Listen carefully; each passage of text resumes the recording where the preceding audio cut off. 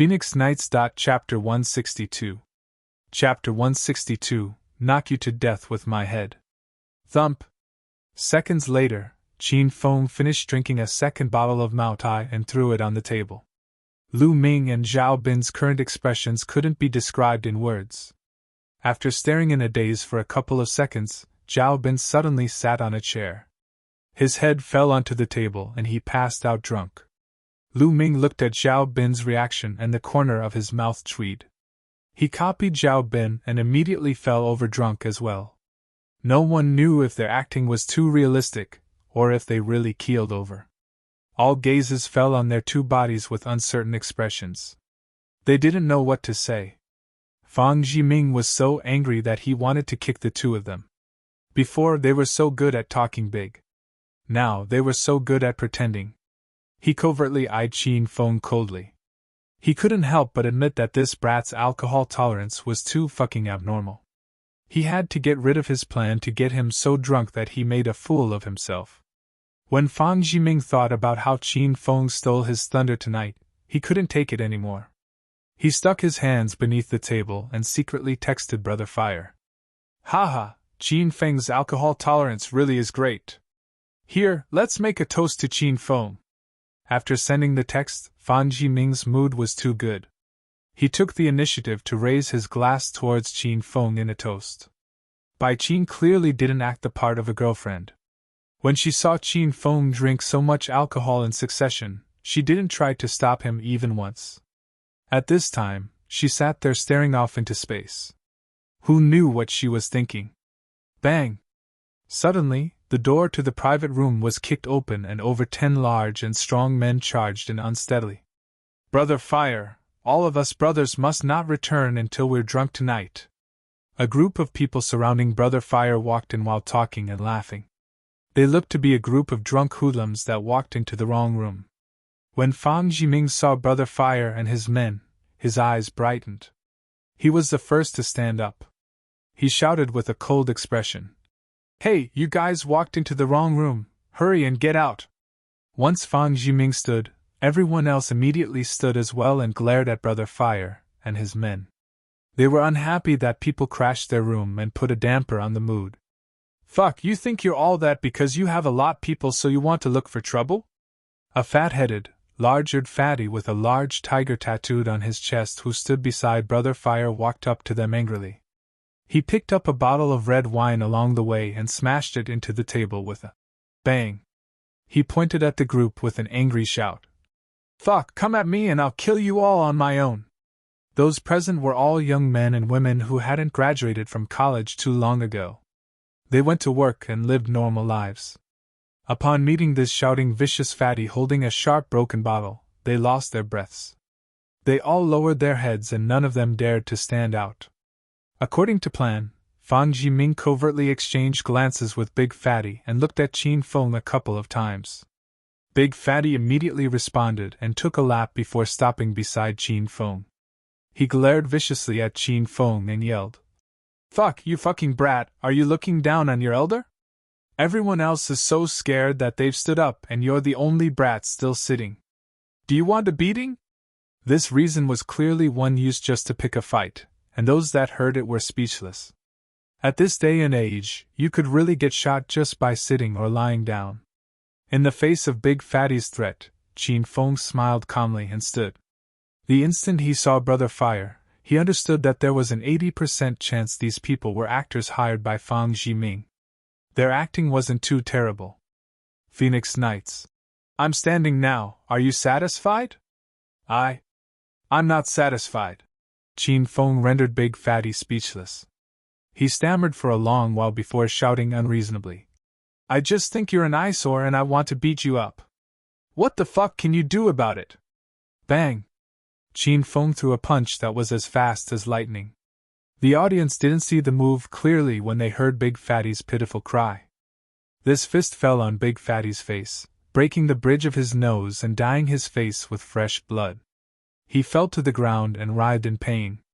I can send you flying with one punch, Qin Feng said indifferently. Whether it be Fang Jiming's classmates or Brother Fire's lackeys, everyone was stunned by the scene. Fang Jiming never would have thought that Qin Feng's abilities were so impressive. It appeared that it wouldn't be so easy to clean him up. Plus, Brother Fire's people had all just been beaten up by Qin Feng in the afternoon. When they saw that the person they were here to teach a lesson to was Qin Feng, they were all frozen still with their eyes wide and mouths agape. They were unsurprised to see Big Fatty sent flying with one punch because they were all sent flying by Qin Feng with either a punch or a kick earlier. They hated Qin Feng, but they were even more terrified by this powerful freak. How dare you launch a sneak attack on Brother Fatty? See if this elder of yours can kill you! Of the 14 people that came, 12 were beaten up by Qin Feng in the afternoon.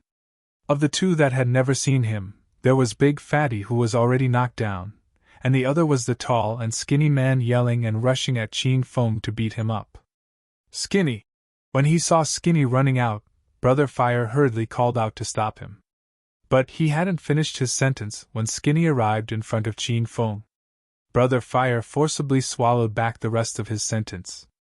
Brother Fire, don't worry about me. I alone will be enough to take care of this stinking brat. Skinny was elated. In the past, everyone looked at the situation when fighting.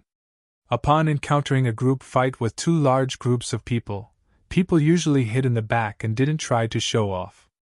But the current situation was one person versus many, so everyone would typically fight to show off and kiss Brother Fire's ass.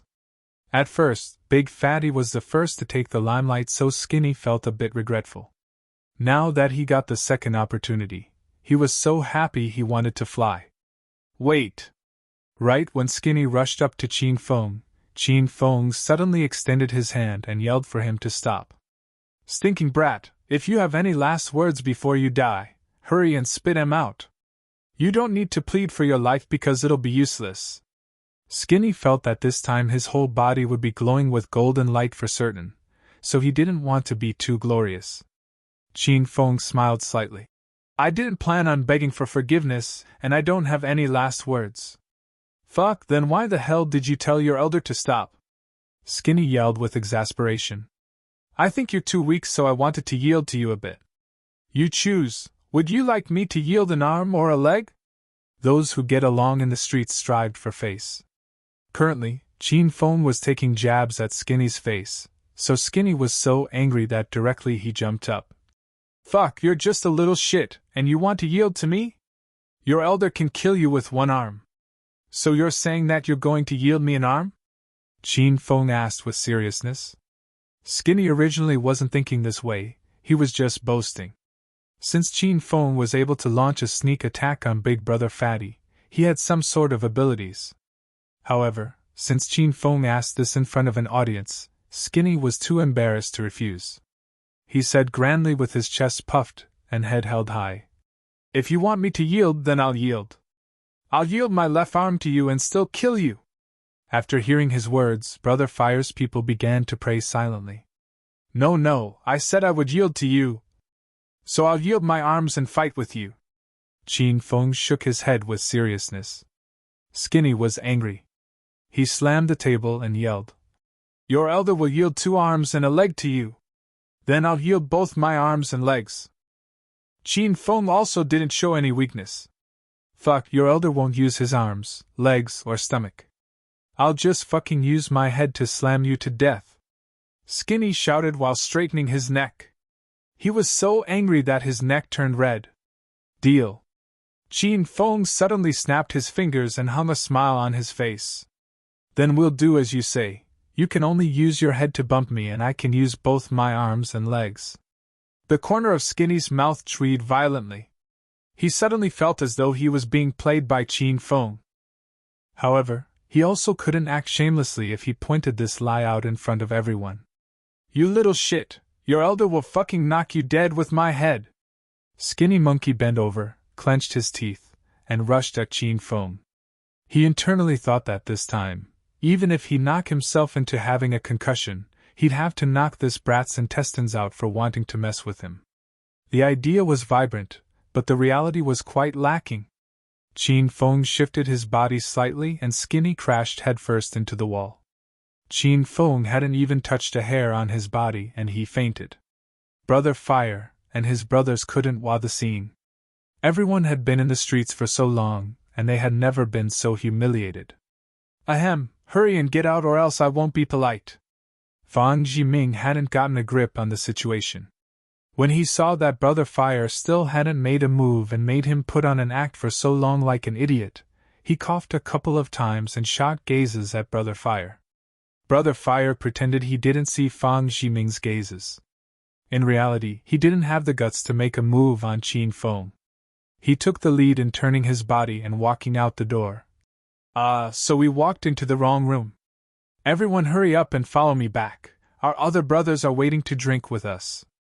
Hurry and leave, hurry and leave. Let's go back and drink. The audience then came back to their senses and immediately followed Brother Fire. They didn't want to stay here an instant longer. Ai! Brother Fire, wait for me, wait for me! Seeing that Brother Fire and his men were leaving, Skinny, who had crashed headfirst into the wall and began to pretend to faint, crawled up and chased after them. Also, Big Fatty, who was sent flying by Qin Feng in the beginning, was lying on the ground and crying pitifully without pause. At this time, he stopped yelling and ran out after Skinny. This scene stunned Fang Jiming's classmates. It was a complete waste that these people didn't act and were hoodlums instead. Their gazes followed the group as they ran out the door. Not long later, they walked back and one by one with sullen expressions and their heads bowed. They conscientiously formed 2 rows in the private room and a group of security guards in uniform followed them in. There were a total of 8 security guards. 7 of them stayed at the door weighing over these hoodlums while the group leader jogged over to Qin Feng with a smile filling his face. He saluted him with respect and said, "Young Master Qin, it's our fault as security guards that these people disturbed your meal with your friends. Please punish us." Qin Feng did not call over these security guards. They were sent over by the beautiful manager of the mountain resort.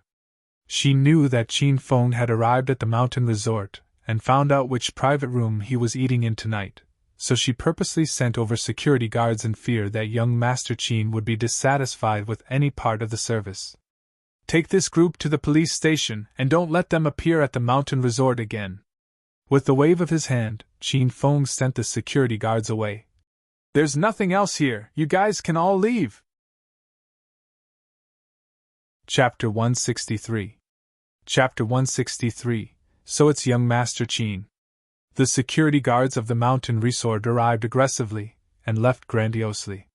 They held down the group of large hoodlums and left the room. When the room became quiet once again, the spectators were still in turmoil. They all looked at Qin Feng in shock and wanted to swallow their own fists in one gulp. Qin Feng? Young Master Qin? This group of schoolmates were mostly natives of Acropolis, so young Master Qin's name was like thunder resounding in their ears. Quite a few of them also knew of the story behind the mountain resort, and how it was Royal Group's vacation estate which was owned by young Master Qin's old man. For him to be in the mountain resort hotel, to able to call over a large group of security guards, and to be respectfully called young Master Qin, there was no need to think. This person before them, who they had all pegged to be a poor brat the whole time, was undoubtedly Acropolis City's #1 hedonistic young Master Qin. All of those present looked at Qin Feng differently. Their expressions went from contempt to fawning. "Young Master Qin, you're young Master Qin, that's the head of the 4 young masters of Acropolis City." Some people couldn't help but shout in surprise. "So it really is young Master Qin. I was saying that the first time I met you I thought you innately exuded the air of a king. This kind of power and dominance isn't something someone can learn. You're the son of heaven. If placed in the olden days, you're the chosen one. Oh, our classmate Bai Qing really has good taste that she caught the only son of the richest man in Acropolis. I'm about to be jealous to death of you. But our Bai Qing and young Master Qin really are a ma made in heaven. One has talent and looks while the other has power and ability. They form a pair with unmade beauty." This barrage of sugar-coated bullets of praise surged over without warning. Even Lu Ming and Zhao Bin, who pretended to be passed out drunk for so long, suddenly stood. When they discovered that Qin Feng was young Master Qin, they were struck with an unnamed shock. Compared to that dog fart Fang Jiming, young Master Qin was favored by God while Fang Jiming was only a commoner on earth. The two quickly rearranged their troops and spoke to Qin Feng with all smiles. Young Master Qin, your alcohol tolerance is really great. Being able to drink at the same table as you is the result of 8 lifetimes of cultivation.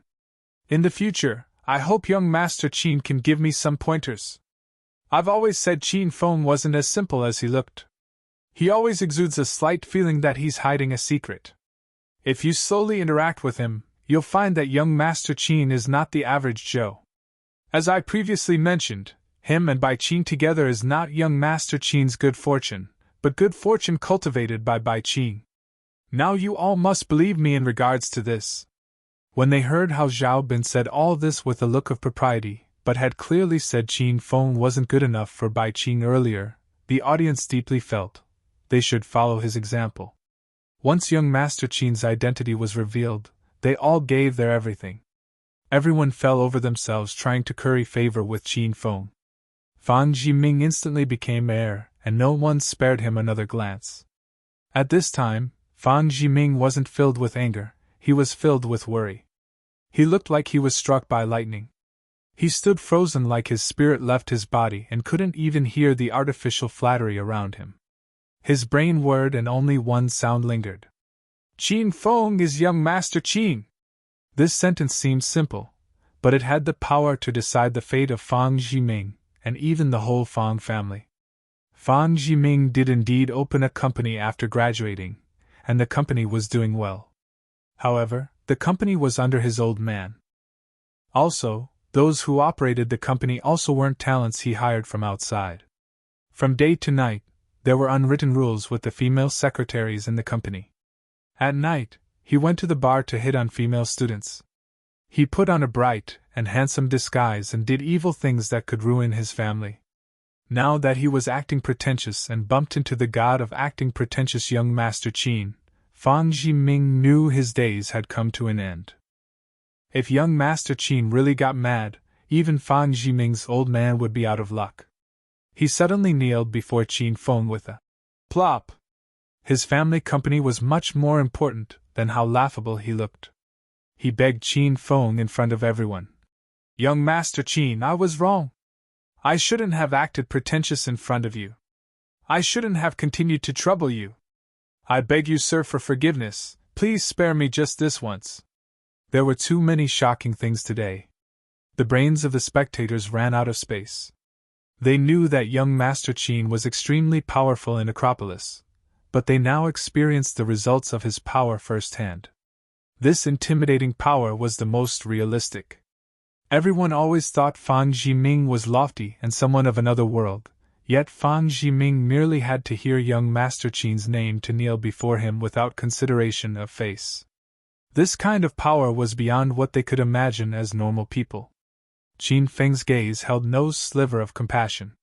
He didn't even spare Fang Jiming a glance because he had long seen through Fang Jiming's intentions. He wanted to clean him up.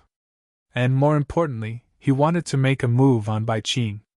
Since dared to have the intention of hitting on his woman, Qin Feng absolutely would not be lenient on him. Qin Feng, just leave it. Bai Qin still didn't know about Fang Jiming's dirty thoughts. She saw that the scene had gotten to this stage, and was in a bit of a dilemma as she held Qin Feng's arm. Qin Feng didn't listen to Bai Qin. He looked coldly at Zhao Bin and Lu Ming. I'll give you guys a chance right now to tell me Fang Jiming's true goal for setting up this reunion. I'll give whoever says it first an opportunity to work at a real estate company under Royal Group. Qin Feng's words had just dropped when Lu Ming rushed forward and pointed at Fang Jiming. He said ruthlessly, Young Master Qin, this person is a perverted wolf hiding in sheep's skin. Even heaven and earth cannot tolerate how lacking he is in conscience. On the outset, he held this high school reunion to place importance on the ease of our high school days. In reality, he wanted to use it to act pretentious in front of Bai Qin and get her into his grasp so he could get a room with her at night. The brute Fang Jiming went to exercise and develop muscles for this reunion, and even looked for Brother Fire and that group of hoodlums to put on a performance of a hero rescuing a beauty. In one breath, Lu Ming spilled out all the minute details of Fang Jiming's plans. The audience was speechless. Bai Qing's expression felt cold again. She felt a wave of disgust when she thought of how she was a bit attracted by Fang Zhiming's poise and his pretenses implying that he was solely dedicated to her. Though she had stepped into society and already worked for 5 years, she was a blank canvas when it came to romance. She was extremely upset to find that she was cheated emotionally once again. When Qin Feng felt Bai Qing's frail body tremble, he hugged her tighter in her embrace.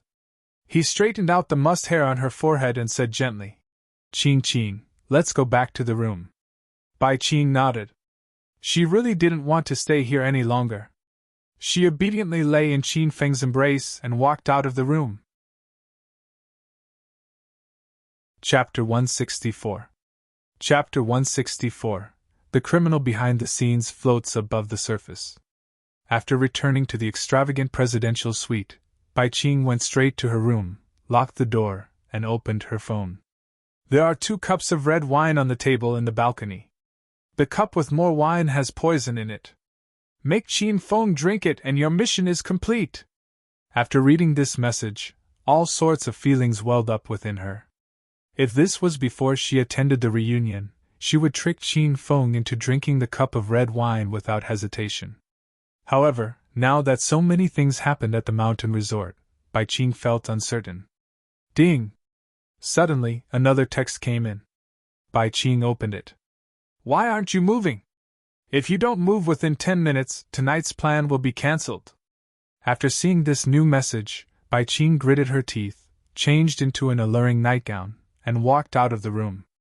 When the room door opened, Qin Feng's gaze flitted over and instantly brightened. Bai Qing wore a black nightgown with a lace trim. Her long, beautiful, and fair white legs were revealed below the skirt. The nightgown was a silk gauze style that, under the lights, partially hid and partially revealed the scenery below it. Qing, come sit on the sofa and we'll see a movie together. I know the password to the adult channel, want to watch it with me? Bai Qing revealed a flirtatious smile and strolled leisurely up to Qin Feng. She took the initiative to sit in his embrace. She purposely pressed her chest on Qin Feng and said coquettishly, Young Master Qin, you're terrible. I don't want to see some adult movie. I want to drink a cup of wine on the balcony and admire the night view of the mountain resort. Qin Feng's face bloomed with a smile. He immediately picked Bai Qing up and ran towards the balcony. Okay, let's go to the balcony is good. The night view is mesmerizing and the balcony is spacious and comfortable. I really like waging war on the balcony, let's wage war until the sun comes up. He carried Bai Qing and quickly arrived at the balcony. Qin Feng impatiently lifted the bottom of Bai Qing's dress. Bai Qing immediately pressed her skirt down and said with a mesmerizing smile, Young Master Qin, don't be anxious. I'm a girl, so of course I'd be shy. Why don't we drink 2 cups of wine? When I'm drunk, you can do whatever you want. Okay, let's drink. I'll get some white spirits and we can drink straight from the bottle.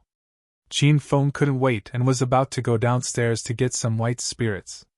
Bai Qing hugged Qin Feng and snuggled in his embrace. She said flirtatiously, Young Master Qin, you're terrible. I'm a weak girl, how could you use white spirits to get me drunk? There's still some red wine that we didn't finish earlier. Let's drink 2 cups of it. Okay, let's drink red wine.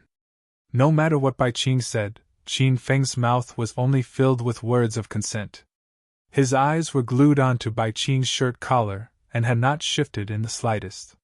When she saw Qin Feng's vulgar look, Bai Qing smiled charmingly, but was extremely disgusted internally. To think that she hesitated about harming Qin Feng earlier. Now, that sliver of apprehension was completely eliminated. Young Master Qin, let's make a toast! Bai Qing held up 2 wine glasses. She compared the 2 under the moonlight and extended the one that clearly had more to Qin Feng. Okay, cheers! Qin Feng took the glass of wine and tilted his head back to drink it. Bai Qing's palms filled with cold sweat. Her heart thumped rapidly as she stared at Qin Feng and the cup in his hand. Wait! Suddenly, Qin Feng stopped. The hand holding the wine glass paused mid-lift, and he looked at Bai Qing with seriousness. Bai Qing jumped in shock. She stopped breathing and looked at Qin Feng's serious expression and was struck with incomparable fear. Why, young Master Qin, what's wrong? Bai Qing pretended to be calm with all her might because there was no way Qin Feng could have discovered her plan. Qin, we've agreed that after drinking this cup of wine, we're going to do some even more intimate things. You can't go back on your word. Qin Feng's expression changed, revealing a perverted expression. He smiled and said this with his gaze fixed on Bai Qing's towering chest. Young Master Qin. I know. Here, cheers! Bai Qing released the breath she was holding. She didn't wait for Qin Feng to drink first, and threw her head back to down her glass in one gulp and calm her nerves. After downing the red wine, Bai Qing looked at Qin Feng and the wine glass in his hand again only to find that he already drank all the wine inside. At this time, a multitude of emotions welled up within her. Her current mood couldn't be described in words. Ever since she had her first night snayed by Qin Feng 5 years ago, she began to hold a grudge against him. It had already been 5 years of this hatred.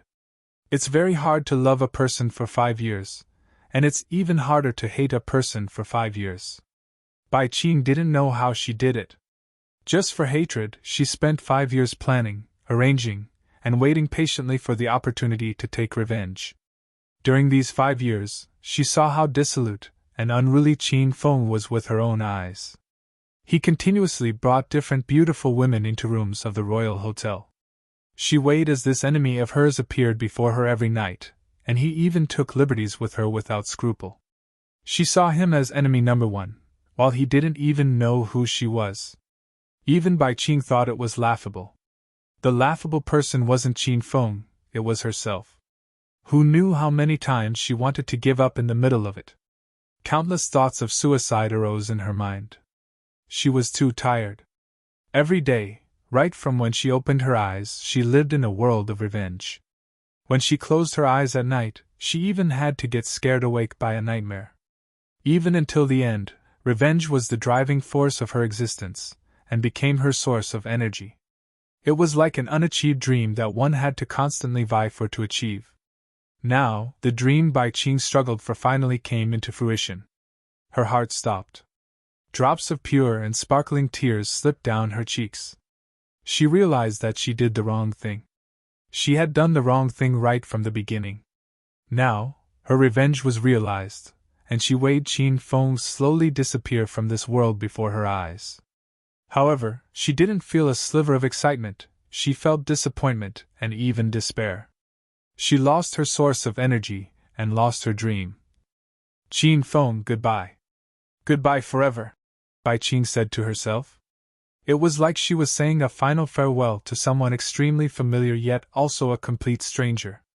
Ha ha ha, Qing, I finished drinking this whole bottle of red wine. Now it's time to play. After the cup of wine was ingested, Qin Feng directly pounced at Bai Qing's body. Bai Qing didn't resist. She allowed her tears to trickle down silently, allowed Qin Feng to tear her clothes without restraint, allowed him to reach into her clothes to caress her body and then kiss her neck, chest, stomach, thigh. Slowly, Qin Feng's strength lessened. He stopped and lay on Bai Qing's thigh. Her tears fell on his cheek, and she lightly pet the man in her embrace, the man who took over her body. Who knew if she was deeply hurt or in extreme despair? Bai Qing also felt a wave of exhaustion. She slowly shut her eyes and fell over. 1 second, 2 seconds, a minute later. 3 black shadows leapt out of the dark night. Of the 3, 2 of them wore nocturnal clothing and pulled a man in casual clothing. They climbed up from the balcony on the floor below. The 2 men in black got onto the balcony and stood on both sides of it. They vigilantly paid attention to the surrounding movements. The man wearing casual clothing had a tall and straight figure. A light playful smile hung upon his handsome face as he slowly walked up to Qin Feng. When he saw Qin Feng unconscious on the ground, the man couldn't help but burst into laughter. Ha ha ha, Qin Feng, serves you right. Fucking serves you right. Your elder has long predicted that if you're dissolute and unruly all day you die on a woman's stomach sooner or later. Seems that my prophecy has come true, I should just become a prophet. When he saw that Qin Feng was dead, the man was extremely happy. He neglected the image he usually cared about so much and laughed maniacally. What number one hedonistic young master of Acropolis? What number one power of Acropolis City's Qin family? That was all fucking nonsense. You, Qin Feng, are also human, and a normal human like all other humans. You really thought of yourself as a son of heaven. Tui. Are you good enough for it? I really don't know why Prince Wen would care so much about you that he gathered so many forces to join together and deal with you. It's clearly overkill. Now, hasn't he been directly taken care of by me alone? Ha! If Qin Feng was still awake, he'd know who this man was just by hearing his voice.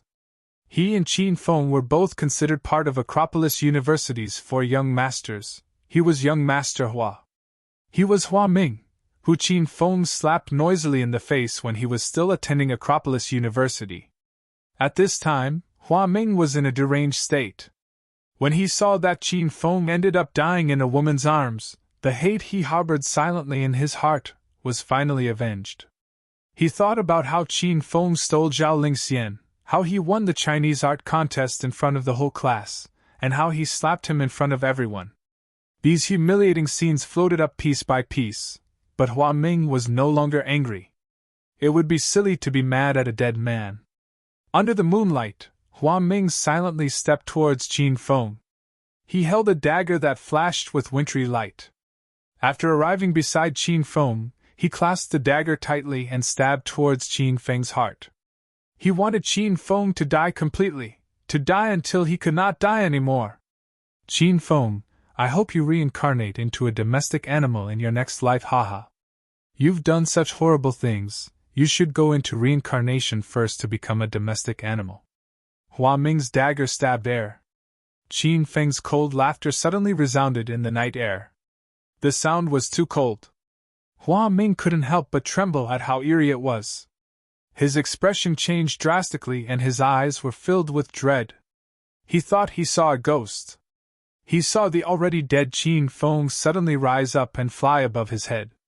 Swish, swish! Qin Feng's figure stayed suspended in midair. Behind him was the boundless ocean and beach, and the moon was like a silver platter, forming a beautiful backdrop and making Qin Feng's face even more cold and resolute. The ocean breeze blew lightly at his soft hair, tousling it. The surge of the ocean waves served as the bugle, announcing the arrival of a battle. At this time, he looked like a god of war or a knight-errant setting out in the night. He held 2 little flying knives in his hands, and a wintry light flashed and entered the center of the foreheads of the 2 men in black. They didn't even have time to react and fell to the ground. Earlier, the instant he swallowed the poisoned wine on the balcony, he actually realized a lot of things. The system's quest to dissolve Bai Qing's hatred toward the host was successfully completed and Qin Feng was awarded 500 hedonist points. He had long realized that Bai Qing was too forward tonight and was a little strange. Thus, he guessed that the wine was poisoned. Little Pig reminded Qin Feng that internal qi could be used to expel the poison. Thus, Qin Feng went along with Bai Qing's act to lure out Hua Ming, who was behind the scenes. After drinking the alcohol, Qin Feng quickly forced the poison out of his body and threw himself onto Bai Qing like he was taking advantage of her. In reality, he was using his internal qi to remove the poison from her body. He guessed right from the beginning that Hua Ming wouldn't only harm him, he was sure to kill Bai Qing to silence her as well. Qin Feng instantly understood and decided on this string of problems and complicated relationships. His conclusions really were not wrong. In the end, he lured Hua Ming out and even found out that the big boss behind him was someone called Prince Wen. This riddle seemed to slowly unravel. The hidden criminal was about to float to the surface. Qin Feng was kind of looking forward to it. Bai Qing suddenly awoke with a delicate groan. Qing, you're finally awake! Qin Feng immediately stopped transmitting qi to her. He hugged Bai Qing and looked at his woman tenderly. Since Bai Qing saw Qin Feng and saw that he was alive, she thought she was dreaming. Qin Feng, Why am I dreaming of you? I hate you, I killed you with my own hands. Are you coming to my dream to take revenge on me? Qin Feng was not angered by Bai Qing's trap. Instead, he felt guilty. He knew why Bai Qing did this. As a woman who persevered 5 years for hate, a woman who was honed from a pure campus beauty to a mature career woman, Qin Feng couldn't begin to imagine what kind of pain Bai Qing experienced to acclimate to this noisy and fickle society. Qing, you're not dreaming. I'm not dead, and you aren't dead. Qin Feng helped Bai Qing smooth out her hair. Bai Qing's expression changed dramatically, and she finally became conscious. She jumped out of Qin Feng's embrace as if she had seen a ghost. Qin Feng, why aren't you dead? Didn't you drink that cup of wine? After speaking, Bai Qing's expression changed again. It changed, then changed again. In a couple of seconds, her emotions experienced quite a few dramatic changes. She was an intelligent woman, so she quickly figured out a lot of things. A good while later, Bai Qing's expression reverted to calmness. She smiled bitterly and shook her head as she said, "Haha, I'm such an idiot. The one that used me as a chess piece right from the beginning wanted to kill me as well. Both of the wine glasses were poisoned, so either of us could escape. But how are the two of us still alive?" Bai Qing looked at Qin Feng with astonishment. Qin Feng looked tenderly at Bai Qing and smiled. Qing, you overdid your acting at night. You aren't such a forward woman, and according to what I know about you, you haven't gotten to the stage where you'd be willing to have relations with me. However, tonight you were so forward and unusual that I guessed you wanted to harm me. Qin Feng's voice was gentle. If someone else wanted to harm Qin Feng, he would certainly be like a devil and make them wish they were dead. However, when Bai Qing harmed him, he recounted the events as casually as if they related to someone else's story. Chapter 166. Chapter 166, Must Call Me, Husband. Qin Feng extended his arms to pull Bai Qing into his embrace. Bai Qing didn't resist. She lay in Qin Feng's strong warm embrace and looked at Qin Feng with a perplexed expression. I wanted to kill you and you don't hate me. You didn't crazily take revenge on me or abuse me, and you even comforted and took care of me. This isn't typical young Master Qin behavior. If you were an enemy like Hua Ming, I would make you wish you were dead, but you aren't my enemy. Bai Qing, you're my woman! Qin Feng looked earnestly at Bai Qing and said word by word. Bai Qing's delicate body suddenly trembled and her mind instantly went blank. She looked at Qin Feng with doubt mixed with a sliver of happiness. She allowed the phrase, Bai Qing, you're my woman, to continuously echo through her mind. It's been 5 years. Bai Qing waited for this line for a full 5 years. The time had finally come and she was about to forget. She was Qin Feng's woman 5 years ago. Various conflicting emotions suddenly flooded her heart, and the emotions she stifled for 5 years came bursting out. Bai Qing felt burning hot all over. She turned red from her face to her chest. She forgot about her hatred towards Qin Feng and all of her unhappiness. She just wanted to go completely crazy for once and set free the bit of youth she had left. This time, Bai Qing took the initiative to throw herself at Qin Feng. She tore off her own clothes and tore off Qin Feng's clothes. She stuck her bright, smooth, and jade-like body tightly against Qin Feng's and bit his ear. An alluring voice passed through the warm air. Qin Feng, have me! Qin Feng looked at Bai Qing's impressive curvy figure, her charming and elegant face, and her misty eyes. He hugged Bai Qing firmly and yelled despotically. Bai Qing, tonight you're all mine. In every day and night in the future you, Bai Qing, will belong completely to me, Qin Feng. There were blue water and skies, and a soft breeze. The early morning sunshine shone on the endless beach. The taste of happiness filled the air. Quite a few guests arrived at the beach long ago to admire the beautiful sun rising out of the ocean. A handsome man and a beautiful woman rode an old-style 28 bicycle and sped along the endless beach. The man rode the bicycle effortlessly, yet he sped along like a rocket. The woman's arms danced in the wind. She held a red silk scarf, let go of it, and the scarf flew willfully in the wind. It was like their youth, brash and headstrong, free and unconstrained, and once it left, it couldn't come back. Young Master Qin, can you go faster? Bai Qing smiled and her eyes turned into crescent moons. She hadn't been this happy in a really long time. After she completely put down the burden of her hatred, even the air became fresher. A light smile hung on Qin Feng's face. He patted Bai Qing's bouncy and raised behind. Call me husband. Don't tell me your husband wasn't fast enough last night? I originally could have gone faster, but you begged for mercy. You said you were going to die and you soon couldn't take it anymore, so I felt bad and didn't burst out and use all of my power. Qin Feng raised his head arrogantly when he spoke. A blush immediately spread over Bai Qing's fair and charming face. When the wild image of last night came to mind, she was so embarrassed that she wanted to find a hole and hide in it. Young Ma, husband, I said to ride faster, Bai Qing said in a small voice. Then be prepared to scream wildly. After Qin Feng finished speaking, the bicycle began to speed up continuously like there was no limit or end. It kept going faster and faster. At this time, the bicycle's speed completely surpassed that of various race cars. It was Bai Qing's first time experiencing a bicycle going so quickly. She felt as though she and Qin Feng were going to fly soon. The ocean breeze became more reckless, and blew so strongly at Bai Qing that she almost couldn't breathe. However, she really enjoyed this exciting speed and the feeling of forgetting everything else. A sweet-sounding dolphin sound rang through the beach the whole early morning. When the two returned to the hotel, Bai Qing felt as though she was going to collapse with exhaustion. Last night, Qin Feng took her for a whole night, and this morning, she screamed with excitement for the whole morning. Thus, her strength was depleted. The two sat in the restaurant eating a luxurious breakfast.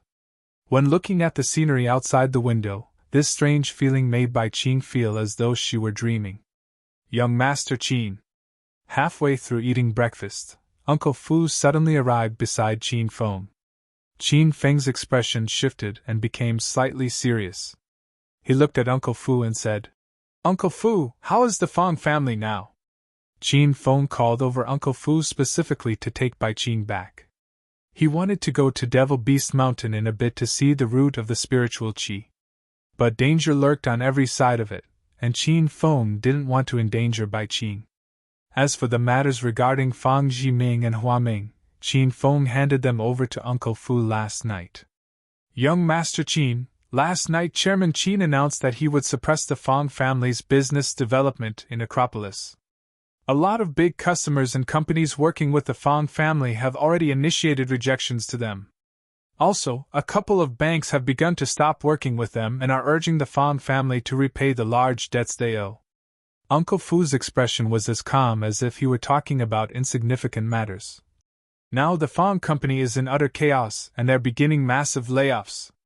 The outstanding employees have already been snayed by the royal group. The Fang family is already completely spent and won't last another blow. After hearing Uncle Fu's account, Qin Feng's expression didn't change either. He looked like he was listening to matters unrelated to him. Bai Qing looked shocked and once again deeply experienced the true power of the Qin family. And Hua Ming? The Fang family was already down and out, so Qin Feng didn't spend any more time caring about them. He swiped the topic onto Hua Ming. Hua Ming returned to the Hua residence last night. According to the news from Sky City, the Hua family is already strengthening its defenses and displayed all of its forces to guard against an attack from the Qin family. As one of the 5 prominent families of Sky City, their strength is quite solid. Plus, their location in Sky City is unfavorable to us. If we fought with the Hua family, it would be a tough battle, and would be disadvantageous to the Qin family's current situation. Uncle Fu always talked about matters from the most objective angle. He would not intentionally stray from the truth to kiss Qin Feng's ass. Qin Feng nodded after hearing this. He was silent for a while and then said, Uncle Fu, you and Father don't need to worry about the Hua family. I'll take care of it myself. Right now, bring Qing home. After speaking, Qin Feng looked passionately at Bai Qing. Qing, go back with Uncle Fu first. I still have some important matters to attend to. After I've finished, I'll look for you once I get back. Uncle Fu brought by Qin away from the mountain resort. Qin Feng sat before the French windows and waited the commercial bends disappear out of his sight before he walked out of the resort hotel. It was already past 11 in the morning. There were more and more people that went to play on the beach, and quite a few people appeared in the water to ride boats and surf. Qin Feng rented a boat, specifically prepared 3 tanks of fuel, and headed towards Devil Beast Mountain. Because a lot of people were playing on boats on the ocean, the sudden appearance of Qin Feng's boat didn't elicit any attention from other people. He first circled the water once aimlessly, and when no one was looking, he quickly headed towards deeper waters. Chapter 167. Chapter 167, The Beast and the Fairy. This time, Qin Feng didn't feel Black Turtle's presence in the deeper waters. It seemed that this brat went to even deeper waters of the ocean. Yesterday, he saw Black Turtle's ability, so he wasn't worried. He believed that with the cooperation of the sea turtle and the many-banded krite, they wouldn't be afraid even if they met a shark, unless they met over 10 sharks that surrounded and attacked him, then Black Turtle's life might be in danger. But Black Turtle isn't that foolish. If it saw that it couldn't win, wouldn't it run away?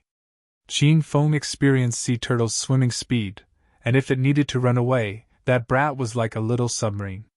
Qin Feng brought an adequate amount of fuel, so he only cared about driving the boat at its maximum speed. He weighed the distant and remote Devil Beast Mountain come closer and closer until it was within reach. He stopped the boat by the shore, secured it with a rope, and stepped onto this personless island. Devil Beast Mountain was an island with a lush forest and no people, but wild beasts ran rampant. Every time night came around, the howling of wild beasts drifted out of the eerie small island. By the time Qin Feng arrived at Devil Beast Mountain, it was already noon. At the blue-skied and blue-watered mountain resort, this was the time when the scorching sun beat down on one's head. However, Qin Feng had just arrived into the dense forest, so he only felt the cold forest air. The dense and towering leaves and branches blocked most of the burning sun, so only specks of light shined in. Qin Feng thought to himself that this was an absolutely superb place to shoot a horror movie. He took small and fragmented steps through the forest while conversing with Little Pig. Since Little Pig is considered a battle pet, he was extremely familiar with spiritual qi, and he was a guide that was very good at finding spiritual qi. Under Little Pig's direction, Qin Feng walked further and further. He already arrived at the middle of the outer layer of Devil Beast Mountain. There was a chill all around, and it became colder and colder. One could even see unmelted snow on some branches. "Master, the spirit plant is just nearby," Little Pig suddenly reminded him. Qin Feng halted in his steps and began to examine the area around him. At this point, Qin Feng was a genius martial cultivator adept in both internal and external skills. He already cultivated up to stage 1 of the internal techniques. He couldn't detect spiritual qi too far away, but he could detect spiritual qi exuded nearby. Now, he didn't need Little Pig's pointers. Qin Feng could also feel a dense spiritual qi exuding not too far away to the left. He shifted his gaze to the area with spiritual qi and quickly discovered a flower redder than a rose. However, Qin Feng had never seen a flower of its shape. It was the shape of a morning glory and as large as a grown man's palm when in full bloom. "Little Pig, is it this spirit plant?" Qin Feng already stepped quickly up to the plant. He squatted and examined it closely. Examining it closely, the spiritual qi coming out of the plant was extremely thick. Qin Feng couldn't help but reach out to uproot it. "Master, you can't pick it!" Little Pig immediately stopped him and said quickly, "This is a red spirit elixir plant. It blooms once every 10 years, and it usually grows where the forest is dense. It absorbs the light spiritual energy that the trees exude and gathers it into essence. It's a spirit plant that helps cultivate inner qi. But this type of spiritual plant is extremely fragile. Once it leaves the soil, it'll die instantly. The spiritual qi in its meridian and stamen will change and instantly leave the body and pass into the air. Then, it'll all become waste." After hearing Little Pig's explanation, Qin Feng immediately stopped. He looked both afraid and admiring as he said, "Little Pig, I've discovered that you're truly an omniscient little pig. Little Pig's words suddenly resounded in Qin Feng. Before, he thought this lazy pig was Bull's *ting, but after gradually interacting with him, he found that this pig really did know a lot of things. After getting praised by his master, Little Pig raised its soft pink head and scoffed. I've told you that a long time ago, but you didn't believe me, master. As a battle pet and NPC of the system, I know about all items from the system. This red spirit elixir plant is sold in the system's pill cultivation realm. Even if I didn't know about it, I could also read it off the system's description. Qin Feng's mouth tweed. He felt that Little Pig himself wasn't that amazing in reality. He showed off but got all the information from the system.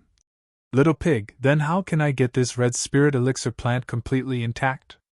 Master, as long as you don't ruin the original soil surrounding it, it won't die. You can just dig around the plant and pull it out with the soil surrounding it. Little Pig said. This time, Qin Feng understood. He felt the thick spiritual energy exuded from the red spirit elixir plant and anxiously but carefully dug around the plant. After digging a large hole, Qin Feng began to reach down to get the red spirit elixir plant. Roar, roar! Suddenly, the roar of a wild beast passed from deep within the forest. The sound shook the surrounding forest into a swishing and fragmented wind. Qin Feng quickly stood and looked behind him with alarm to see an enormous wild boar chasing a young lady who was heading straight towards him. It was the first time in his life that he saw such an enormous wild boar. He even wondered if this boar was a mutant. It was as large as a baby elephant, its face was sinister, and it had incomparably sharp tusks that were over a meter long.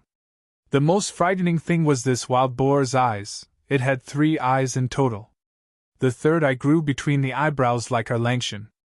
The eyes were as large as copper bells and shot out a eerie green light. Its 4 well-built legs were strong. While running, it was like an off-road car with maximum horsepower. It sped along while squealing, and its every step resulted in a slight tremor. Brother, hurry and run, it's a 3-eyed elephant boar. The lady running in front of the wild boar shouted. Her voice tinkled as clear as a spring, and hearing it made Qin Feng dazed. The woman had clearly fought a vicious battle with the wild boar and was in a difficult situation. The white cotton dress she wore was already torn to shreds and her hair was mussed by the wind as she ran for her life. But this all did nothing to affect this woman's beauty. She was like the moon maiden Chang'e if she were to step out of the moon. Though she was running for her life, she exuded an air of spiritual beauty. Her features were refined and shapely, her body was straight and tall, and her figure wasn't full and explosive, but gentle, beautiful, and harmonious. In particular, the long torn dress she wore revealed a bit of soft white skin that was like fresh first snow. It was exquisitely fair and clear without a speck of dust. A fairy maiden running for her life. She was as beautiful as an angel and was filled with spiritual qi. This was Qin Feng's first impression of the woman. Then, he looked at the 3-eyed elephant boar not 50 meters behind her. He said with seriousness, Little Pig, why is your relative so ugly? You won't end up looking like him when you grow up, will you? Little Pig was so frustrated that he bared his teeth and waved his hooves. Master's relatives are going to grow up looking like that. I'm the cutest little pig in the universe. As they say, the personality that a pet grows up to have is dependent on how its owner is. Seeing how shameless Little Pig was, Qin Feng suddenly understood the truth in this saying. Brother, if you don't run now, it'll be too late. The quick-witted voice of the fairy maiden drifted over again. Qin Feng immediately ran out. He didn't run away, but ran towards the fairy maiden. Qin Feng just went up a mountain to find spirit plants and could encounter something great like saving a beauty. How could he sit on the sidelines and ignore such a great opportunity? Master, the 3-eyed elephant boar is incomparably strong. Its sharp tusks can pierce through incomparably hard objects. Your current ability is inadequate. Qin Feng already ran up to the 3-eyed elephant boar when Little Pig's languid voice drifted over. He didn't have the chance to run. He could only brace himself, leap upwards, and punch the 3-eyed elephant boat in the back. Roar! Qin Feng used his stage 2 external techniques and punched without restraint. 6x strength contained 600 kilograms of power, and this fell on the three-eyed elephant boar's back. The wild boar's body clearly swayed. Its legs that were currently running wildly slipped, and it directly came crashing down. It crashed into a large tree and smashed a large hole into it. Bang! This hit startled the heavens and shook the earth. It made ghosts cry and wolves howl. The fairy maiden that was running for her life stopped to look. A sliver of shock swept through her face. She wasn't shocked by Qin Feng's tyrannical punch. She was shocked that Qin Feng clearly didn't want his life because he dared to anger this three-eyed elephant boar. All martial artists that know the three-eyed elephant boar know that this was a berserk beast. It has a violent temper and attacks whoever it sees. Its ability continuously explodes with the amount that it is agitated. The little fairy maiden originally didn't want to fight with the three-eyed elephant boar, but she suddenly encountered it on Devil Beast Mountain while looking for spirit plants. She was chased by the wild boar but didn't dare to actually fight it because if this beast was agitated, it would be a crazed beast that would smash you to death. Ha ha, maiden, there's not need to be too startled, I actually didn't showcase my true abilities. Qin Feng clearly did not understand the nature of this three-eyed elephant boar. He was swept with pride upon knocking down the three-eyed elephant boar with one punch, and when he saw the little fairy maiden looking at him with shock, he was impossibly pleased with himself. Run! Run! The little fairy maiden suddenly yelled towards Qin Feng. Qin Feng was slightly startled. He thought that since he saved this little fairy maiden's life, shouldn't she be moved to tears, fall into his arms, then charming and bashfully use her little pink fists to punch his chest and say sweetly, "Handsome, you're amazing!" Why would she look so anxious and shout for him to run? Qin Feng quickly understood the answer to this question because he suddenly felt a vigorous energy surge from behind him. He didn't spend much time reacting when his legs tapped the ground. He quickly used the strength from releasing the flying dragon armor, bent his body into a bow and arrow and shot away. He leapt 5 meters into the air, and thrillingly evaded the three-eyed elephant boar's attack with a backflip. Chapter 168. Chapter 168, Breaking Through. Bang! At this time, the three-eyed elephant boar ran into a large tree. Its 2 sharp tusks pierced into the thick tree trunk, and the towering tree that was blocking the sunlight slowly fell down. Boom! The floor shook, but it was not as shaken as Qin Feng currently was. He found that this wild boar suddenly became much more powerful. If the boar hit his waist, chances were that he would be split in 2. Run! Run, brother! The little fairy maiden yelled again. Qin Feng hurriedly ran in her direction. He had just ran 2 steps when the system's cold voice resounded in his head. Ding! The hedonist sovereign system has issued a quest. Save the flower fairy and defeat the three-eyed elephant boar. Quest time limit, 1 hour. Successful completion reward, 500 hedonist points. Upon failure, the host will be murdered by the three-eyed elephant boar. Qin Feng, who was in the midst of running wildly for his life, stopped abruptly. He was no longer able to run away. Now it was either him or the boar. If he didn't die, then the boar would. Brother, you can't beat the three-eyed elephant boar. Qin Feng paid no mind to the flower fairy, and already took the initiative to rush towards the three-eyed elephant boar. During the previous battle, he analyzed this boar's strengths and weaknesses. Its build was extremely large, it was much stronger than Qin Feng, and its skin was so thick that even if Qin Feng used 600 kilograms of strength, he would still have no way of really hurting this wild boar. But the boar's weakness was also its size because it wasn't nimble enough. Qin Feng would think of a way to use his agility to defeat the wild boar. Whoosh! Once again, Qin Feng rose into the air with a light tap of his feet. His body was nimble and strong.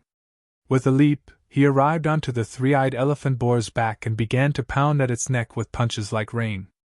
This wild boar's skin was thick indeed, it was as rough as tree bark. After tens of punches, Qin Feng's knuckles were skinned and filled with blood. Boom boom!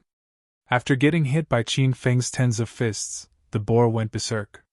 It stood in place and thrashed his head and tail with all its might in an attempt to fling Qin Feng off of him. The shaking was extremely strong.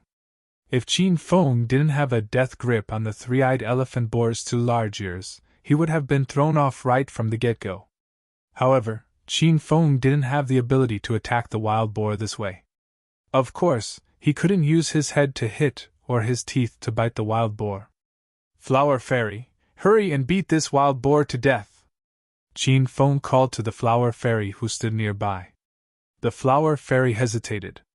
Suddenly, her feet lightly tapped the ground and she rose into the air. Her long white dress danced in the wind, making her look like a fairy that had come down to the mortal world. The Flower Fairy arrived 5 meters away from the three-eyed elephant boar and stopped. She suddenly cast colorful flowers out of her long sleeve. She bestowed life into the flowers and looked as though they were slowly and delicately drifting in the air. However, the instant they fell on the three-eyed elephant boar's body, an enormous strength exploded out of them. The strength was phenomenal, and Qin Feng, who sat on the three-eyed elephant boar's back, felt this strength firsthand. He felt the wild boar's entire body tremble after getting hit by the flowers, and the tremors were even stronger than the wild boar's thrashing. The flowers flew continuously out of the sleeves of the Flower Fairy's long dress and drifted in the wind like jolly dancers. But no matter how different their paths were, they all landed accurately on the middle eye of the three-eyed elephant boar. These flowers concealed a powerful inner strength. They hit the wild boar, making it increasingly irritated. The whole forest was filled with its cries. She was beautiful, and the flowers were fragrant. She pulled out the flowers casually. She had a serene demeanor, and danced lightly and gracefully in the middle of the circling flowers. Her tall and slender body was flexible, delicate, and skillful. She danced with an elegant rhythm. She didn't seem to be fighting a fierce battle, and instead appeared to be a quiet and aloof dancer. But her attacks were hidden, making one die under the scent of the fragrant flowers while caught unaware. Qin Feng weighed, entranced. Good thing this talented and valiant fairy maiden wasn't an enemy. Which man would have the heart to attack her? Ao. The flurry of attacks caused a considerable amount of damage on the three-eyed elephant boar, causing it to fall completely into a crazed state. Its eyes were previously a glowing moss green, but now became blood red. It suddenly rushed out towards the Flower Fairy, leapt 3 meters into the air, and slashed its sharp tusks through the air. The Flower Maiden had no time to dodge and was directly sent flying by the hit. Plop! She fell to the ground with blood spraying violently out of her mouth. The Flower Fairy held in her pain and looked at Qin Feng with a sliver of anxiousness. "Brother, even if we joined hands, we still wouldn't be able to win against the three-eyed elephant boar. I can't hang on for much longer, hurry and run away." Qin Feng was enraged. He was thoroughly angered to see the three-eyed elephant boar ruthlessly strike the beautiful Flower Fairy into the air. He stepped on the three-eyed elephant boar's back and suddenly leapt up, concentrated all his strength into his legs, and violently stamped on the wild boar's back. Bang! This stamp produced an enormous explosion, yet the wild boar's body only swayed slightly and was completely unharmed. It continued to pounce at the Flower Fairy.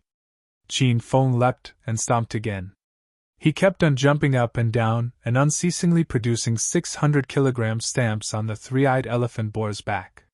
However, the effect was not apparent. Not only did the wild boar not slow down, it even sped up. It was about to hit the Flower Fairy. Qin Feng immediately leapt off the three-eyed elephant boar, grabbed its tail, and used all his strength to tug backwards. In the end, he slowed the wild boar down, and even got the crazy wild boar to stop. The three-eyed elephant boar suddenly turned around to look ferociously at Qin Feng. This wild boar's tail was its sensitive spot, and Qin Feng tugged on it. Thus, it directly abandoned its attack on the Flower Fairy and crashed into Qin Feng instead. This attack was too fast for Qin Feng to dodge, and he was sent flying in the air with a projectile of bright red blood spraying out of his mouth. After falling, he felt as though his innards were jostled and shifted by the beast. He couldn't move at all and looked at the wild boar that was rushing towards him again. He was overcome with a fear of death that he had never felt before. Master, hurry and eat the red spirit elixir plant beside you! Little Pig screamed. It was frightened by the dangerous situation they were in. Qin Feng turned his head to look. The red spirit elixir plant they had initially discovered was right beside him. He promptly extended his hand and uprooted the plant with its roots and soil surrounding it. He swallowed it completely, flowers, leaves, stalk, and all. A gust of fiery hot air suddenly surged through his body. The powerful qi flowed past willfully through his meridian, making Qin Feng feel as though his body was about to explode. He immediately jumped onto a large tree and avoided the wild boar's attack. At the same time, he diverted the qi flow of the powerful spiritual qi into his dantian. Boom! An explosion resounded in Qin Feng's body. It had the feeling of liberation yet some emptiness, but he already clearly felt that he had broken through Stage 2 inner qi and external Stage 3. Ding! Congratulations, host Qin Feng, you have completed the quest of breaking through to Stage 3. The system awards you 1,000 hedonist points. Ding! Congratulations, host Qin Feng, you have completed the quest of breaking through to Stage 2 inner qi. The system awards you 500 hedonist points. Ding! The hedonist sovereign system has issued a quest, rank up to Stage 4 abilities. Quest time limit 3 months. Successful completion reward, 2,000 hedonist points. Upon failure, the host will stay at Stage 3 forever. Ding! The hedonist sovereign system has issued a quest, rank up to Stage 3 inner qi. Quest time limit 3 months. Successful completion reward, 1,000 hedonist points. Upon failure, the host will stay at Stage 2 inner qi forever. After the system's string of notifications, Qin Feng absorbed over half of the extra spiritual qi. He felt as though he was being reborn as a Jedi. He simultaneously broke through 2 stages of cultivation, allowing his ability to rise dramatically. Now he could punch with close to 800 kilograms of power. Also, he achieved 1.5x strength. If he released the weight of the flying dragon armor, he could reach 1.7x strength. In addition to the rank up in inner qi, it would be easy for him to reach 1.8x speed. Whoosh whoosh. Qin Feng suddenly shuttled through the forest. He was like an energetic apparition flitting amongst the trees. The whole time, the three-eyed elephant boar chased after Qin Feng. Wherever he ran, the wild boar followed. But the three-eyed elephant boar clearly couldn't keep up with Qin Feng. Qin Feng suddenly dropped down from a tree and moved like a flash of lightning. He was like a matador teasing and scuttling about before the wild boar. Ao ao. Time and time again, Qin Feng made the three-eyed elephant boar angry. At this time, it wanted to tear Qin Feng to shreds. It went faster, but it still couldn't see up to Qin Feng. At this time, Qin Feng slowed down. There was an enormous tree 5 meters ahead of him. He stood where he was and waited the three-eyed elephant boar pounce at him. When the wild boar's tusks came extremely close, he leapt up and landed behind it in the blink of an eye. Boom! The winter iron gloves flashed on his fists. Qin Feng bellowed, concentrated all of his strength into his right fist, and ruthlessly attacked the three-eyed elephant boars behind. Rumble! The sudden burst of close to 800 kilograms in strength was extremely stunning, and at this time, the three-eyed elephant boar was still racing forward at a flying speed, so Qin Feng borrowed this strength and made this scene even more striking. The 2-ton wild boar was sent flying, and its head crashed into the tree trunk of the enormous tree before it. Its sharp tusks pierced deeply into the trunk and black blood ran out of its enormous mouth. Moments later, the three-eyed elephant boar was no longer breathing. Its strong and stout carcass hung motionlessly 2 meters high on the tree trunk. Qin Feng let out a long breath and ran up beside the flower fairy at once. There was a large and long gash on the flower fairy's thigh where the three-eyed elephant boar's tusk pierced her. Her tender, snow-white skin was dyed completely red with blood, and even revealed some of the white bone beneath it. The scene was heartbreaking. The pain and severe blood loss caused the flower fairy to faint. She leaned quietly on a large tree with her thin, willow-leaf eyebrows slightly furrowed. Her face was deathly pale, and her lips were chapped. She looked so weak that it looked like she would die at any second. After quickly examining the flower fairy's condition, Qin Feng immediately and slowly tore the part of her dress that was drenched in blood and stuck to her thigh to reveal the startling wound. He bought 2 bottles of elementary gold sore medicine and carefully began to apply it onto her wound. The gash was too long, it ran up into the inner part of her thigh. Qin Feng continued to tear the dress, and unconsciously tore up to the part between the flower fairy's thighs. Chapter 169. Chapter 169, Kissing for an Eternity. Fuck! Qin Feng suddenly yelped in shock when he saw the beautiful scenery under the flower fairy. He wasn't shocked because he saw underwear dyed red by blood, but was shocked to see that colorful petals blocked the bottom. Qin Feng had just been wondering in astonishment where the flower fairy got all of those petals, and now he understood. In order to confirm his guess, Qin Feng tore the top of the flower fairy's dress that covered her chest with a look of propriety to reveal a smooth, round, and delicate chest. Her chest was wrapped in colorful petals as well. This fairy-like woman used petals to cover her private parts. After discovering the flower fairy's secret, Qin Feng quickly calmed himself down and began to apply gold sore medicine on her terrifying wound. Little pig, this wound is so deep. Will the gold sore medicine help her heal completely? Will there be a scar? He lightly caressed the skin on the flower fairy's exquisitely smooth and soft thigh. Qin Feng couldn't bear for such perfect legs to be scarred. Nope, Little Pig said. The 3-eyed elephant boar's tusks don't have poison, so the wound won't get infected even after the gold sore medicine is applied. The wound just has to heal carefully and it'll be fine. But the flower fairy lost too much blood and the 3-eyed elephant boars attacked through the qi in her body into disorder, so it's not enough to just heal her skin and flesh. If this continues, she'll die soon, Little Pig added. Then how can I save her? Qin Feng instantly became agitated. He didn't only have a good opinion of the flower fairy, he also had a quest relating to her. The system's quest is to both save the flower fairy and defeat the 3-eyed elephant boar. If the flower fairy died, then he'd failed the quest for certain. The flower fairy must organize the disordered qi in her body to preserve her life. But she's now unconscious and can't wake up on her own. She needs Master to wake her up. How can I wake up the flower fairy? Qin Feng asked. Little Pig suddenly smiled evilly. Master, I have to tell you something else. The red spirit elixir plant is the main ingredient in concocting the red elixir pill, and the red elixir pill is a great medicine used to upgrade the abilities of inner qi cultivators. If you eat this plant directly, the large amount of spiritual qi in it cannot be fully absorbed, so the qi falls into a raging state. If it breaks out, the user's body will explode and they will die. Death by bodily explosion. After hearing these words, Qin Feng wanted to squeeze Little Pig to death. And you still told me to swallow it whole?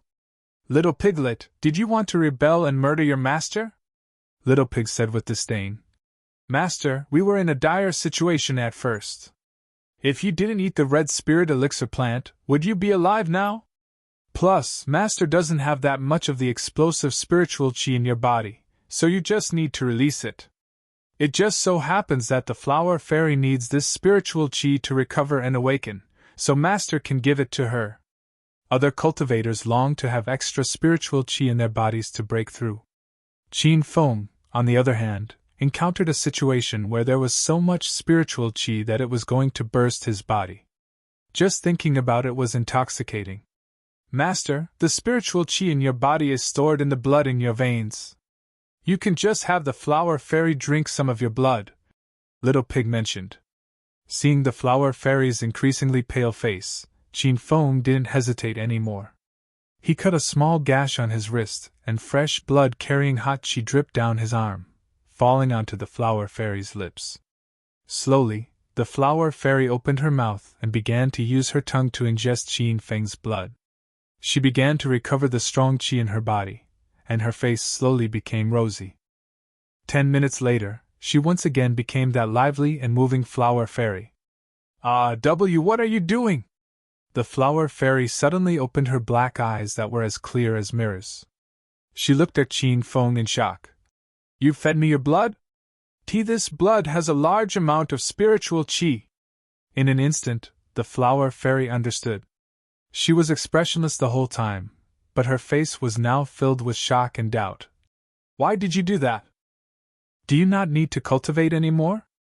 The flower fairy asked a good number of questions at once, and Qin Feng didn't know which to answer.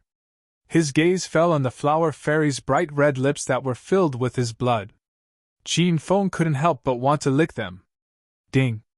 Congratulations, host Qin Feng, for completing the quest of saving the flower fairy and killing the three-eyed elephant boar. The system awards you 500 hedonist points. The system announcement resounded. Are you alright?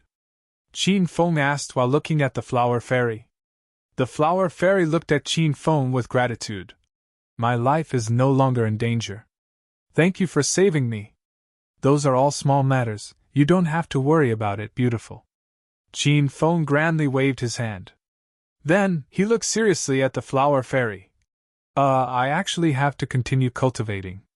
If your body is okay, then the blood on your lips. I have to take it back.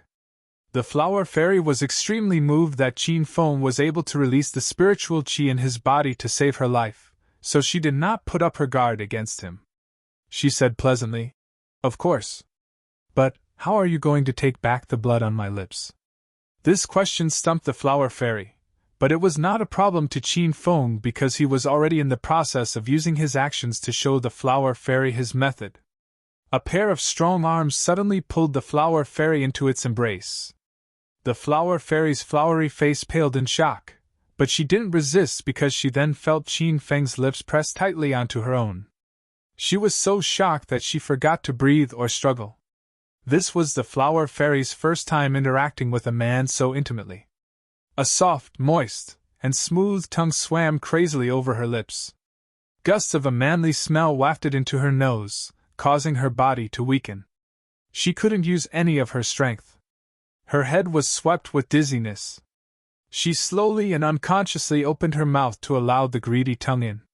It wildly devoured her tongue, teeth, and everything else. They were embracing each other tightly and got carried away with their kiss. The surroundings seemed to fall silent, and time seemed to pause. In the beginning, Qin Feng was the only one initiating the attack. Then, the flower fairy slowly reciprocated, and the kiss then became frantic and demanding. This kiss seemed to last until the end of the world, until the seas dried up and the rocks disintegrated. Beast, let go of my Shermay. The voice of an angry male drifted over. With a wintry flash, an impressive-looking man wearing a long white robe slammed his palm onto Qin Feng's back.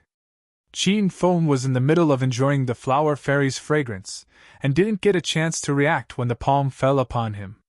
Pop! This palm concealed a strength that was even more powerful than the three-eyed elephant bore when it sent him flying earlier. Qin Feng was sent flying and spat out 3 consecutive mouthfuls of blood. After falling to the ground, he couldn't breathe. Chapter 170. Chapter 170. After parting now, who knows whether we can meet again? Brother, brother! The flower fairy instantly came to her senses. She revealed a startled expression, ran with light steps, and arrived beside Qin Feng in an instant. She hugged Qin Feng, lifted him up, and rested him in her embrace.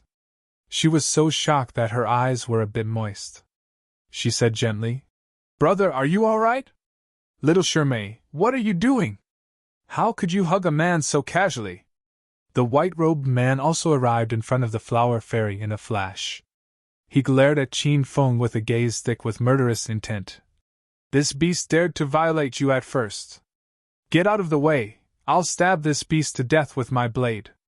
As he spoke, the man pulled out a long sword from the sleeve of his long robe. The sword's silver glint stabbed towards Qin Feng. The flower fairy immediately held her arms open and blocked Qin Feng from him. She said anxiously, Elder Shixiong, he's not a beast, he saved me at first. Saved you? Did he need to hug you and force a kiss on you to save you? Hua Lingfei's lungs were about to explode in anger. He came down the mountain with his Shirmei to find spirit plants, but they were separated at Devil Beast Mountain. Shirmei was the most outstanding and talented young girl in the sect, and he formed a publicly recognized pair with her. However, Shirmei was devoted to studying and cultivating, and did not care about emotions. Hua Lingfei coveted her beauty for 3 long years, but never even touched her hand. Just now, he saw Qin Feng hugging Shirmei and they were kissing wildly. Then, he also saw Shirmei's ripped clothing.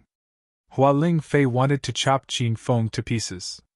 Elder Shixiong, after we got separated, I was chased by a 3-eyed elephant boar and this brother fought it with me. The flower fairy briefly summarized the prior events, and then stopped caring about Hua Lingfei. She looked at Qin Feng with worry. She suddenly bit her tongue, and drops of fresh blood oozed out of the corner of her mouth. She looked anxiously at Qin Feng and said, "Brother, you cut your vein and released blood to save me, so now I'll bite my tongue and return the favor.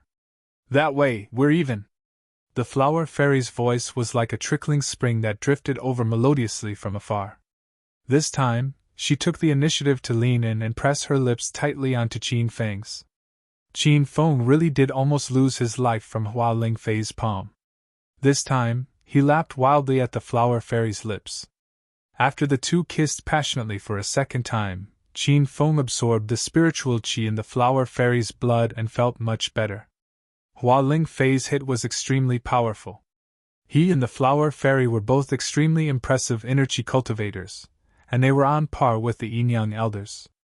The current Qin Feng wasn't Hua Lingfei's opponent. Hua Lingfei was ignored and treated like air. He was so angry that his eyes were filled with red veins.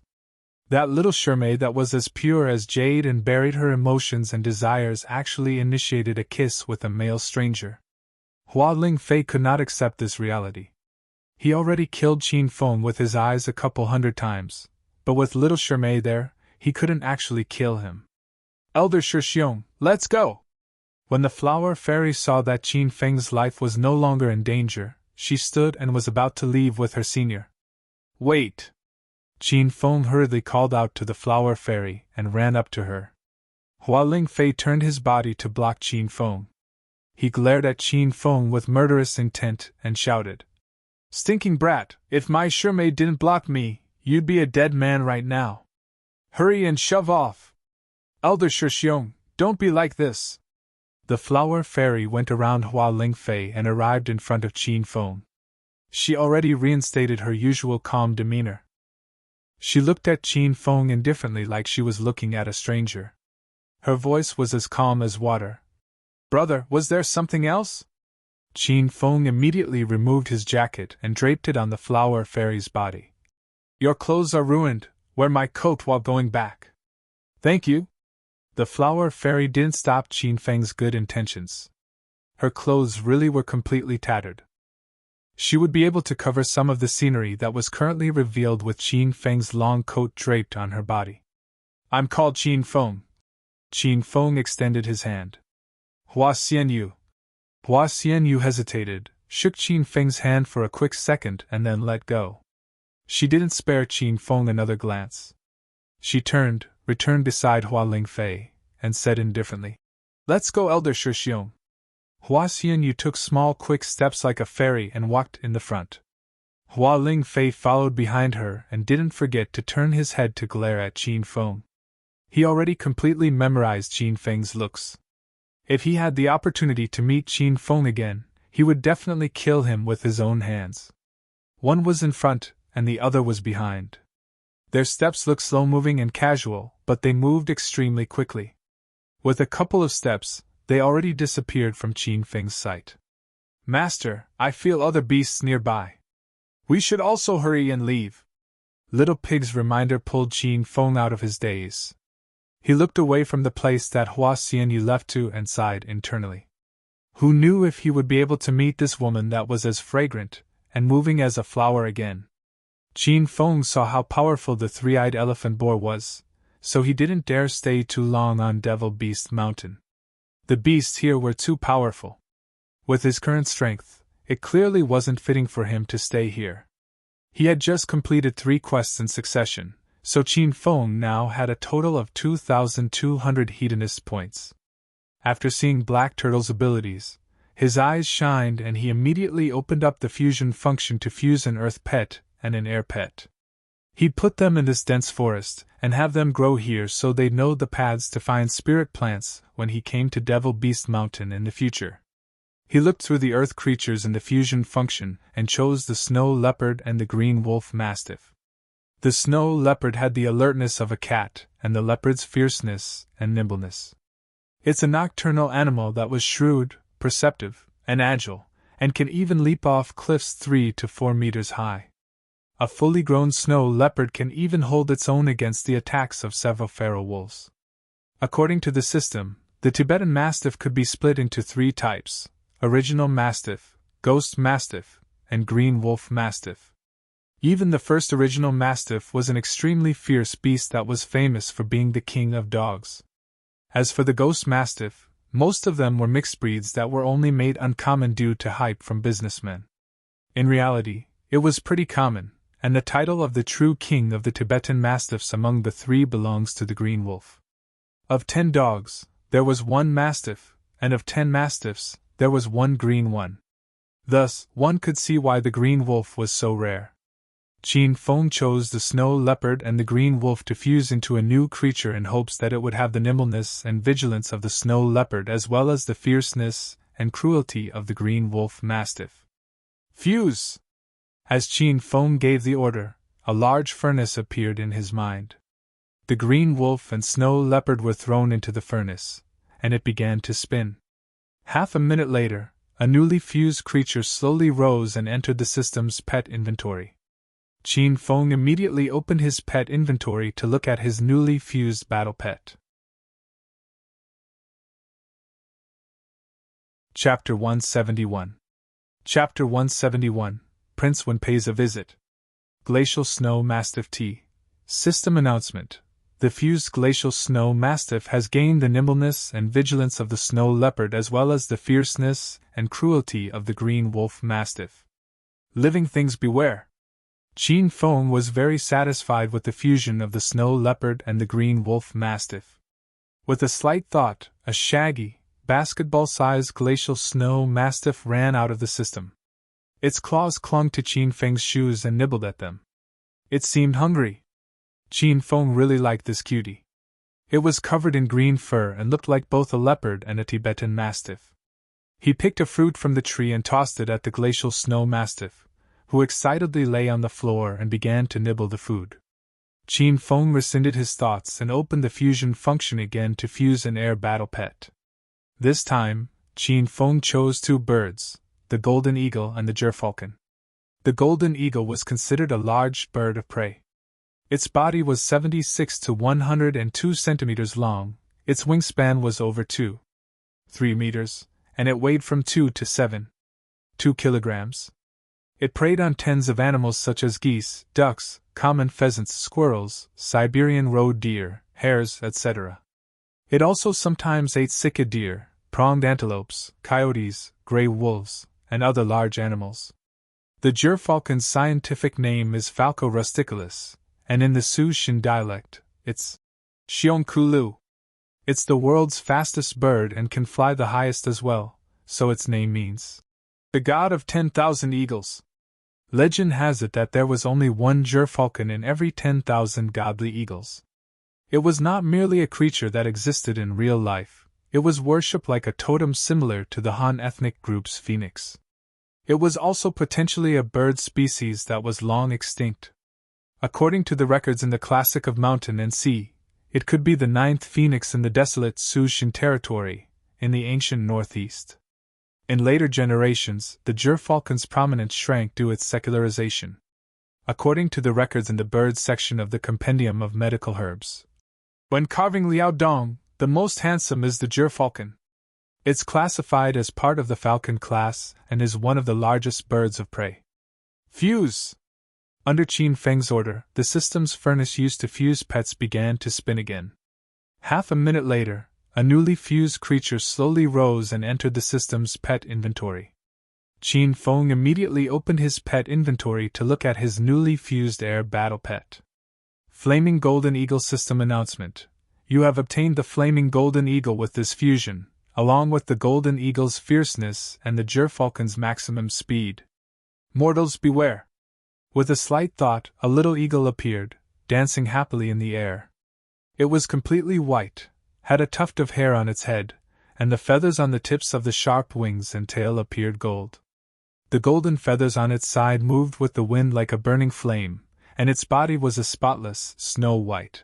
It looked like a fire raging in the snow.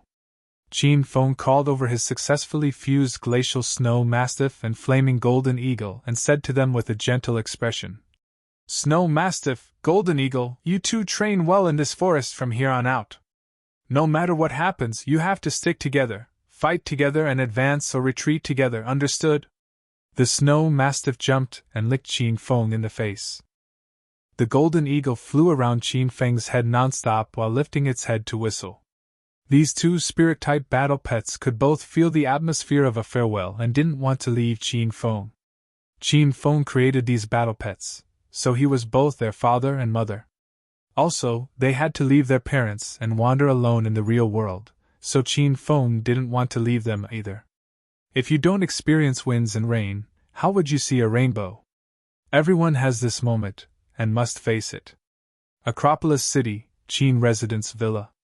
3 men sat in the lounge of the first floor. Qin Huang sat on the sofa while Qin Feng and another handsome man sitting tall and straight sat on both sides of him. This man and Qin Feng were of similar age, and he looked similar to Qin Feng. He was Qin Feng's Tangdi Qin Yi from Jincheng City's Qin family. In Jincheng City, he was called Prince Wen. The atmosphere in the lounge was a bit cold and solemn. Once Qin Feng returned from the mountain resort, he received Qin Huang's call to hurry back to the Qin manor. Once he got back, he saw Qin Yi sitting in his house. Qin Feng had just heard the name of the mastermind behind Hua Ming from Hua Ming's mouth, and it was someone known as Prince Wen. Qin Feng wasn't someone from Jincheng City, so he never heard of Jincheng City's Prince Wen. However, Qin Ye's nickname, Prince Wen, was as famous as young Master Qin's name in Acropolis City. If someone wanted to make inquiries about it, it was very easy to do so. Now that he knew his Tangdi Qin Yi was Prince Wen, Qin Feng's expression turned cold. He considered various complicated problems but couldn't understand why Jincheng City's third uncle's family would be the mastermind plotting to harm him and his father. "Tangge, eldest uncle, I haven't paid a visit to you in a long time, I hope you'll forgive me." Qin Yi broke the cold and solemn atmosphere. He held a sandalwood fan, and every time he fanned it, a fragrant scent wafted everywhere. "Year, coming to the Qin Manor in Acropolis is like coming to your own home. Your eldest uncle is usually busy with business and has no time to visit you, so I'm gratified that you've taken the initiative to visit." Qin Huang's face was filled with a cordial smile. No one could tell what he was currently thinking. "Eldest uncle, I just came back from America, and once I landed, I heard that something happened in your family recently, so I immediately rushed over. I come as a representative for my father and older brother to see if there was anything we could help with." The fan in Qin Ye's hand was neither hurried nor slow, and the fan's fragrance permeated the entire house. Qin Feng, who was quiet the whole time, turned towards Qin Yi and said quickly and forcefully, "Tangdi, you said you just came back from America?" "That's right, Tanggu. I was studying abroad in America. The foreign girls there are really beautiful. If you have time, you should go play, Tanggu. I'm sure it fits your taste." Qin Yi stopped there and awkwardly coughed twice. Then he said with a laugh, It was because I was in America for a while. If I was in China and heard that something happened to eldest uncle's family, I would have rushed over to help a long time ago. Last night, Qin Feng discovered that the criminal behind Hua Ming was someone called Prince Wen. Today, Tangdi, who goes by the name Prince Wen, came through the door to visit. Qin Feng felt that this was a bit coincidental. However, after knowing that Qin Yi just returned from America, Qin Feng couldn't be certain that this was related to him, or if he had created the present conditions while in America. Ha ha, your eldest uncle appreciates your kindness, but nothing big happened here. Some small things happened earlier, but they've all been taken care of. Go back and tell your father not to worry. If something big really does happen, I'll ask for your help. Qin Huang said as he continued to smile. Of course, of course. Though we're in different cities in Yun province, we're all members of the Qin family in the provincial capital, and the same blood runs through our veins. We need to join hands and support one another. Qin Yi suddenly stood and looked at Qin Feng and Qin Huang with a smile. He was quiet for a moment, and then slowly began to speak. Tengu, eldest uncle, I know that a lot of things happened in the Qin manor recently, and it seems as if people are joining forces against you.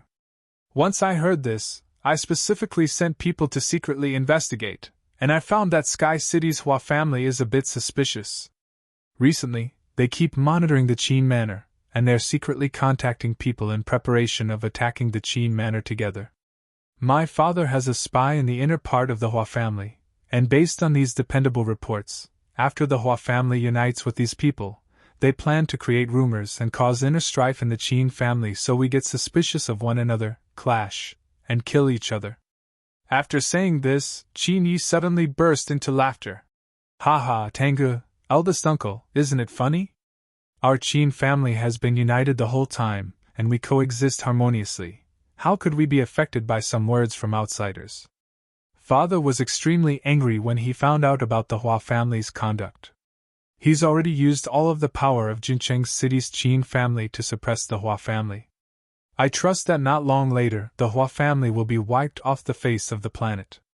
Tengu, eldest uncle, if you've discovered any other powers trying to mess with our Qin family, you must tell the younger generation. I'll get older brother and father, and we'll fight side by side. How could these little fish and shrimp trample our Qin family's prestige so easily? The more Qin Yi spoke, the more excitable he became. In the end, he snapped his sandalwood fan in two. Too bad he was Prince Wen. He knew everything about astronomy and geography, and had a good reputation among the people in Jincheng City, but he didn't practice martial arts. At this time, since he used too much strength, the wood violently pierced his palm and scarlet blood poured out. You're so careless. Butler Wang, hurry and bring over the medical kit. Qin Feng immediately rose and arrived beside Qin Yi. Butler Wang quickly ran over in a large sweat with the medical kit in tow. Qin Huang sat beside Qin Yi and personally dressed his wound for him. Ha ha, eldest uncle, you're like my dad, you take care of me so well. Qin Yi weighed Qin Huang dress his wound and suddenly said, I was too agitated at first, but I can't stand those lowly people that try to cause internal strife in our Qin family. I just hate them. Don't think too much about it. You're right, we're all Qin family members.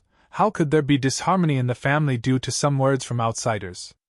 Our eyes are sharp, and time will reveal a man's heart. Qin Huang sighed as he spoke. These words carried a deep moral, and Qin Yi didn't continue the conversation. After the wound was dressed, he stood and prepared to take his leave. Tengu, eldest uncle, I was a nuisance for coming here today. I just got off the plane and came straight here to see you too, so I haven't even gone home yet. My father is probably awaiting my return, so I won't stay long. When I have time, I'll come visit. Okay, travel safely. Qin Huang glanced at Qin Feng. Thonger, send off Yi for me. Chapter 172. Chapter 172. After all, we're family. After exiting the villa, Qin Feng and Qin Yi got into a BMW. Qin Yi drove and Qin Feng sat in the front passenger seat. It took over 10 minutes to get from the Qin Manor villa to the entrance by car. Qin Yi's driving speed wasn't fast, but his driving was very stable. Tangdi, since my old man was at the villa earlier, I didn't want to ask you, but how did it feel to play with the young foreign girls in America? Qin Feng opened his mouth to break the silence, and smiled at Qin Yi with the look of a dissolute and hedonistic young master. Sun Yi laughed and said, Tengu, I also stopped in the middle of my speech and didn't dare go on because eldest uncle was there. I know Tengu is famously dissolute. I won't lie, those young foreign girls are really great. All of them are large-chested girls. The large-chested girls in China can't compare. They naturally have large chests and behinds and aren't like us here who have to get them through surgery and be fearful of silica poisoning. Haha, Tangdi, you're hilarious. Qin Feng laughed loudly in amusement. What are you studying abroad in America? Business administration. My old man forced me to study abroad. He said that I'm not young anymore and that I have to work at the company after I'm done studying. I'm so jealous of you, Tangu. You can be dissolute and hedonistic and eldest uncle doesn't care. He even can't wait to spoil you. I want to sweet dads with you. Haha, it's not as great as you make it out to be. My old man is forcing me to work at the company right now, Qin Feng said with a laugh. Qin Ye's expression changed dramatically and he looked at Qin Feng in shock. Tangu, you're working? At eldest uncle's royal group? How long have you been there? You haven't ruined the company, have you? You've probably shown all of the beauties at the company the unspoken rules. During the whole ride, Qin Feng and Qin Yi seemed like old friends that hadn't seen each other in a really long time. They talked about their current situations and time passed really quickly. Soon, the two of them already arrived at the gates of the Qin Manor. Tanga, it was great talking to you. I don't want to go back now. When you have time, you must look for me at Jincheng City and I'll take you to the most high-end clubs to play with the most expensive girls. My treat! Qin Feng got out of Qin Ye's car and waved. Be careful on the road. Okay, I'll leave first, Tanga. Pass along my farewell to eldest uncle for me. Qin Yi drove the car quickly away, and it soon vanished from sight. Qin Feng then turned to walk into the Qin Manor. Uncle Fu drove a commercial Benz and sat there waiting. Young Master Qin, Chairman Qin sent me to pick you up. Uncle Fu opened the car door and Qin Feng got in. Uncle Fu, help me research Qin Yi to see if he really had just returned from America and what he's done recently. Qin Feng felt a little suspicious of Qin Yi. He pretended to chat with Qin Yi earlier, but he was also testing him to see if he would reveal hints about anything. However, after chatting, Qin Feng did not discover anything. It seemed that this Prince Wen's reputation wasn't undeserved. Qin Feng always felt as though he couldn't completely grasp this Tengi of his. Young Master Qin, you want to research Qin Yi? Uncle Fu always only cared about obeying Qin Feng's orders, but this time he expressed doubt. Research, hurry and research! The car flew back to the Qin Manor's villa, and everything relating to Qin Yi was unearthed. During this time, he was indeed in America. From night to day, he damaged the family reputation, picked up girls, and blindly fooled around. Then didn't find any suspicious activities. Feng, come to my study. Qin Feng had just gotten off the car when Qin Huang called him. After weighing Qin Feng and Qin Yi leave, he stood in a daze at the villa door thinking about who knew what. The father and son arrived in large study on the third floor one after the other. Qin Huang sat before the tea table and steeped tea while minding his own business. Qin Feng sat across from Qin Huang. When he saw that his father wasn't speaking, he retained his silence. Feng, the Jincheng City's Yu family was annihilated 2 days ago. I'm sure you've heard. Qin Huang suddenly spoke, but he asked about the Yu family. These past couple of days, he was busy with work and Qin Feng disappeared to the mountain resort, so he only had the opportunity to ask about it now. I've heard. I did it, Qin Feng said casually. Qin Huang put the cup he had just raised to his lips back down, and looked at Qin Feng in shock. You did it on your own? Jincheng City's #1 underworld family was annihilated by his own son in one night?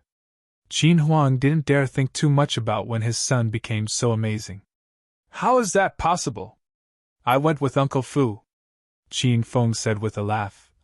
I didn't do anything, I just waited Uncle Fu do his thing.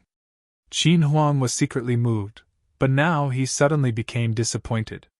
If his son really did single-handedly annihilate Jincheng City's Yu family, then Qin Feng's current ability was extremely amazing.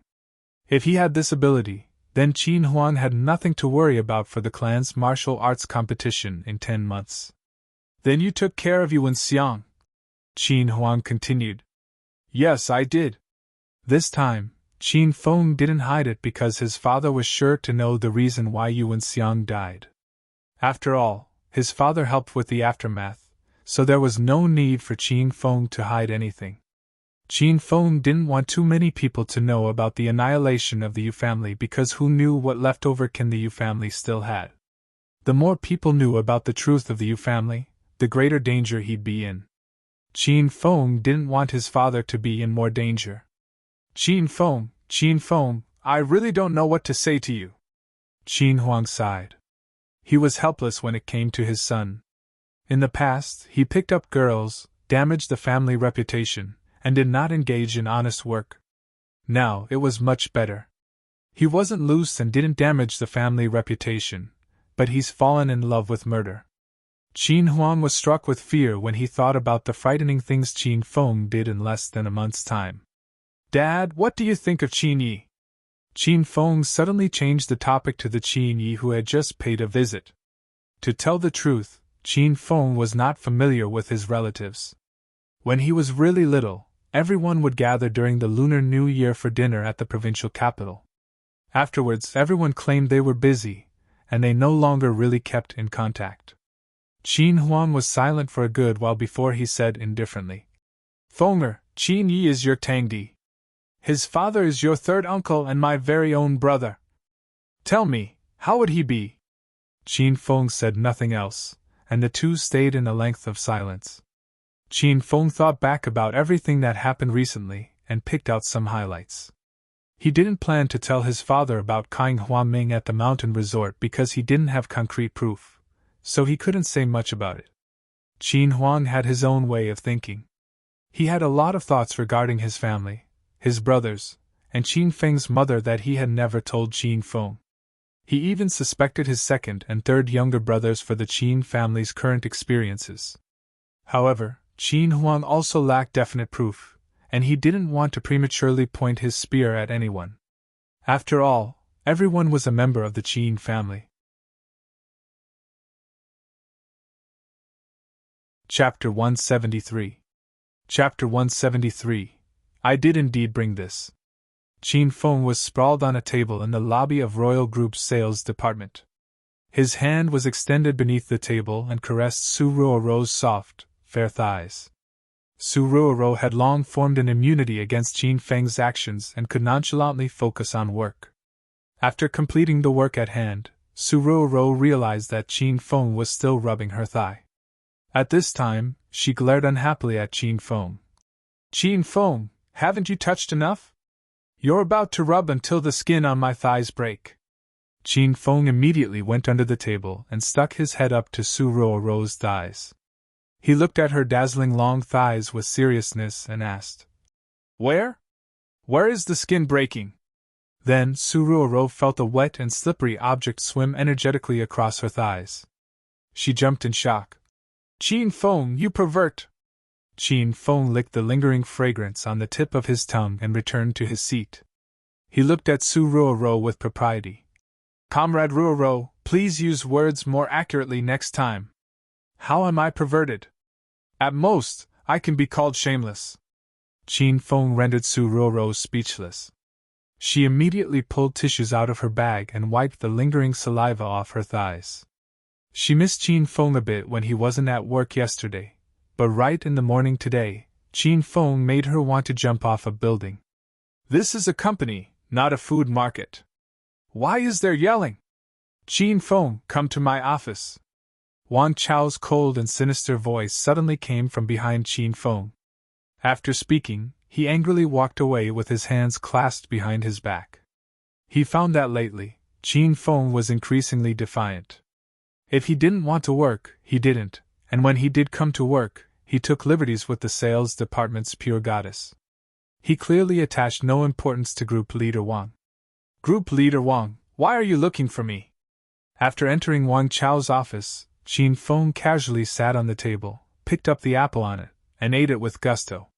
This display of impudence made Wang Chao so angry that he was about to spit blood. In the whole sales department, only Qin Feng had the guts to be so arrogant and undisciplined in front of him. Yesterday afternoon, he and Xiao Zhang planned out their plot against Jin Feng. They were going to have him deliver documents to Han Ying and hide a condom in the documents to frame Jin Feng. However, when Xiao Zhang went to call on Jin Feng left the building without even bothering to acknowledge him. Also, he hadn't returned to work until today. Wang Chao restrained the flame sealed within him for a day and a night, so once he saw Jin Feng come to work, he called him into his office. "Jin Feng, where did you run off to yesterday? Why do you always leave without asking for vacation? Are you treating the company as if your family owns it?" In order to be less conspicuous, Wang Chao pretended to talk about other things first. "I asked for vacation from General Manager Li directly. Your position is too low, there's no point in telling you because you'd have to ask for instructions from General Manager Li anyway." Jin Feng nibbled the apple and spoke indifferently. "You!" Jin Feng's words made Wang Chao so angry he wanted to die. He breathed deeply several times and didn't want to talk nonsense with Jin Feng. He pulled out a stack of documents and tossed them at Jin Feng. "These are the monthly reports for the sales department. Deliver them to Assistant Han's office. Remember, these are very important documents, so don't dilly-dally and go deliver them now," Wang Chao said with seriousness. "Assistant Han? This errand isn't bad." Jin Feng thought of Han Ying and happily took the documents and walked out of the office. A cold smile appeared on Wang Chao's face as he waved Jin Feng leave. "Humph. Oh Jin Feng, this time I want you to die thoroughly. I'll return all of my prior humiliation back to you." Jin Feng didn't know about Wang Chao's evil intentions. He hugged the stack of documents up to the top floor. It would be weird if he didn't run the errand after finding out this was a delivery to Han Ying. After all, he could take some liberties before leaving. Due to the prior events in the cafeteria, Jin Feng's name was widespread in the royal group. The whole way up, everyone that saw him sized him up with different expressions, and there were even some people that exchanged whispered discussions about him behind his back. Jin Feng pretended he didn't see anything. At this time, he pushed open Han Ying's office door and walked in. "Why didn't you knock before entering?" Upon entering, Han Ying's powerful and icy voice drifted over. She currently had her head buried in work and didn't lift her head even when someone walked into her office. She was already beginning to have the manner of a swift, decisive, and domineering female chairman. Well, of course it was to see what Assistant Han was doing during work hours and if she was secretly weighing television, Jin Feng said with a smile. Upon hearing Jin Feng's familiar and vulgar voice, Han Ying's strong aura quickly dissipated. A charming smile arose on her cold, attractive face. She raised her head to look towards Jin Feng. "You've been in the company for half a month and this is your first time coming to my office." Jin Feng smiled. He treated Han Ying's office like his own house, walked naturally up to her work desk, and sat on it. If any other male employee performed such an indecent move, Han Ying would have directly kicked them off. "Yes. These are the monthly reports I was told to deliver from the sales department." Jin Feng tossed the stack of documents on the table. "Why would you bring the sales department reports to me?" Han Ying furrowed her long, shapely eyebrows slightly. Then, she curiously picked up the documents and perused them. She concentrated on her work and took it very seriously. Her entire body exuded a mesmerizing, mature woman aura. Her professional white shirt and black skirt fit her capable, experienced, and elegant manner perfectly. Jin Feng's gaze quickly fell on her towering chest. Han Ying didn't notice all this. She flipped and read through page upon page of the documents. As she flipped through them, a condom suddenly fell out, and it was in strikingly red packaging stating that it was Durex's newest, extremely thin, and explosively powerful model. Jin Feng and Han Ying both stopped. Their gazes simultaneously fell on the item, and they both had different expressions. Time stopped, and the atmosphere froze. "Jin Feng, what is this for?" A while longer, Han Ying extended her slender jade hands, held up the condom, and covertly glanced at it. Though she was already a mature woman, she was occupied with her family business and had high standards. Thus, she never had a boyfriend and naturally never used this thing. This was her first time seeing it up close, so a sense of curiosity arose within her. Here, before him, was the mesmerizing queen of the workplace wearing a uniform with black silk stockings and curled hair cascading over her shoulders. She held a condom in her jade hand and examined it without restraint right in front of him. Qin Feng's entire body went bad. Ying, I came to talk seriously about work. Why did you pull out a condom? Qin Feng asked with a look of propriety. Han Ying laughed charmingly.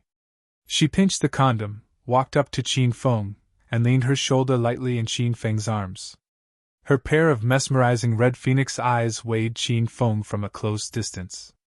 Her breath was like orchids. Young Master Qin, this fell out of the documents you brought over. You aren't trying to play dumb, are you? I've always heard that young Master Qin was uninhibited, hedonistic, dissolute, and licentious. Today I see that these rumors were justifiable. What? You want to play raped by an angel too, the uniform fan? Let me see, you're currently a normal sales representative in Royal Group and I'm Chairman Qin's assistant. This is too large of a hierarchical disparity. How are you going to convince me to play with you? Han Ying really didn't think Qin Feng would bring something like this into her office. She knew Qin Feng was extremely perverted, but he had more opportunities to make a move in the Qin manner, and yet he never did anything vulgar. Of course, that's disregarding the stocking and underwear thefts. Now, this brat suddenly expressed this kind of hint in Royal Group. Good thing Han Ying endured lots of battles, so it was easy for her to calm down quickly. Otherwise, she would really be angered to death by Qin Feng. This? I did indeed bring this. Qin Feng understood immediately. That brat Wang Chao hid this toy in the documents in hopes of framing him. Suddenly, Qin Feng didn't know how thankful he was towards Wang Chao. His morals were intact and he was filled with righteousness even though Han Ying allured him from a close distance. However, his mind and body did not mix with a trace of these distracting thoughts. He swore that he only hugged Han Ying purely to confirm that he was maturing normally and that he was a young and vigorous youth. In order to express his eagerness, he used too much strength and caused Han Ying to yelp in shock. She felt her chest get squeezed into distortion. Qin Feng, what are you doing? Let go of me. Han Ying was a bit afraid. The entire time, Han Ying was here under the guise of liking Qin Feng. She came to study management under Qin Huang and for the Qin family to form an alliance with the Han family. She hated and was disgusted by the young master Qin Feng, who was rumored to be hedonistic. After interacting with Qin Feng, she found that he wasn't like what outsiders said, but she hadn't reached the stage where she could have that kind of relationship with Qin Feng. At most, Han Ying did not feel disgusted when her body touched Qin Feng's. At this time, the big and strong Qin Feng hugged her wildly and tightly, and his despicable hands gripped her ass tightly. Han Ying was so angry that she wanted to eat someone. Qin Feng, if you continue to be like this, I'll get mad. Han Ying used a lot of effort and struggled in Qin Feng's embrace, but it was futile. Qin Feng spied on Han Ying's impressive figure for a long time. Before, he worried that she was a poisonous snake, so he didn't want to get too close to her. However, now that her fragrant body was in his embrace, Qin Feng couldn't really control himself. Ying, I want to conquer you. I want to dominate you. Qin Feng yelled. He felt extremely happy that he was about to move forward for his dreams. You pervert, if you don't let go, I'm going to scream. It was the first time Han Ying saw Qin Feng lose his mind like this, and she was afraid. Scream then. Even if you scream until your throat is destroyed, no one will save you. Qin Feng reminded her. Even if you scream until your throat is destroyed, he won't come save you. Han Ying, who was about to scream for someone to come, fell limp. Qin Feng's words made her so angry that she lost the desire to scream for help. Boom! The door to the office was pushed open. In Royal Group, only 2 people dared to enter Han Ying's office without knocking. One was Qin Feng and the other was Qin Huang. Chapter 174. Chapter 174, Young People Nowadays. Qin Huang was stunned by the scene before him. He looked around him and thought he teleported to an alternate universe. Or did he open the door incorrectly? Qin Feng, what are you doing, you brat? A while later, a low, admonishing voice drifted over. Qin Feng trembled and abruptly came to his senses. He pushed Han Ying's body away, ran to Qin Huang's side, and even looked anxiously at Qin Huang. Chairman Qin, it's about time you came. If you didn't come, Assistant Han was going to inflict the unwritten rules on me. Qin Feng rubbed his eyes and continued. I'm just a little sales representative delivering documents, and Assistant Han was in high spirits and insisted I stay for tea. I said I don't drink tea and juice is fine. Then, Assistant Han got mad. She said I heated up her body and I had to be responsible by taking her clothes off and blowing cool air at her. At the time, I thought this was a little fishy, but I thought about how Assistant Han is part of upper management, so she should be a good and upstanding person. As a result, I found that I was too young and naive. And you saw what happened next, Chairman Qin. Han Ying weighed Qin Feng's performance with her mouth agape. She found that she was unable to get in any words. She strode angrily up to Qin Feng and glared at him. Qin Feng, don't twist the truth, you were clearly the one that wanted to violate me. Startled, Qin Feng hid behind Qin Huang. He pointed at the condom Han Ying still held in her hand and said, Chairman Qin, look! This is the instrument of her crime. Here we have a complete testimony and material evidence. What do you have to say about yourself, Assistant Han? I'm the lowest-leveled employee in Royal Group, so I'm negligible compared to you high-leveled leaders. I do whatever you tell me to, and I never refuse or complain, but this is more than I can bear. As a man of indomitable spirit, I don't need this job. I can be suppressed and retaliated against, but I absolutely won't sell my body or my soul. Go on, fire me now. I'll throw away this job and take back my self-respect. I'll have no complaints or regrets. Qin Huang and Han Ying were stunned.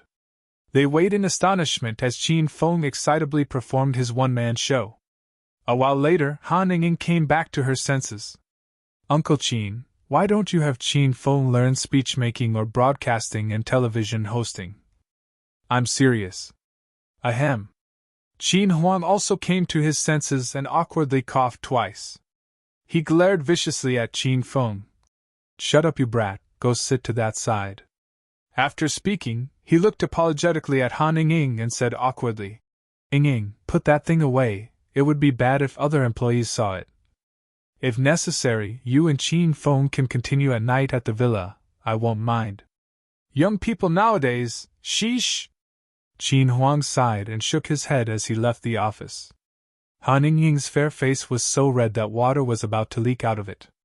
She glared ruthlessly at Qin Feng and tossed the condom into the trash.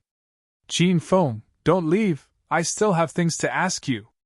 When Qin Feng saw that his father left, he also began to slip away. Han Ying got to the door first and shut it.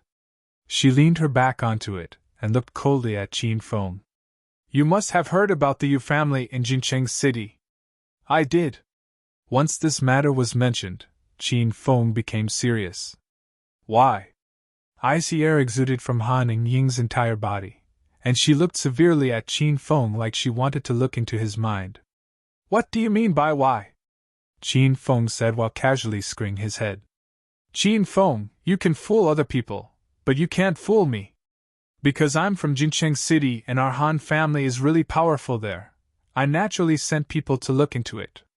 I found all of the video recordings of you annihilating the Yu family. After mentioning this truth, a sliver of shock flowed through Han Ying's gaze. She found that she never actually understood Qin Feng. This hedonistic wastrel of a young master was nothing like what was stated in the rumors. Of course, besides the fact that he was really perverted, all the rest was inaccurate gossip. Qin Feng's undisciplined expression finally changed. He didn't wait for Han Ying to react and rushed up to her quickly and abruptly. He extended a hand and wrapped it around Han Ying's beautiful, snow-white, and jade-like neck. He stared at her ruthlessly and growled lowly. Where are the recordings? Has anyone else seen them?